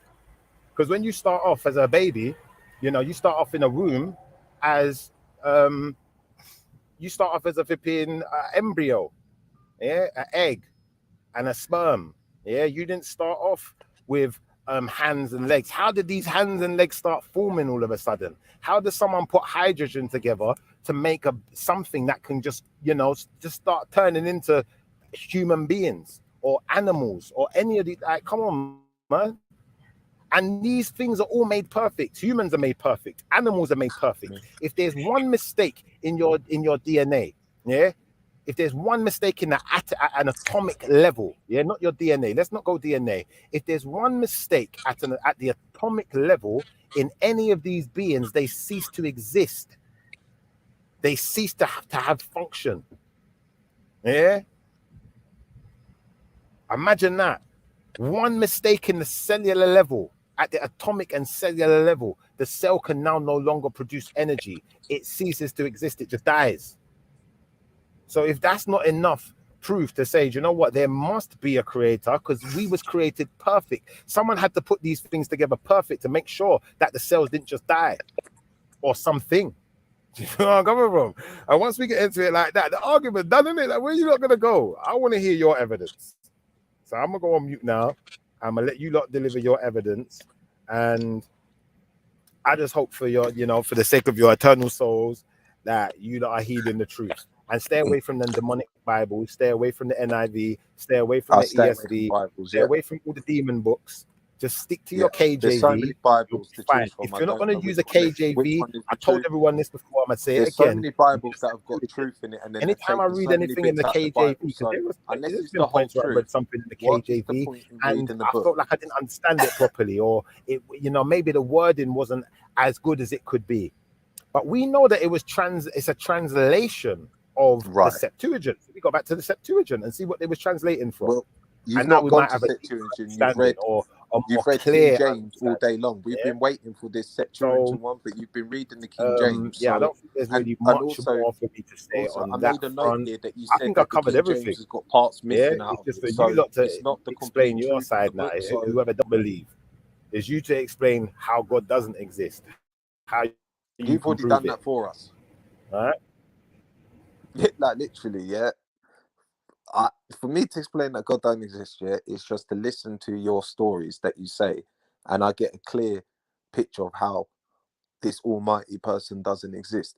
For instance, you're talking about they have this hydro machine that's looking for this God particle. Excuse me, is there a God particle to look for, or how do we make this God particle? If I can make a God, then what's that going to make your God? Like, if we find out where he is or everything like that, why is he hiding? I thought he's everywhere and he's meant to be free and nilly. So science again is proving your point that, you know, even you mentioning that they're using this God particle to create something to find him is, you just deaded out everything. Just wave the white flag or whatever, or carry on what you want to believe. What else did I have down here in my notes? Oh yeah, about the hydrogen and everything like that. A lot of that theory that you are talking about does fall into the Darwin theory. I'm not really going to go into the monkey thing and everything like that, but if you're saying that all of these things are on the earth and all of these things that, you know, we need to create, that creates life and breathes life and gives life, then surely enough that what was on the earth was created without any intervention. Because if we've got it all here, then how can we explain, for instance, other things that, you know, like dinosaurs and everything like that? So if you were to talk about dinosaurs, then how can you explain that, you know, those type of beings were roamed around and they were not talked about? All right. So anyone who didn't hear that, let me just make sure I've given you the breakdown. Yeah. No, we heard it. So We heard it. I put up the periodic table on the screen for you lot to see. hydrogen, I'll share it again just in case anyone didn't see it. I explained to you that hydrogen is the first thing on the periodic table. In fact, if we go to number 1, yeah, then what we'll see is top left corner, number 1, H in the box next to a 1. Yeah, underneath that, you'll see Li with the number 3 above it. You'll see Be with the number 4 above it. You'll see to the far right, you'll see He with the number 2 beside it. Yeah. All right. So maybe what do you know because what the I've latest? explained to What's you the my newest? rendition of what the numbers on the periodic table mean, let's see what Google says. What do you know? Have you heard of element 115, Schiffer?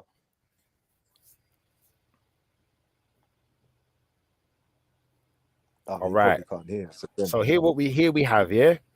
It says the element carbon, atomic number of protons 6, yeah. Symbol C, atomic mass 12,001, yeah. So when we're dealing with the atomic number, yeah, I'm saying that atomic number is referencing the amount of hydrogen particles within it. That's what I'm saying. Yeah. Now I have not found that on here as yet, but we're gonna find something. Where does that tell us that in the Bible though, about atomic and all that type of stuff?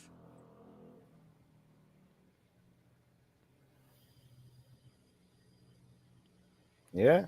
So everyone can see their screen, yeah? It says the periodic table lists elements in boxes. Remember I said elements, so I was right about that.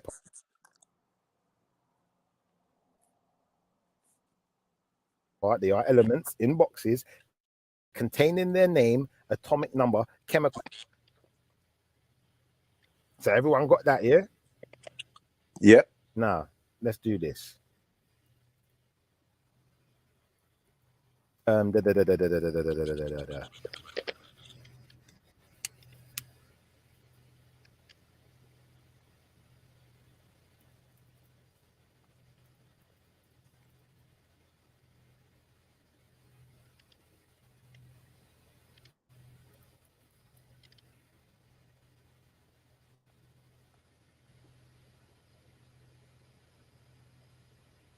The Large Hadron Collider, yeah, the Large Hadron Collider. I'm saying Hydrogen Collider, but we'll call it the Hadron Collider for the sake of this exercise, because that's what it's actually called.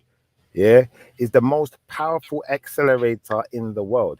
It boosts particles such as protons, which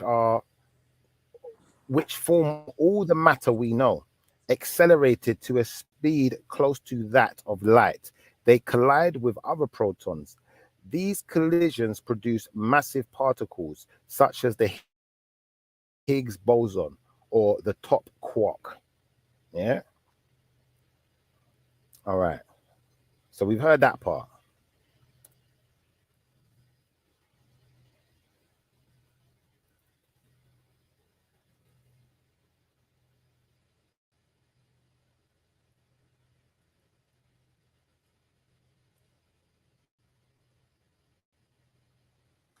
Despite being the largest machine ever built, the Large Hadron Collider, LHC, accelerates an extremely small amount of protons.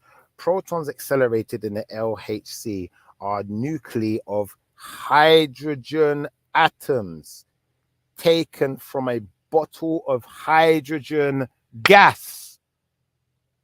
What are we doing here? Talk to me. What are we doing here? Because you see, when I talk to you lot, yeah, I'll be honest with you. Some of this stuff is some stuff I've heard, but a lot of it is stuff where I've heard something and I've said, let me go and look at this. Let me look for myself. Let me have a look with my own two eyes and see what it says. Yeah. And when I look with my own two eyes, yeah, this is what I'm finding. Yeah. We're finding, like you just heard yourself, yeah, this hadron collider, which I'm calling a hydrogen collider, for the specific reason that it uses hydrogen. Yeah. Come on, what are we doing here, guys? What are we doing here? I'm hoping everyone's been learning. I know some people, they don't want to learn this because some people don't want the Most High to exist. Some people are so demonic in their ways, they don't even see the demonicness in themselves anymore. They see it as good. Yeah. Why do you think you got all these other versions of a Bible? Because the devil wants to be worshipped like he's Jesus. That's why he wants to confuse you, like he's the Most High. Apologies. Yeah. Because Jesus never seeks to be worshipped, but the devil seeks to be worshipped. Yeah? Where did he say that? And he also seeks to have any kind of adoration that we have. Yeah. So Where if does we the devil got say that? adoration for Jesus, he wants that too. For Yeshua, he wants that too. Yeah.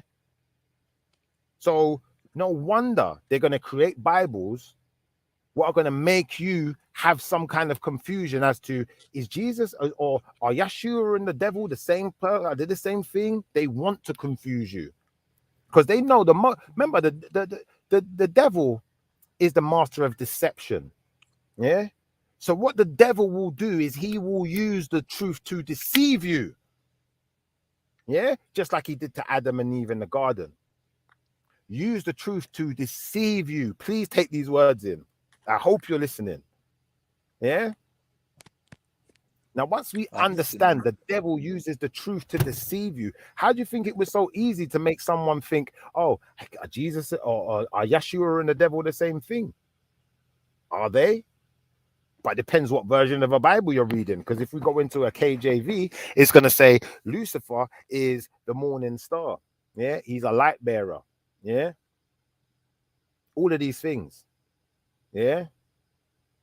Now, when it refers to Yeshua's light, it says he's the bright light. He's not just a light, he's the bright one. Yeah. And he's the light of the world, this world. That's why I referenced earlier. Which light is Lucifer the world of? You see it? Are you still there, Natty? Can you hear me? I was listening. You couldn't hear us earlier on, man. Can you hear me now? My signal. Yeah, it's your signal, man. Because me and Gold, we could hear each other, but we couldn't hear you, G.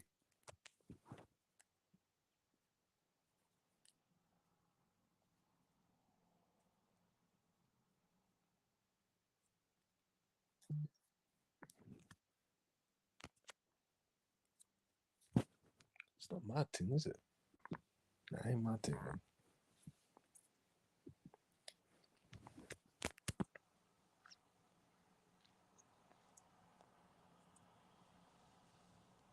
Oh no, man. Listen, I've been watching that certain thing for a while, G, yeah. And again, yeah, it even to call it the God particle and all that type of stuff there, yeah, it's going against your thing, because there should look, if I was a religious person and these people trying to tell me about some God particle, yeah, I'm not mixing up the two, bruv. Yeah. I'm not mixing up the scientific world and the spirituality world. Do you know what I mean? You can't mix up them two worlds there, bruv. Like it's a big mix up if you try and play that. You know what I'm saying? Because these guys are trying to create something when something's already there. Like all that Can you hear me now? Yeah. Can you hear you now, man? Could you hear me before? Nah, yeah, I could hear you before, but you can hear us. Okay, so you could hear me, but I couldn't hear you. So you heard what I said about the hydrogen, about the hadron collider, the hadron collider, which uses hydrogen, to create God particles. You heard all of that, yeah? Yeah. All right. So once we understand, that what hydrogen, what that machine is. Say that again? I understand that machine is what they're trying to create, the Big Bang, to see what's created life. To start. No. Yes. Look it no, up, bro. that's not what they're trying to do. That's not what they're trying to do. That's Get what they're telling you they're doing. Now, listen, you see what they tell you they're doing and what's actually happening might be two different things. So I could tell you that, listen, one second. I could tell you, like NASA tells people, we plan to go to the moon and to the stars and to every planet in the galaxy. But that don't mean they've been there though. Cool. That don't mean that's what they're actually doing. Cool. But you see what my I'm point trying to say is, so what are they trying to do with this CERN machine? What are they trying to do? Broski, the whole point to this hadron collider, is to prove the existence of the Most High. How can I make this statement? How can I prove this? I'm going to show you how I can prove it again. Right. So, now what you're saying is, watch this. What you're saying if hydrogen is the exist, basis of everything, if hydrogen is the basis of everything, and hydrogen is the first thing on the periodic table, Shift up. We heard that bit, yeah. What I'm trying to say is, so this machine will prove God exists. Is that what you're trying to tell me right now? 100%. So therefore, right now he doesn't exist. So we'll wait till this machine comes, then, yeah. No, the machine, having the machine has already proven the existence of the Most High. It's too late for that. It's already proven it, because watch this, yeah? If every single being on this planet was created perfect, yeah? If one mistake is made at the cellular level, the cell fails to produce energy, yeah? So that means every cell must be created perfect, right? Yeah. And even if there's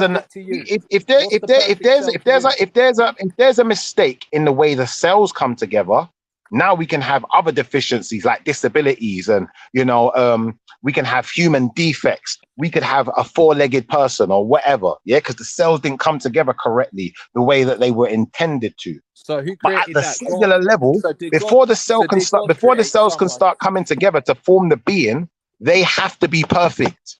Otherwise, they can't produce energy. Who's doing all this? So who's doing all this? Because you're telling me that the they're Most creating High. a machine. The Most High created these cells. So the Most High created the cells. Okay, so God created somebody who's conjoined together with two bodies in one body. So Siamese twins. God created them people, yeah? No, God, the Most High created human beings. Yeah. Right. He created our DNA. He created our atoms and our molecules. Yeah. Right. Our molecules, more to the point, because at the atomic level, we'd be at the elemental level. Yeah. What did it say again? Let's go back to this before I make a mistake. Yeah, because I don't like making a mistake. I prefer to just read what's there.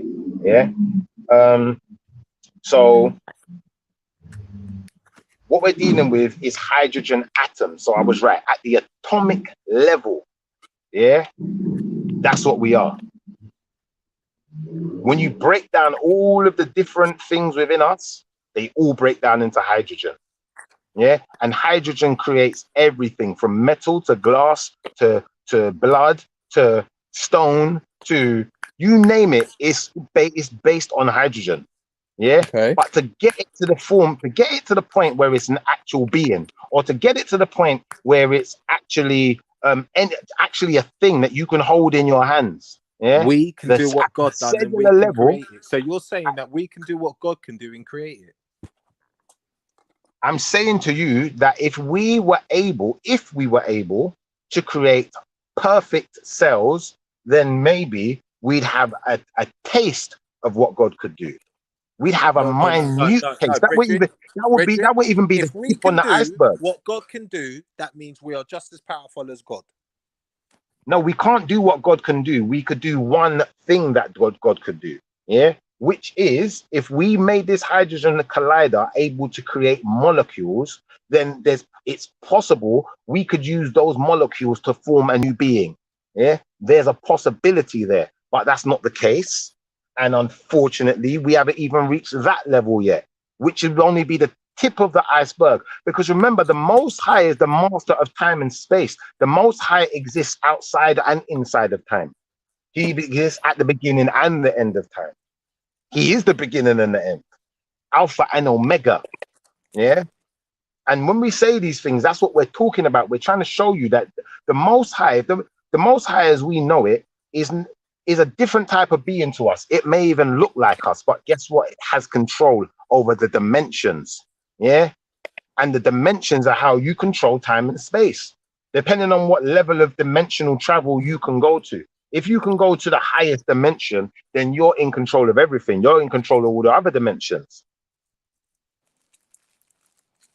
Mm-hmm.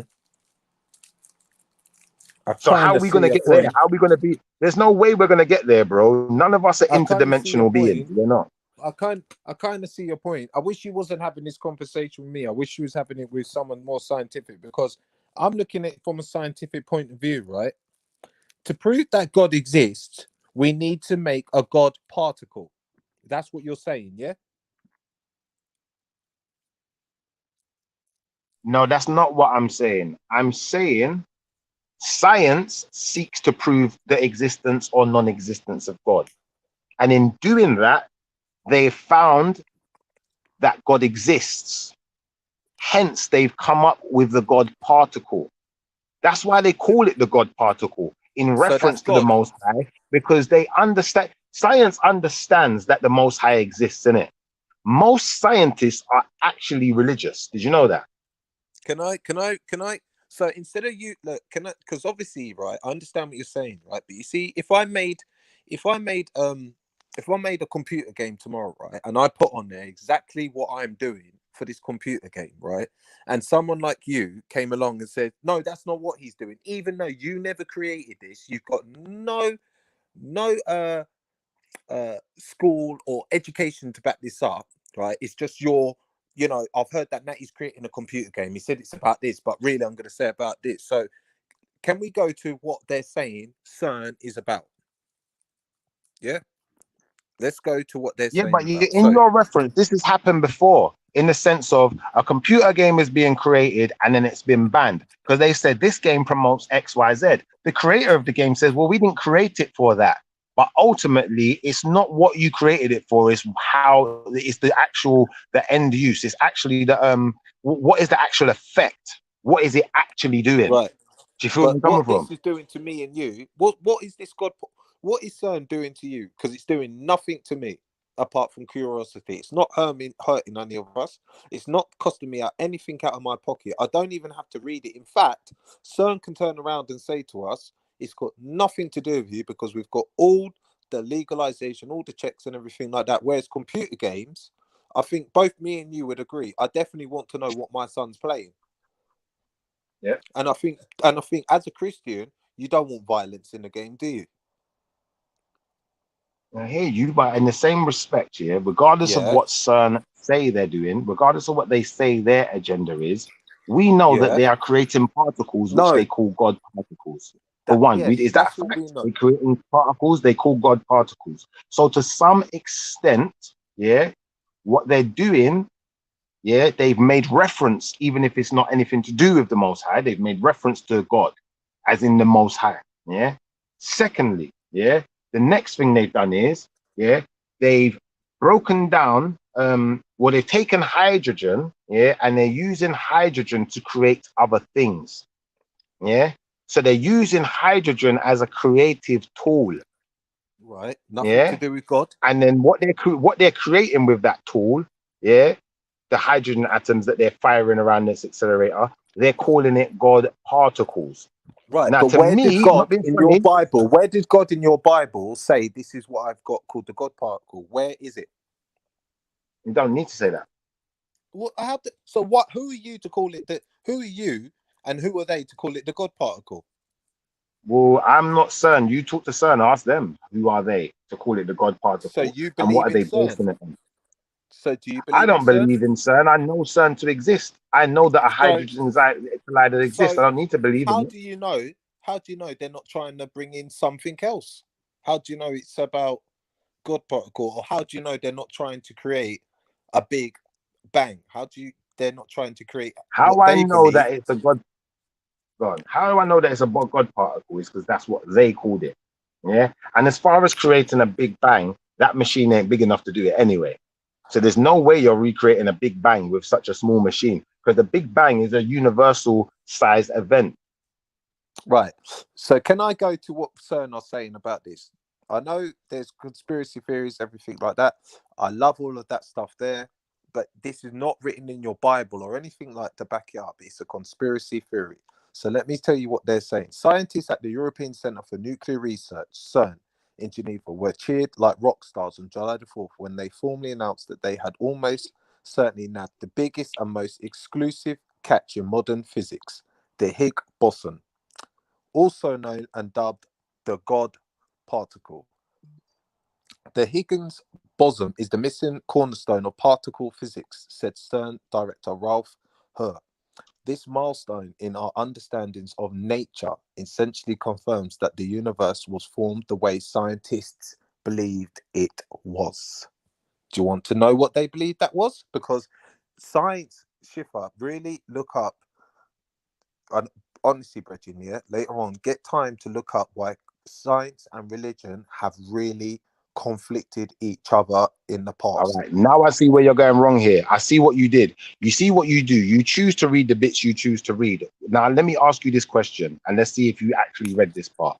What does a Higgs boson do? What's it used for? What's its used case?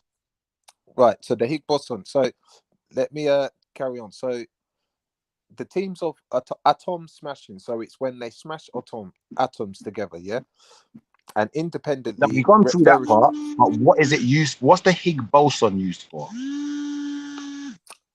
All right. Why is it so? I have to read it. I have to read it out. Let me read it, and we'll find out what is for. Yeah. Finding the Higgs like boson validates much of how scientists believe the universe was formed. The media called the Higgs boson the God particle because, according to the theory laid out by the Scottish psychist Peter Higgs and others in 1964, it's the physical proof of an invincible universe-wide field that gave mass to all matter right after the Big Bang, forcing particles to co-cell into stars, planets, and everything else. If the Higgs field and Higgs boson didn't exist, the dominant standard model of the particle physics would be wrong. There's no understanding the significance of this time discovery. So no Higgs, no mass, no you, no me, or nothing else. So if it wasn't for this, so basically, if they can create this, then if they can create this, then it's not necessarily meant by something out of our time or out of our universe or out of our time dimension that could have done this when there's a creator to have been able to do it.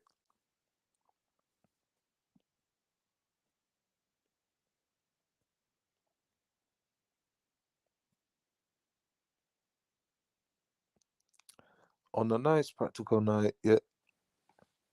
Yeah, so that's scientists doing what they do best, Schiffer, like finding out cures for like AIDS, finding cures for cancer, finding cures. This is what scientists do. They dig and they dig and they use what we have around us, natural earth, natural resources, and a lot of questioning and digging. And even though they might be right on this certain situation here, they also know that things can change. Nothing is always, set in stone. So using this as how you've decided to use it it's not really validating in me, because if you can make a God particle, then that means you can create God and you can do God's work.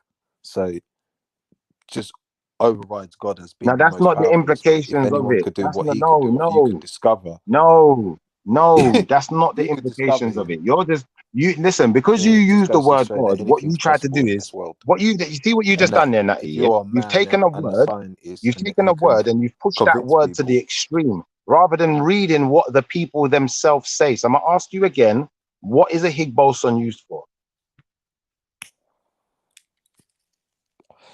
let me type in because I don't really know. It's on the screen in front of you. You can read it on the screen if you like.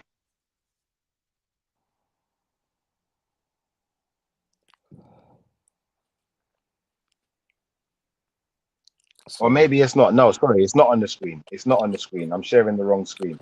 All right, let me change the screen share, but I'll read it out to you what the Higgs boson actually, what its used case is. It says the Higgs boson is the particle associated with the Higgs field, an energy field that transmits mass to the things that travel through it.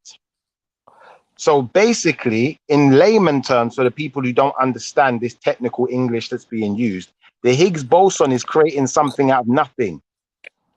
But what's the nothing that it's using? Yeah, because remember, when you see that, for instance, yeah, if I told you to hold out your hand and your hand didn't have something physically in it, you'd say your hand's empty. But if I told you you're correct. holding air, you're holding oxygen, you're holding carbon, and you're holding hydrogen, yeah, you'd say, oh, you might say I'm crazy. You might do the same thing you do when I talk about God. You might say, well, I can't No, see it. But that no, doesn't mean it's no, not there. Now, no, what I'm because saying I to you is understand. No, no, the because I Higgs went to boson. school Let me and just finish on this I sentence, went to then you school, go. The studied Higgs physics, and I boson understand that is air is all allowing you to around. make something out of nothing. So it's turning the nothingness that you see as just air or just a gas like hydrogen that you can't physically see, and it's taking these things you can't physically see and turning them into physical things. Yeah, it's adding mass But to them. yeah, okay, but are they not creating? What is CERN though? What is the machine that they're using to create it? So you can't create something It's from called a out of hadron nothing when collider. they're went right. So Yeah. they've had to So build something to create it, bro. they had to do what? So the collider is what's that collider going to create? The collider is just shooting hydrogen atoms. That's what it's doing. So did it At the create your speed of light hydrogen? in circles. So if you don't At the speed have of light that, in so if you circles. don't Yeah, have yeah. that machine, can you? Right. So if you don't have that machine, you're not going to do your experiment. If you don't have that machine, you're not going to be able to give these particles mass to realize there's anything there. There you go, bro. So that is the creator. Well, it's a creator of a particle. It's not a creator of anything more than that. And also, the name that you just used is named after a man named Higgs boson. It's named Yeah, after Higgs somebody. boson. Yeah, it's named after Yeah, somebody, Schiffer. It's not named yeah, after because he's the Jehovah. person who discovered it. Obviously, he's one of the Right. people who There made you this go. discovery.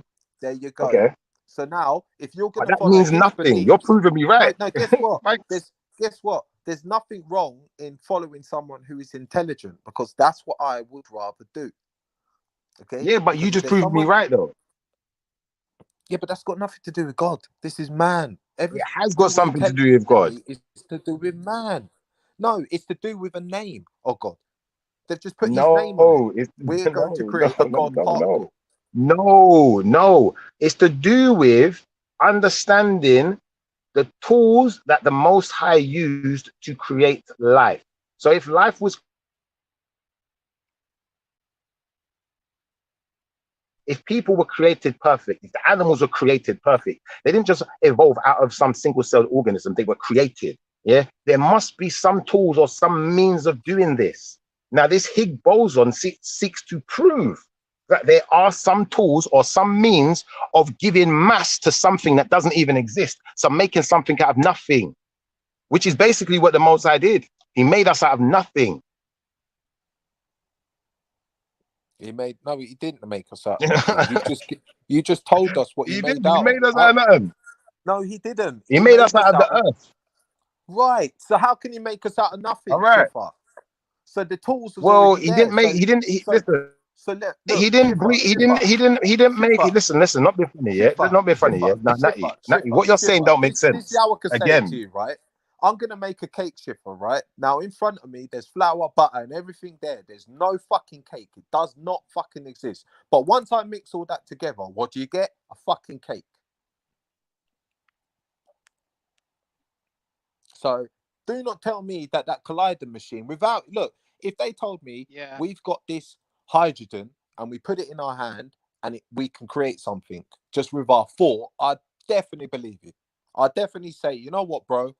These lot have got the fucking key. But if you need to build a freaking collider machine and all this shit to create the atom, what are we doing out here, bro?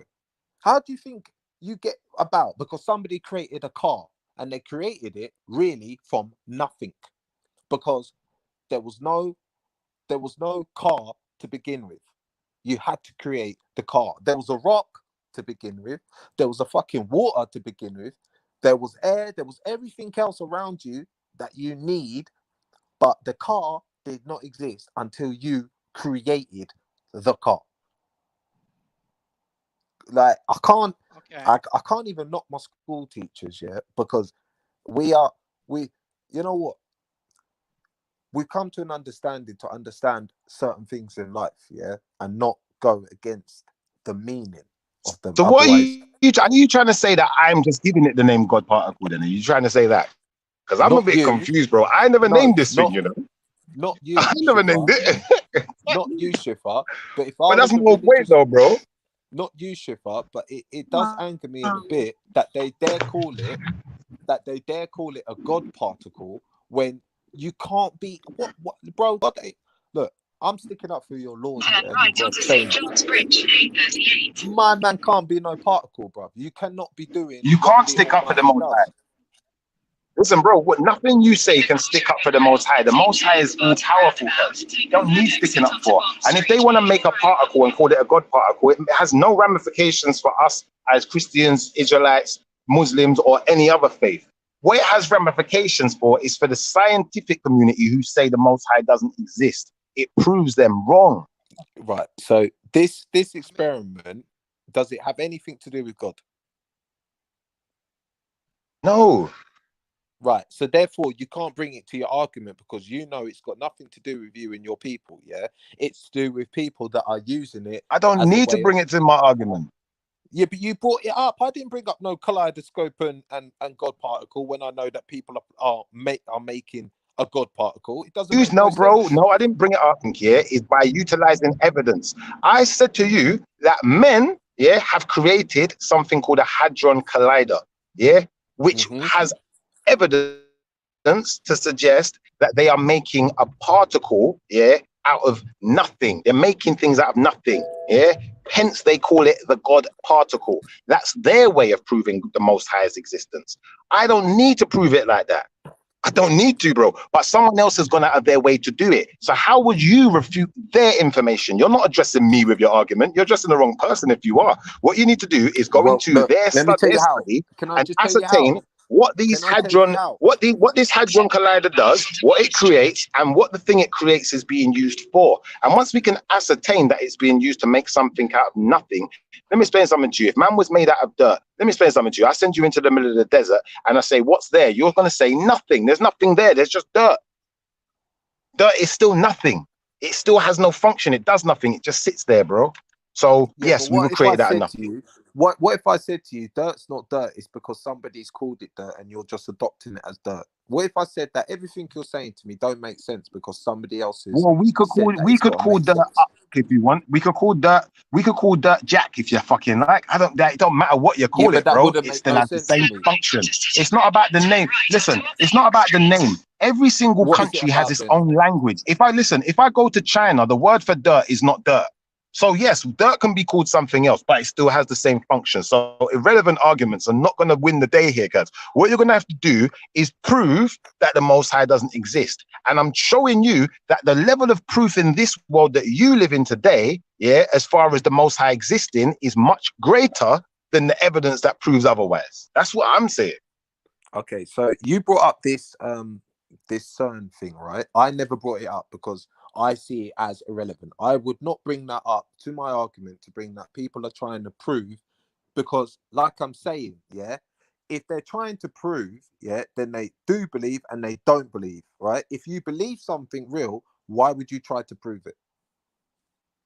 Because if Broski, not being something is funny, real, yeah? Not being funny. something Not is being real, funny. When it's you already say, there. why would you need to prove it? I'm going to tell you why. Because of people like you. As we know, the majority of the scientific community are religious people. Yeah, the majority. But a large number of them are atheists also and don't have a belief. So the argument of God has always been there. The argument of the Most High has always been there. How do we prove or prove otherwise? Yeah. So that's why this argument has come around. That's why people are making God particles, in my opinion. Yeah. This is something. Why do you think science does studies on things like the human soul? Why is it going to study something it doesn't believe exists? That don't make sense, bro. So how are you gonna? Yeah, but I don't understand. Like, so you've only said listen to the King James Bible. So everyone else who's claiming to be a Christian, that are reading the other book, they're not Christians. Is that what you're saying?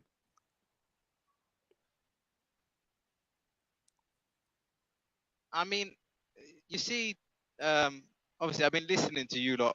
You lot been going in with this this conversation. I was gonna say, when it comes to obviously the God particle, I mean, science is always Like, changing. you get me? Like what you say? You know, Like anyone who doesn't read the King James verses, that was the guy was from Scotland. Yeah. What are you saying, that they're not Christians? Like everyone's got to read just the Yo, King fam, James I've got to books. run. I've got to bounce, but I'll catch you guys later. Yeah, it was all right, in a bit, cool King. yeah, it's cool having a conversation and that, guys. Yeah. Peace, man. Yeah, take it easy, go, man. Yeah, it's nice. Okay. I think you see, obviously, with this whole argument, I think Yeah, shit for me. like You must have cut science. out again, G. But boy, I don't Am know. I here? Can you hear me? Like I say, yeah, it only matters to you because you believe in it, right? And that's why I'm saying, like, why this has to end, because you could keep on talking about something, but for my case, the best case for me is not to talk about it because I don't know what you're talking about, because it doesn't make sense to me at all. The only part you've probably actually made sense, but then you're denying why it's relevant, you know, that they're proving is okay, cool. With this CERN thing, with this God particle, they're not proving the existence of God. Look it up. It's got nothing to do. The particle that they say that they can produce is a particle that produces life. Yeah, I hear you, but you see the thing. You see where your argument falls apart. I never called it a God particle. These are scientists that called it that. I'm repeating what the scientists said.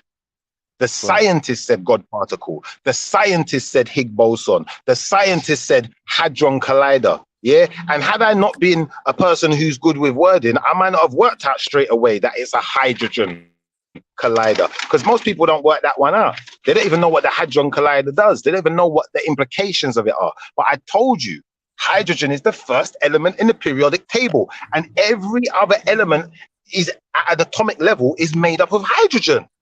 Every single one. So what? So if you're say for instance you got helium is number 2, yeah, that means for every molecule there's 2 hydrogen atoms, and whatever's number 3, for every molecule there's 3 hydrogen atoms, and so on so forth. So whatever's number 25, there's going to be 25 hydrogen atoms to every molecule. So hydrogen technically is the God particle, if you want to get into that. Go on. Yeah, but you're saying that hydrogen is the God particle now. Is that what you're saying?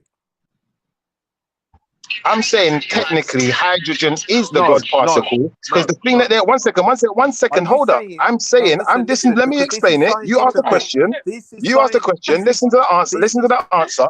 Hydrogen this is. technically is the God particle because the thing that they use to make the Higgs boson is hydrogen.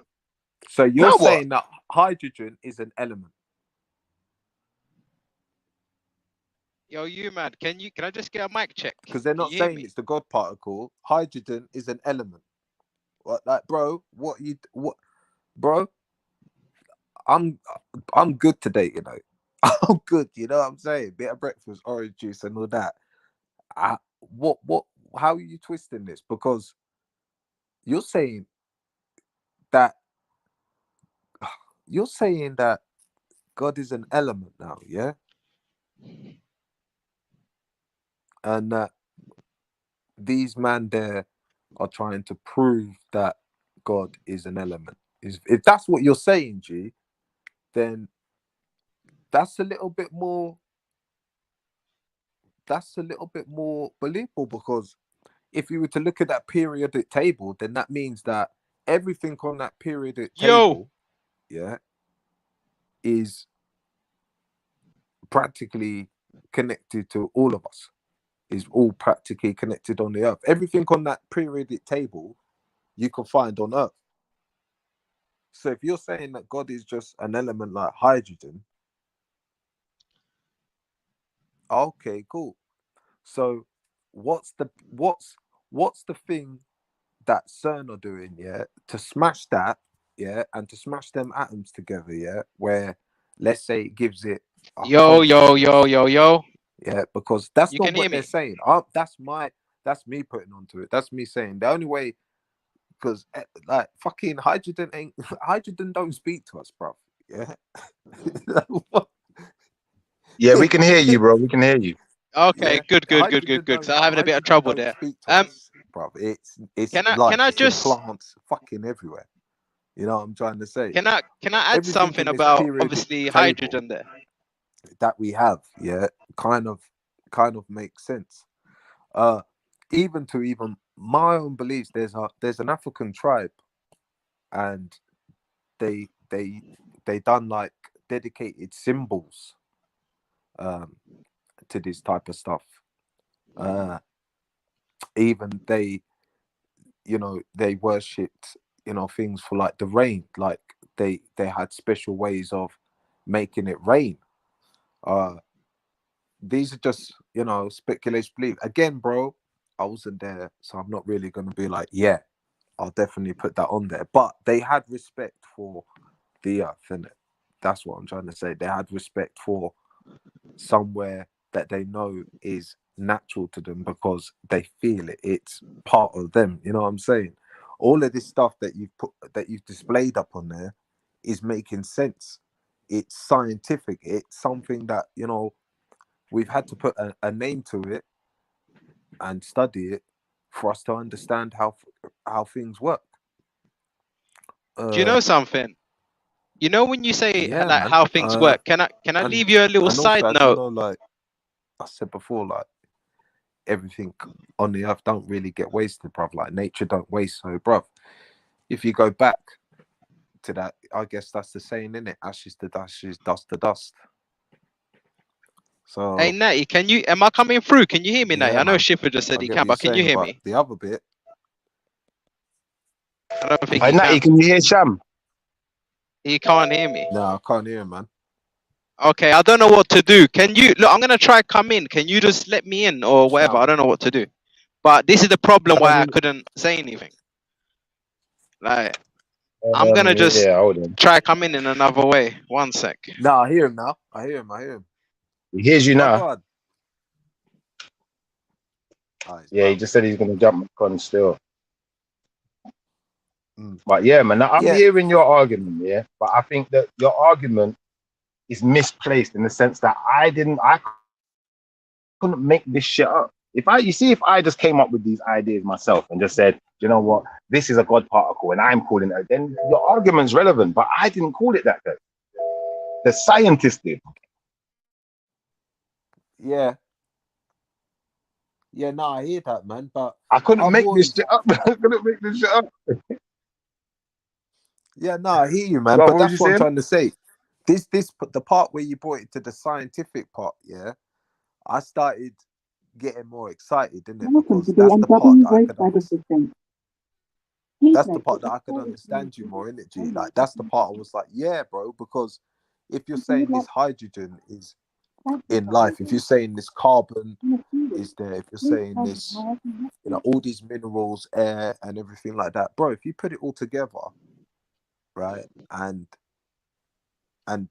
yeah, if you mix all that stuff together, yeah, surely it must create a big spark, yeah, that, you know, they all work together in it, in harmony, creating life. If you mix it together, it creates a madness. Can you hear me now, by the way? Yeah, G. I'm gonna do mic check again. Mic check, mic check.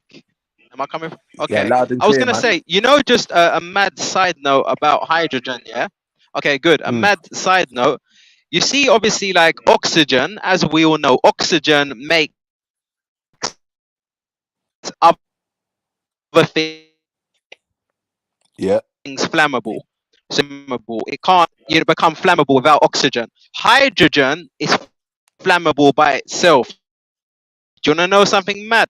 If you mix oxygen and hydrogen, what happens? You get water that extinguishes fire. I just thought that, like, you know, when you lot are like, I don't know if you lot knew that, or, you know, but I'm just saying that's how mad these chemicals are. Oxygen makes other things flammable. Hydrogen flammable. Mix it together, you get water. Like, I don't know, Yeah. but if people can start to grasp how mad this world is. And when Yeah. they And say things plus, like the God Yeah, particle and stuff H2O in like it. that, H2O. go on. Two yeah, and hydrogen electric. particles Yeah, to each yeah, yeah, yeah, oxygen yeah, particle now equals water. And you're right. And this is what I'm trying yeah. to say to Natty in the That's sense mad, of isn't it? That's everything. mad. Everything. Yeah. Do you know what the thing is? You see, if you was here earlier and I pulled out the periodic table, I put it up on the screen. The first thing on the periodic table is hydrogen. And Yeah. everything after it, every number that's on Yeah. there, if it's number 2 on the periodic table, that means it's got 2 hydrogen atoms to each molecule, yeah, or to each flipping particle, however you work it out, yeah.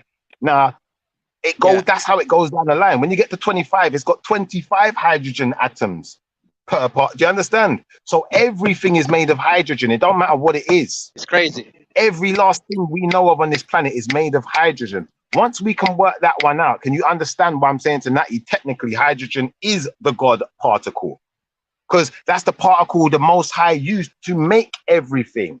If Yeah, he but you made everything, wait. Hold on if a you second. believe such Hold things, on a you second. see, Hold on a second. It's without not a the God hydrogen particle. collider.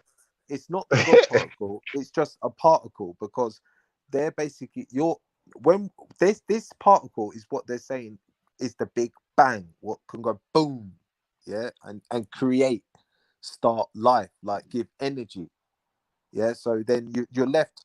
Imagine you're left like with in the center of it. You're always left with a big ball of freaking energy that is just like feeding and No, but Natty, feeding and feeding. Natty, I'm agree. You see, the thing is, I'm agreeing with what you're saying, but I'm giving you a deeper analysis. You're just missing the boat here. Listen again, yeah. If something has no mass to it, then it doesn't exist. Yeah, it only exists after you can add a mass to it. What is the function of a Higgs boson? Yeah, let's read it out again. What does the Higgs boson do? The Higgs boson is a particle associated with the Higgs field, an energy field that transmits mass to the things that travel through it. So the things that travel through it have no mass. You wouldn't be able to see them. They don't exist as far as you're concerned. But when it comes out the other side, it has a mass. Now it exists. So it's to do with making things exist.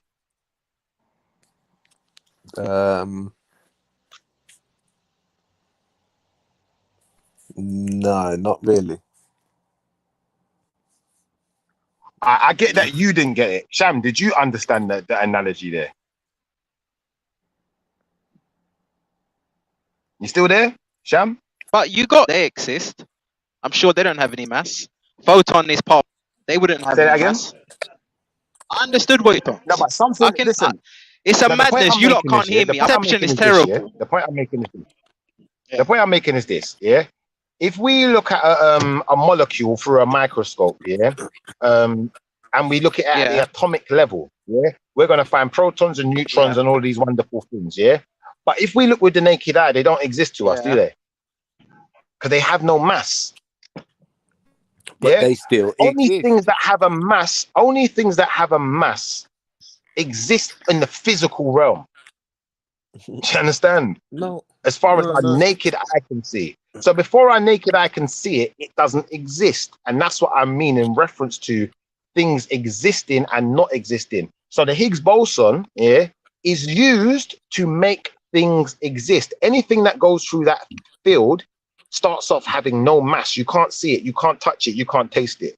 When it comes out the other side, it can be felt, touched, or tasted because now it has a mass.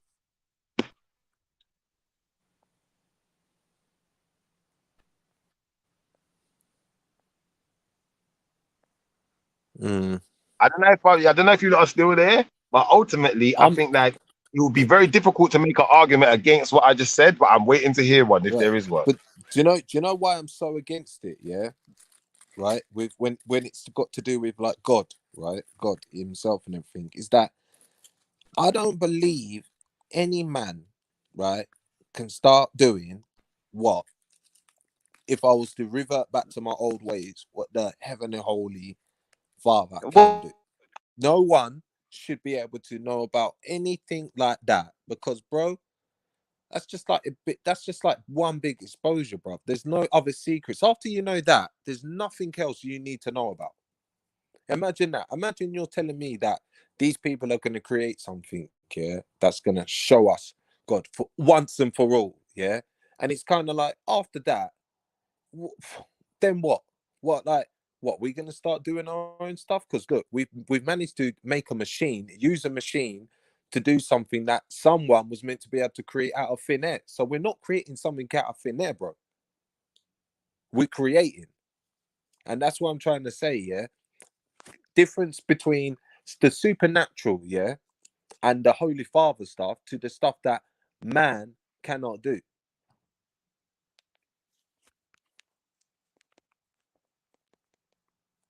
Then call it the God particle. If anything like that, you know what, I'd give it the God particle, yeah, because we're able to create something that we can start the Big Bang, like how we've already told people how it started from life.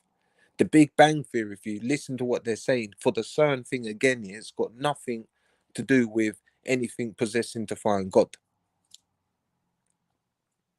Yeah, but the thing is, a particle has mass. Yeah, a particle is observable. It has mass. Yeah, the mass of a hydrogen, atom. Atoms have mass. Yeah, I'm saying it wrong.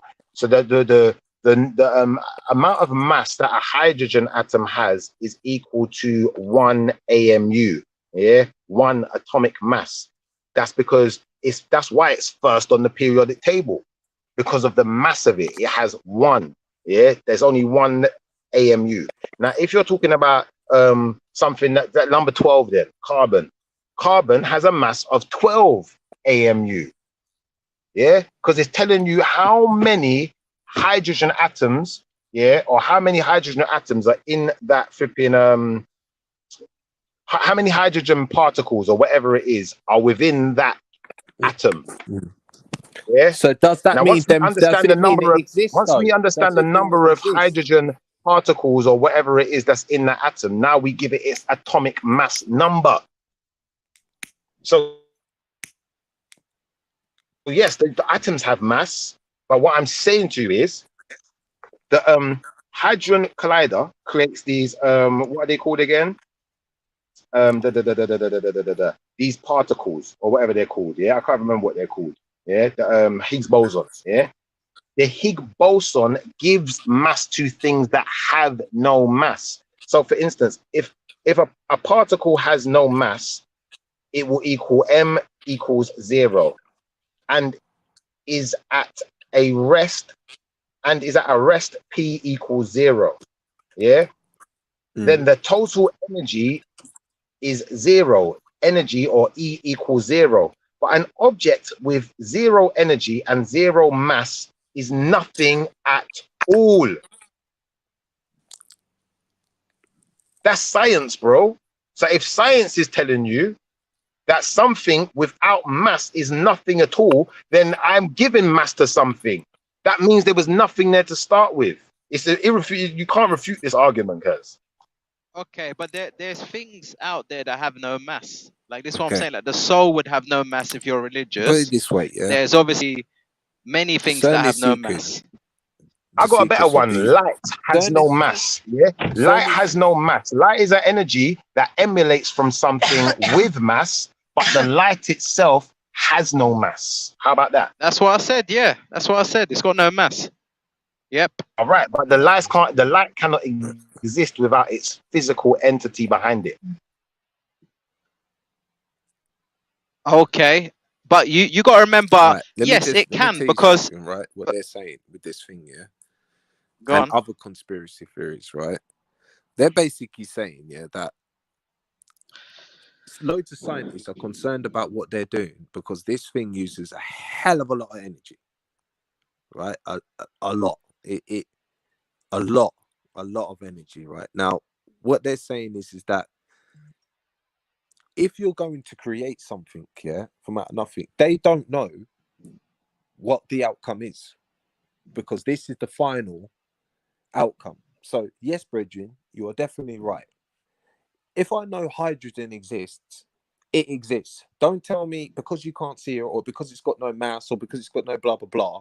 If it exists and it's part of our living, it exists, brethren. Okay? It's the same as air.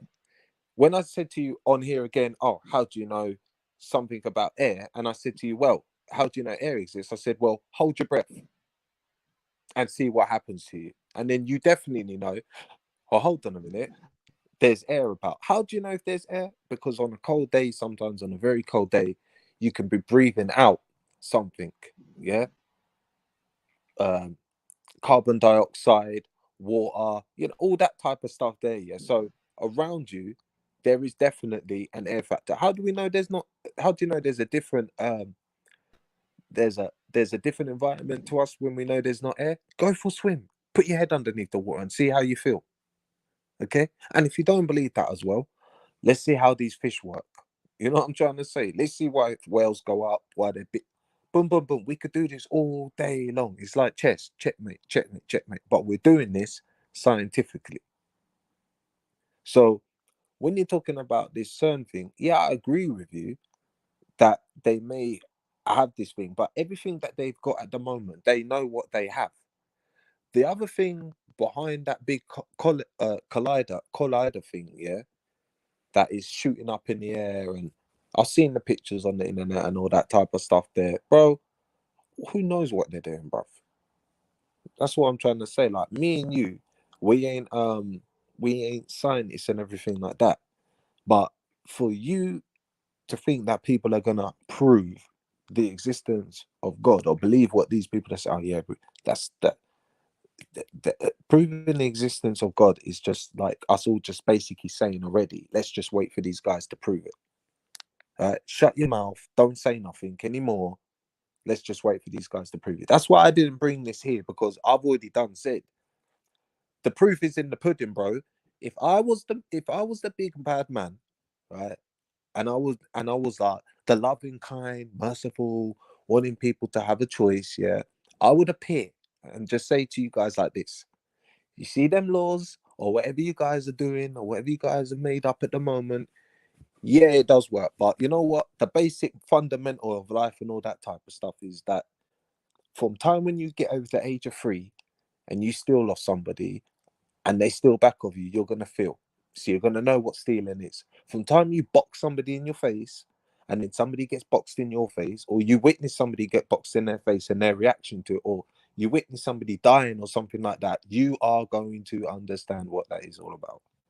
And from time there, you got a decision whether you're going to be the bad man or you're going to be the good man. And it's just called common sense, because that's what we all fuck about with, is commonness, isn't it?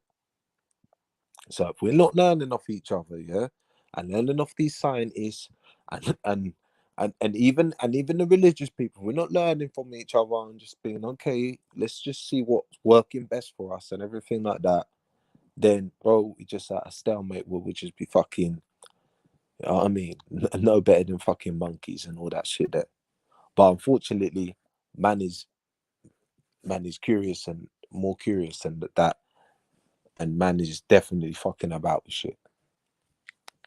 So that certain thing, bro, whatever they're waiting to bring for the next side, fuck knows, bro. But that ain't no God, bro.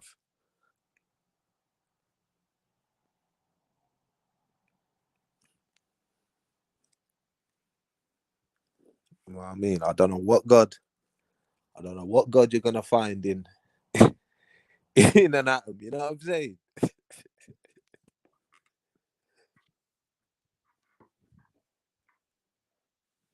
You hear me? You ain't gonna find no God in no atom, bro.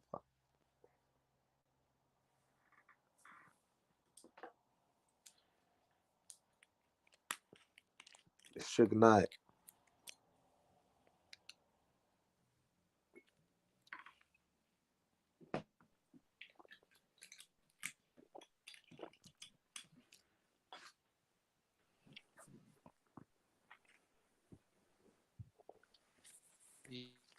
Yo, What you saying?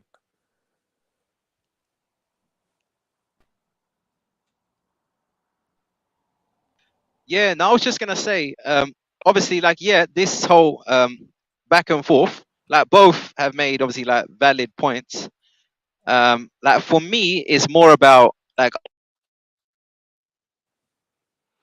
they basically believe that the making of, well, not the making, but our universe came into existence when another one, it was the end of another one.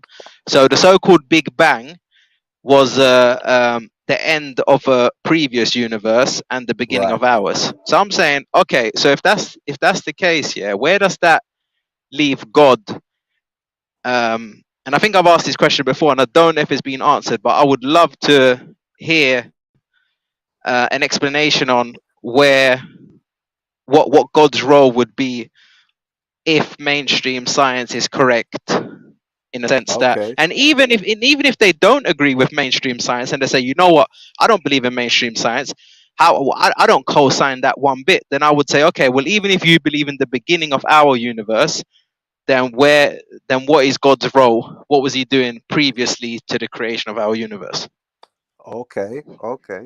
Well, bro, as we know, especially with these Abrahamic beliefs and most of the religions of the world, they all believe in Yeah, the end times. yeah, Yeah. They all believe that, you know, we're not going to be saved. The world's going to be mash up. Yeah. yeah, And that, you know, someone's going to come along and save a few, and only a few will make it off the earth. yeah, Yeah. Because if you look at it like that, it doesn't say you're going to be in a bunker, or it doesn't say you're going to be underneath the sea. Only a yeah, few are going to make it off the earth, basically. If you look at some of these religions, when the Messiah comes, you know, that's when he's going to bring the destruction, kill all the wickedness. Yeah. yeah, So you kill all the wickedness, and all the ones that are rightful, selected, they will obviously go back up to to heaven heaven. or wherever. Yeah. So in a sense, bro, if you imagine these guys who are at CERN, yeah, they're the ones trying to create this. So I would question it. Why are you trying to create something that could bring the destruction of the earth? Now, Okay. it's a wicked thing what you're saying, yeah, because, Oh, you mean like fulfill their own prophecy? They're actively trying to fulfill that well, prophecy. yeah, I mean, if it's possible, because Schiffer's obviously brought it to the table, and Yeah, you know, blah blah blah, yeah. Obviously, that part that you were saying, I forgot about that. That's true. When one episode ends, that goes boom and yeah, ping, It'd be like, Yeah, boom, like exactly. Episode 2. so. Do you know what I'm trying to say, brethren? So, in a Yeah, way, bro, a lot of this, when they talk like in some of these scriptures, when they say, "As in the days of this, it'll be in the days of this, and the days of Sodom yep, and Gomorrah," bro. yeah, There's not been a time where no one's had a man to answer to, innit? yeah. Like, if we think about the people who've actually answered to God that have been written down in history, is it a lot or is it only a handful of people? That's a good question, because I think in a sense it's probably even like 50-50. If I'm really, Okay, because there well, always was these people that never had contact. yeah, well, let's look at some people right now. These people that claim to have contact with God, that were like in a village that loads of them saw. Imagine that Yeah, they're in a village, they don't even have paper now. We're relying on stone carvings, yeah. Now, yeah, imagine that back then, that if we turn up back then, by the time these people are dead, we know, yeah, they're not going to catch up in his life. By the time 1,000 years time, they're not going to understand what these people are written. yeah, There's no way, bro. Like, they might have known about us. That's because we need to get shit popping again, yeah. So, as he yeah, was saying earlier on, yeah, making the image of man again, right? So we could start again, yeah, and we could say, okay, cool. You know what? We need them to start mining the gold for us, the ore for us, because we need to start building again. We need to yeah. try and get it right again. And if we don't get it right again, then we just reset. Okay. Yeah. I mean, there definitely could be a possibility like that. I mean, biblically, they talk about a reset quite often as well. I think that's I get kind of caught up in I ironic. don't know about this. I don't know about this reset thing though, man. I don't know about that one, man. Yeah. I'm not sure. I mean, they do obviously. I mean, you might not want to call it a reset, but they talk about sort of like starting over with Noah, even Yeah, Sodom, yeah, even like the Israelites, with Moses and what happened to them and everything. It does seem to be like a punishment to put people right, sort of thing. But I mean, for me, look, the biggest thing for me, I just think if we have the answers, all the answers in a book here, then we don't need to search anymore. And I just think, where would society be if we accept that we have all the answers? Like, would we have any science at all? Would we have? Because you got to remember, like, a lot of people take the piss and they say, "Oh, NASA," and they say, "Oh, they're just bullshit." But if you just go and search things that they've made, and I think I've mentioned this before, it's like MRI machines, even like power tools. They created all that shit.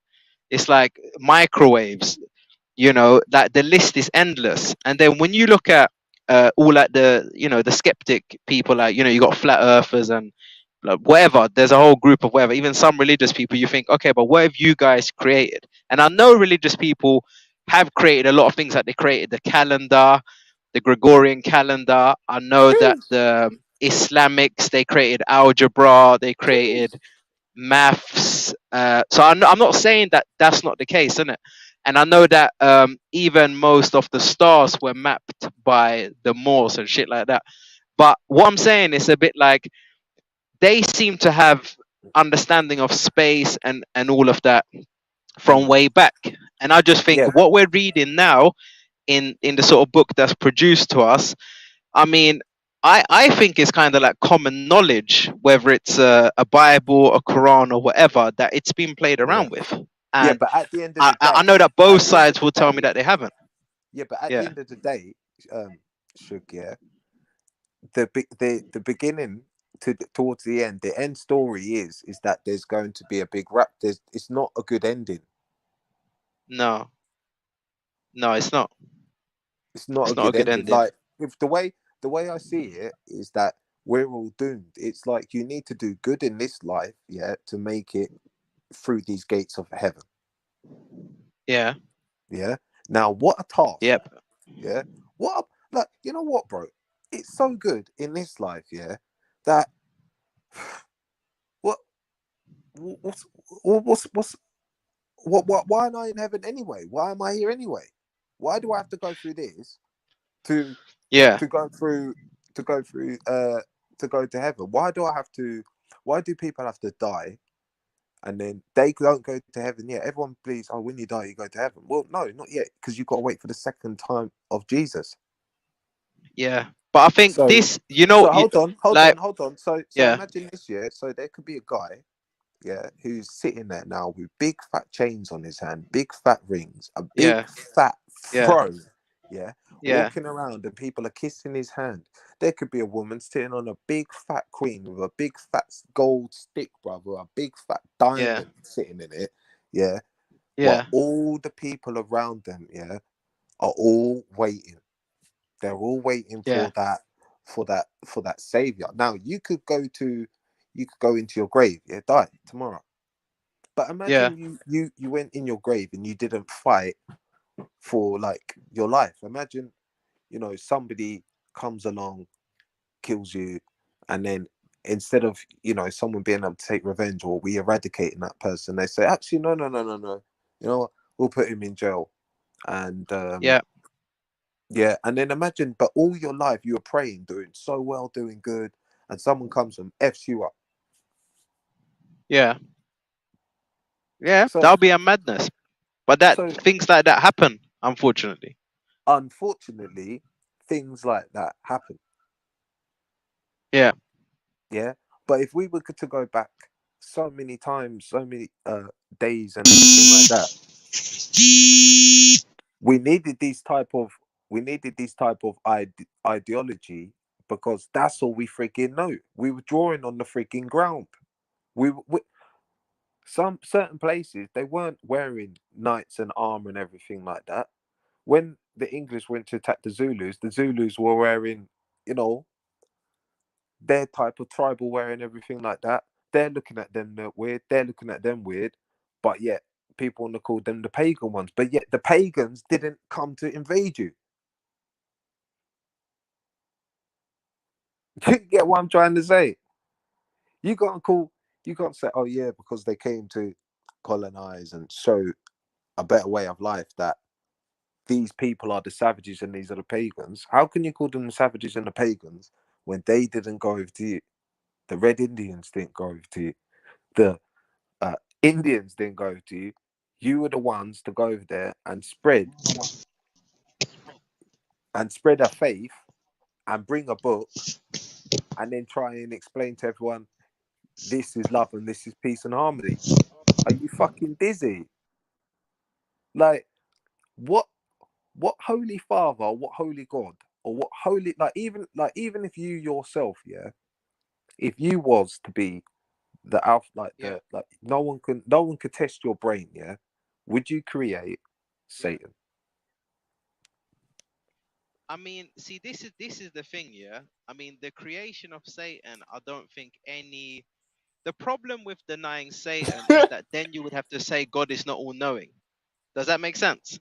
So, if you were to say, okay, God did not create Satan, then also you have to say, what did God not know how Satan was going to turn out? Or God definitely created Satan. There's no argument there. God definitely created Satan. So what is the point of having a God who creates the devil to put us in this predicament? It's a Boom. bit like it makes no It's sense mad. whatsoever. It's mad, bruv. And It's mad. I've not heard a single person explain to me why the devil was created. I haven't. I've never had it. I think no one understands it. And the problem is the fact that you got a devil created by God. Because what are you gonna tell me that when God asked the devil to bow for Adam, was it just a shock to God that he didn't know what the devil was gonna do? Was that a big surprise? Was it a disappointment when he didn't bow to God's creation?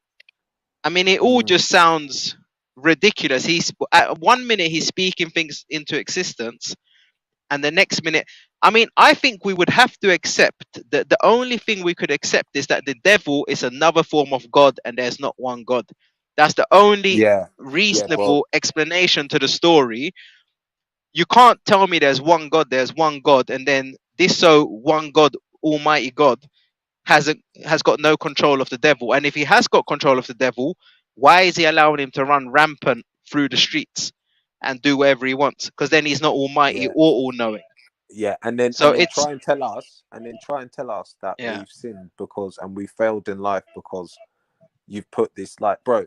It's like me, yeah, putting a needle in front of a 3-year-old and saying, you know, don't use that, and then me walking out of the room, and yeah, then the 3-year-old uses the needle, bro, and then me and being like, see, I told you not to use it, bro.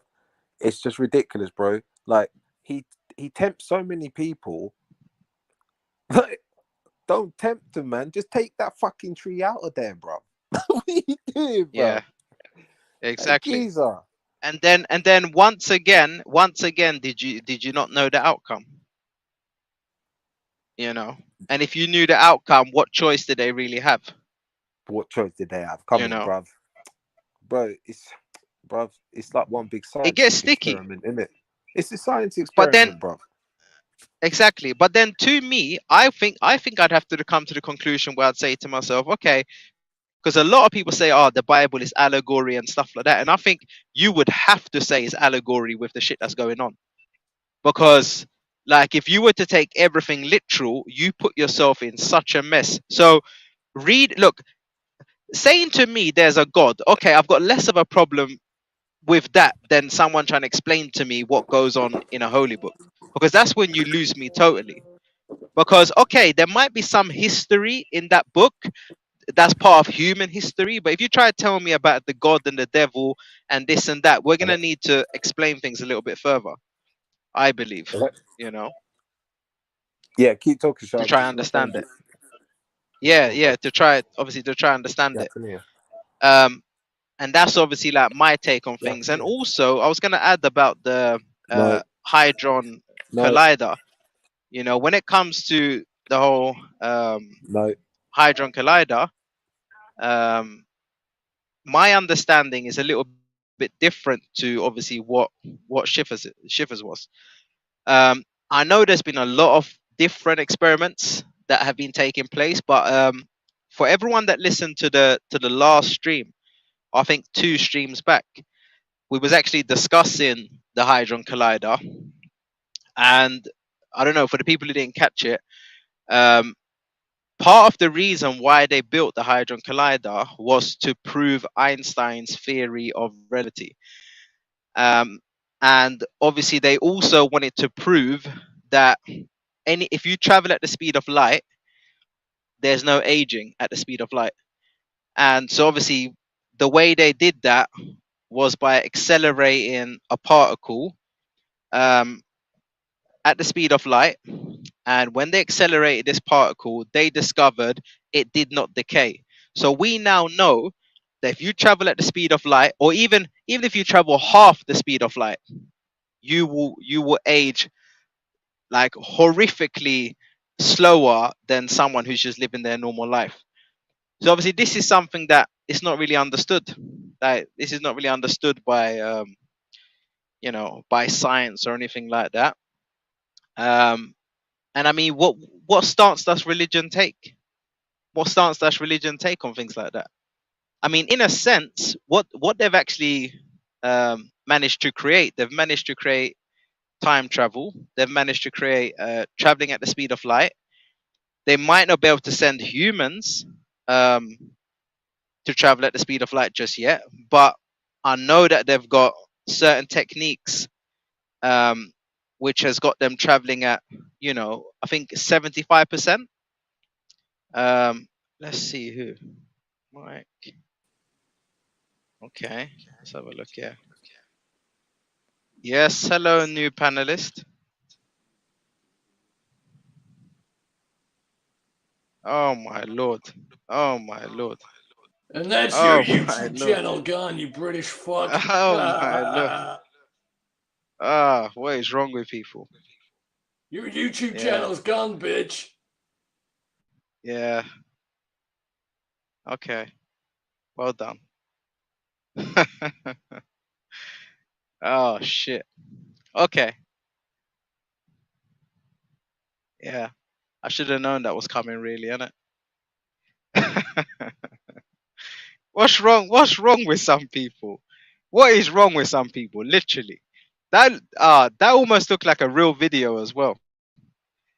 Fuck, Cotton. What is wrong with people? Why do people have to do these things? But then really and truly, like, you let that hoe on far too long. Hey, do you know what happened? Hey, Cotton. Basically, my phone was all like freezing and madness and.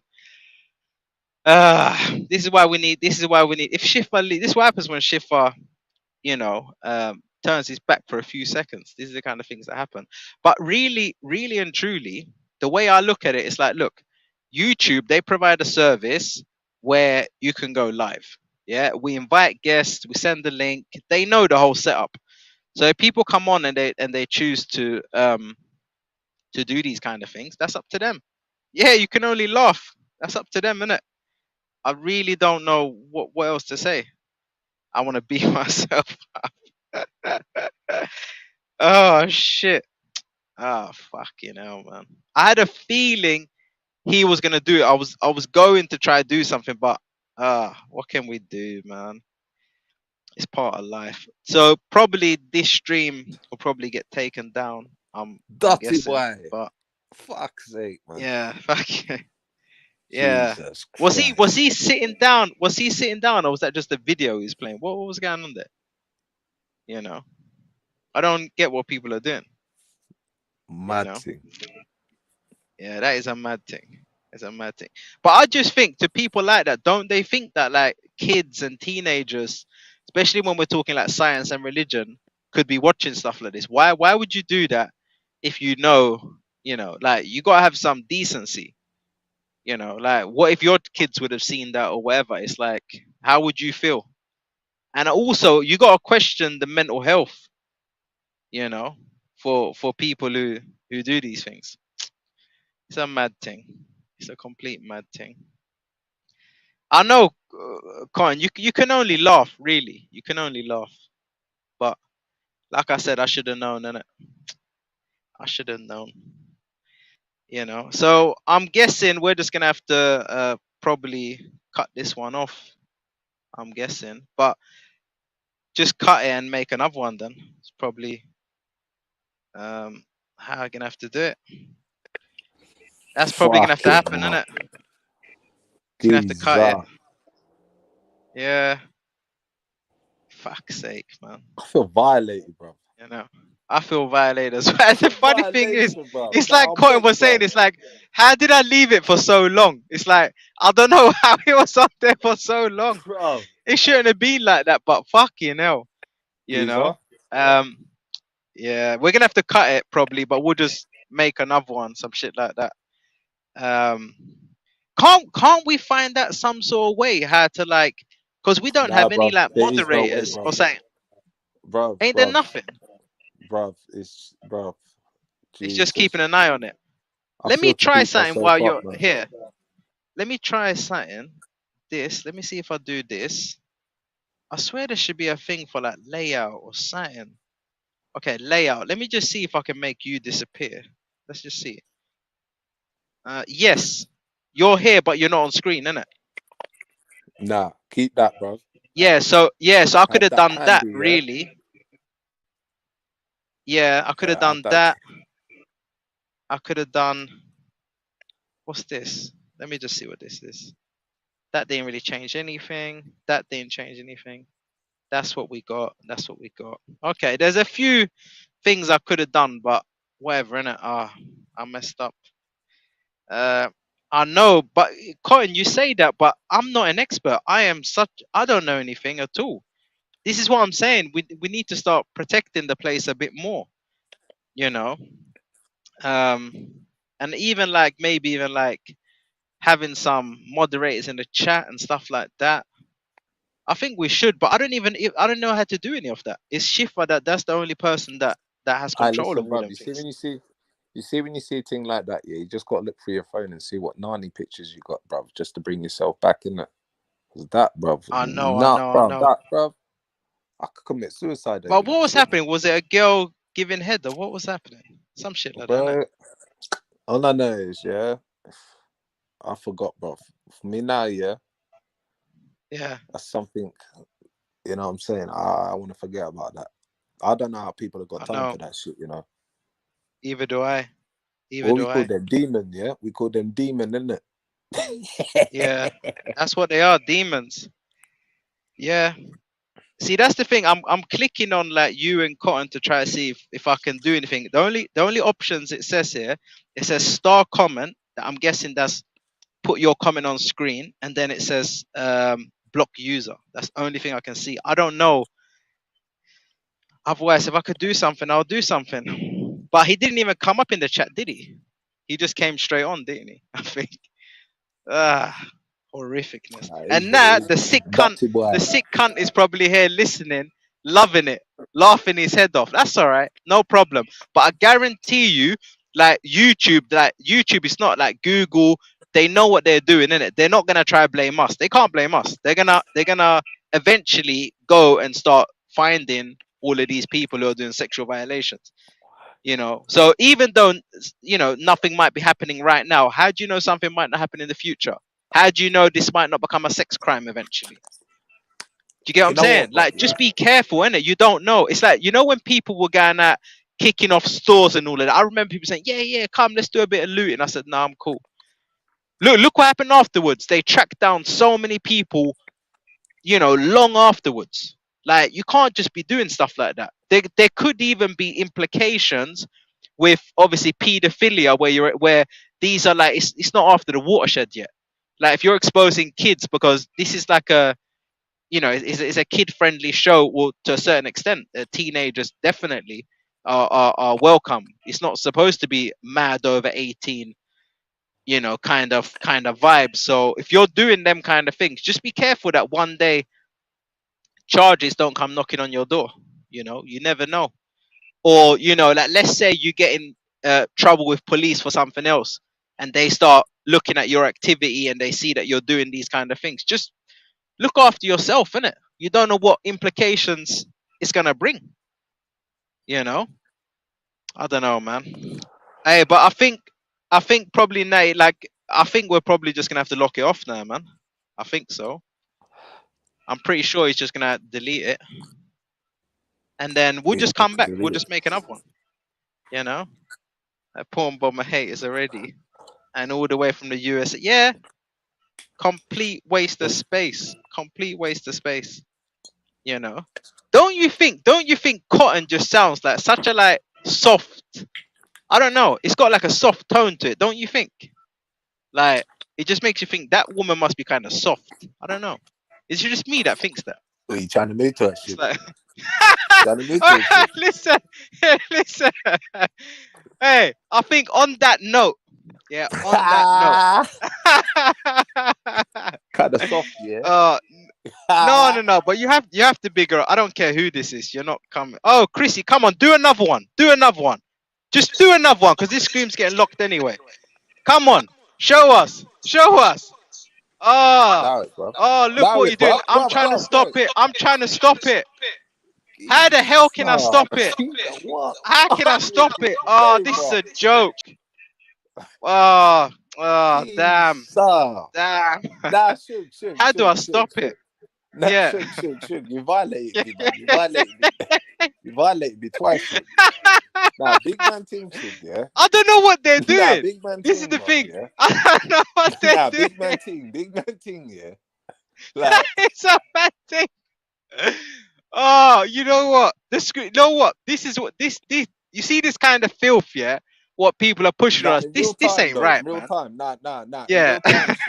Nah, bro. There's certain Hey, things in my life, yeah. Nah, they got us again. In real things. Yeah. You see me in my life, yeah. What's Yeah. that saying about fool me once? Yeah.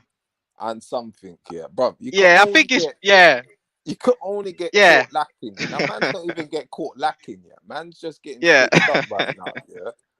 Like, bro, getting stitched left, right, and center. Bro, just not. I know. Urban analysis. I don't know what's going on. We are probably gonna have to take it down, but to a certain extent, I mean, there's part of me that just feels that let people hang themselves, because I'm thinking like this, yeah. Nah, bro, Like, remember don't when cancel my COVID? screen, bro. Don't want No. But it's bro. like, do you remember when COVID? I'll show you my reasoning. Do you remember Alright, when bro, I'd rather COVID was catch like hot? COVID. I know, I Big so man would I. thing, But yeah. I'm I'd saying rather like, catch COVID. I had it 3 times. But you know when you couldn't speak about COVID? Do you remember how quick? I even remember being on like Chilluminati, and I remember stream just down because we spoke too much about COVID. Then he'll come back and say to us, "Oh, you man, blah blah blah." And I'm thinking, okay, so YouTube, you're able to respond so quickly when you want to, but in certain instances, you're not able to respond. So you're not able to stop these people, but you can stop someone talking about COVID. I'm just not buying it. Does that make sense? It's like I feel like they should take more responsibility, because how is this our fault if we're here and someone chooses to do this? If someone chooses to run around and flash in real life, whose fault is that? You know, it's not Yeah, Joe Public. We're not doing nothing wrong. It's these people. I hear, yeah, but You you have know? to be. You see that button that you flashed up the one screen in it with your Yeah. boat, yeah. Either just Yeah. check my boat on there, or check your boat on there before Yeah. anyone come or call, bro. Like, I don't give a Yeah. fuck about anyone else, bro. Yeah, but I ain't meant to It's be a seeing that violation, shit. isn't it?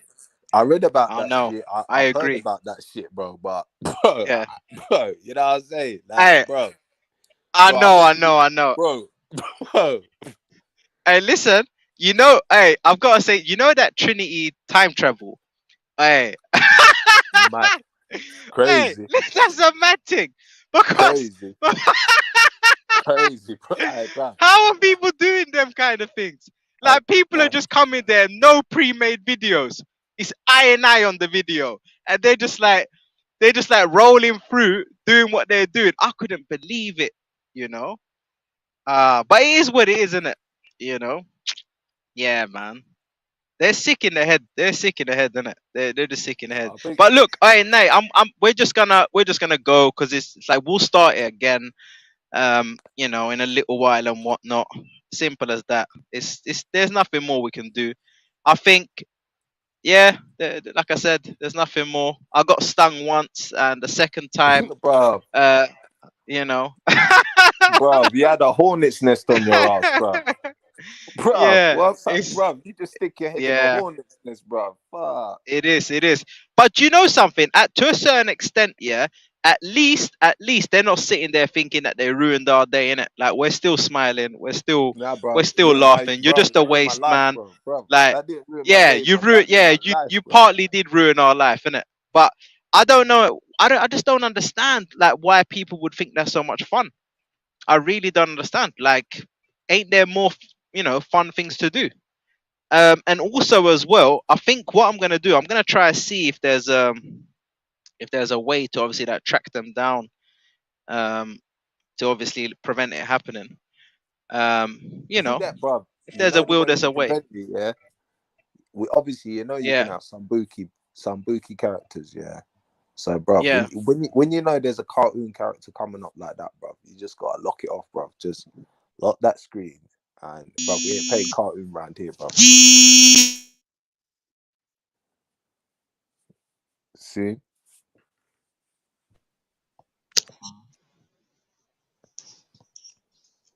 that's a mazzers, bro.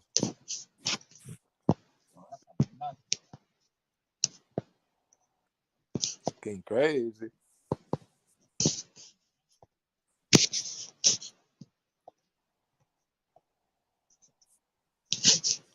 Okay, let's have a look. I don't know. We're just gonna lock it now then. Okay, see you in maybe 20 minutes, an hour, or later on, whatever. But it is what it is. Big up Yeah, lock it, everyone. man. Hope you all blessed, and we will just Fuck's carry sake. on. Later on.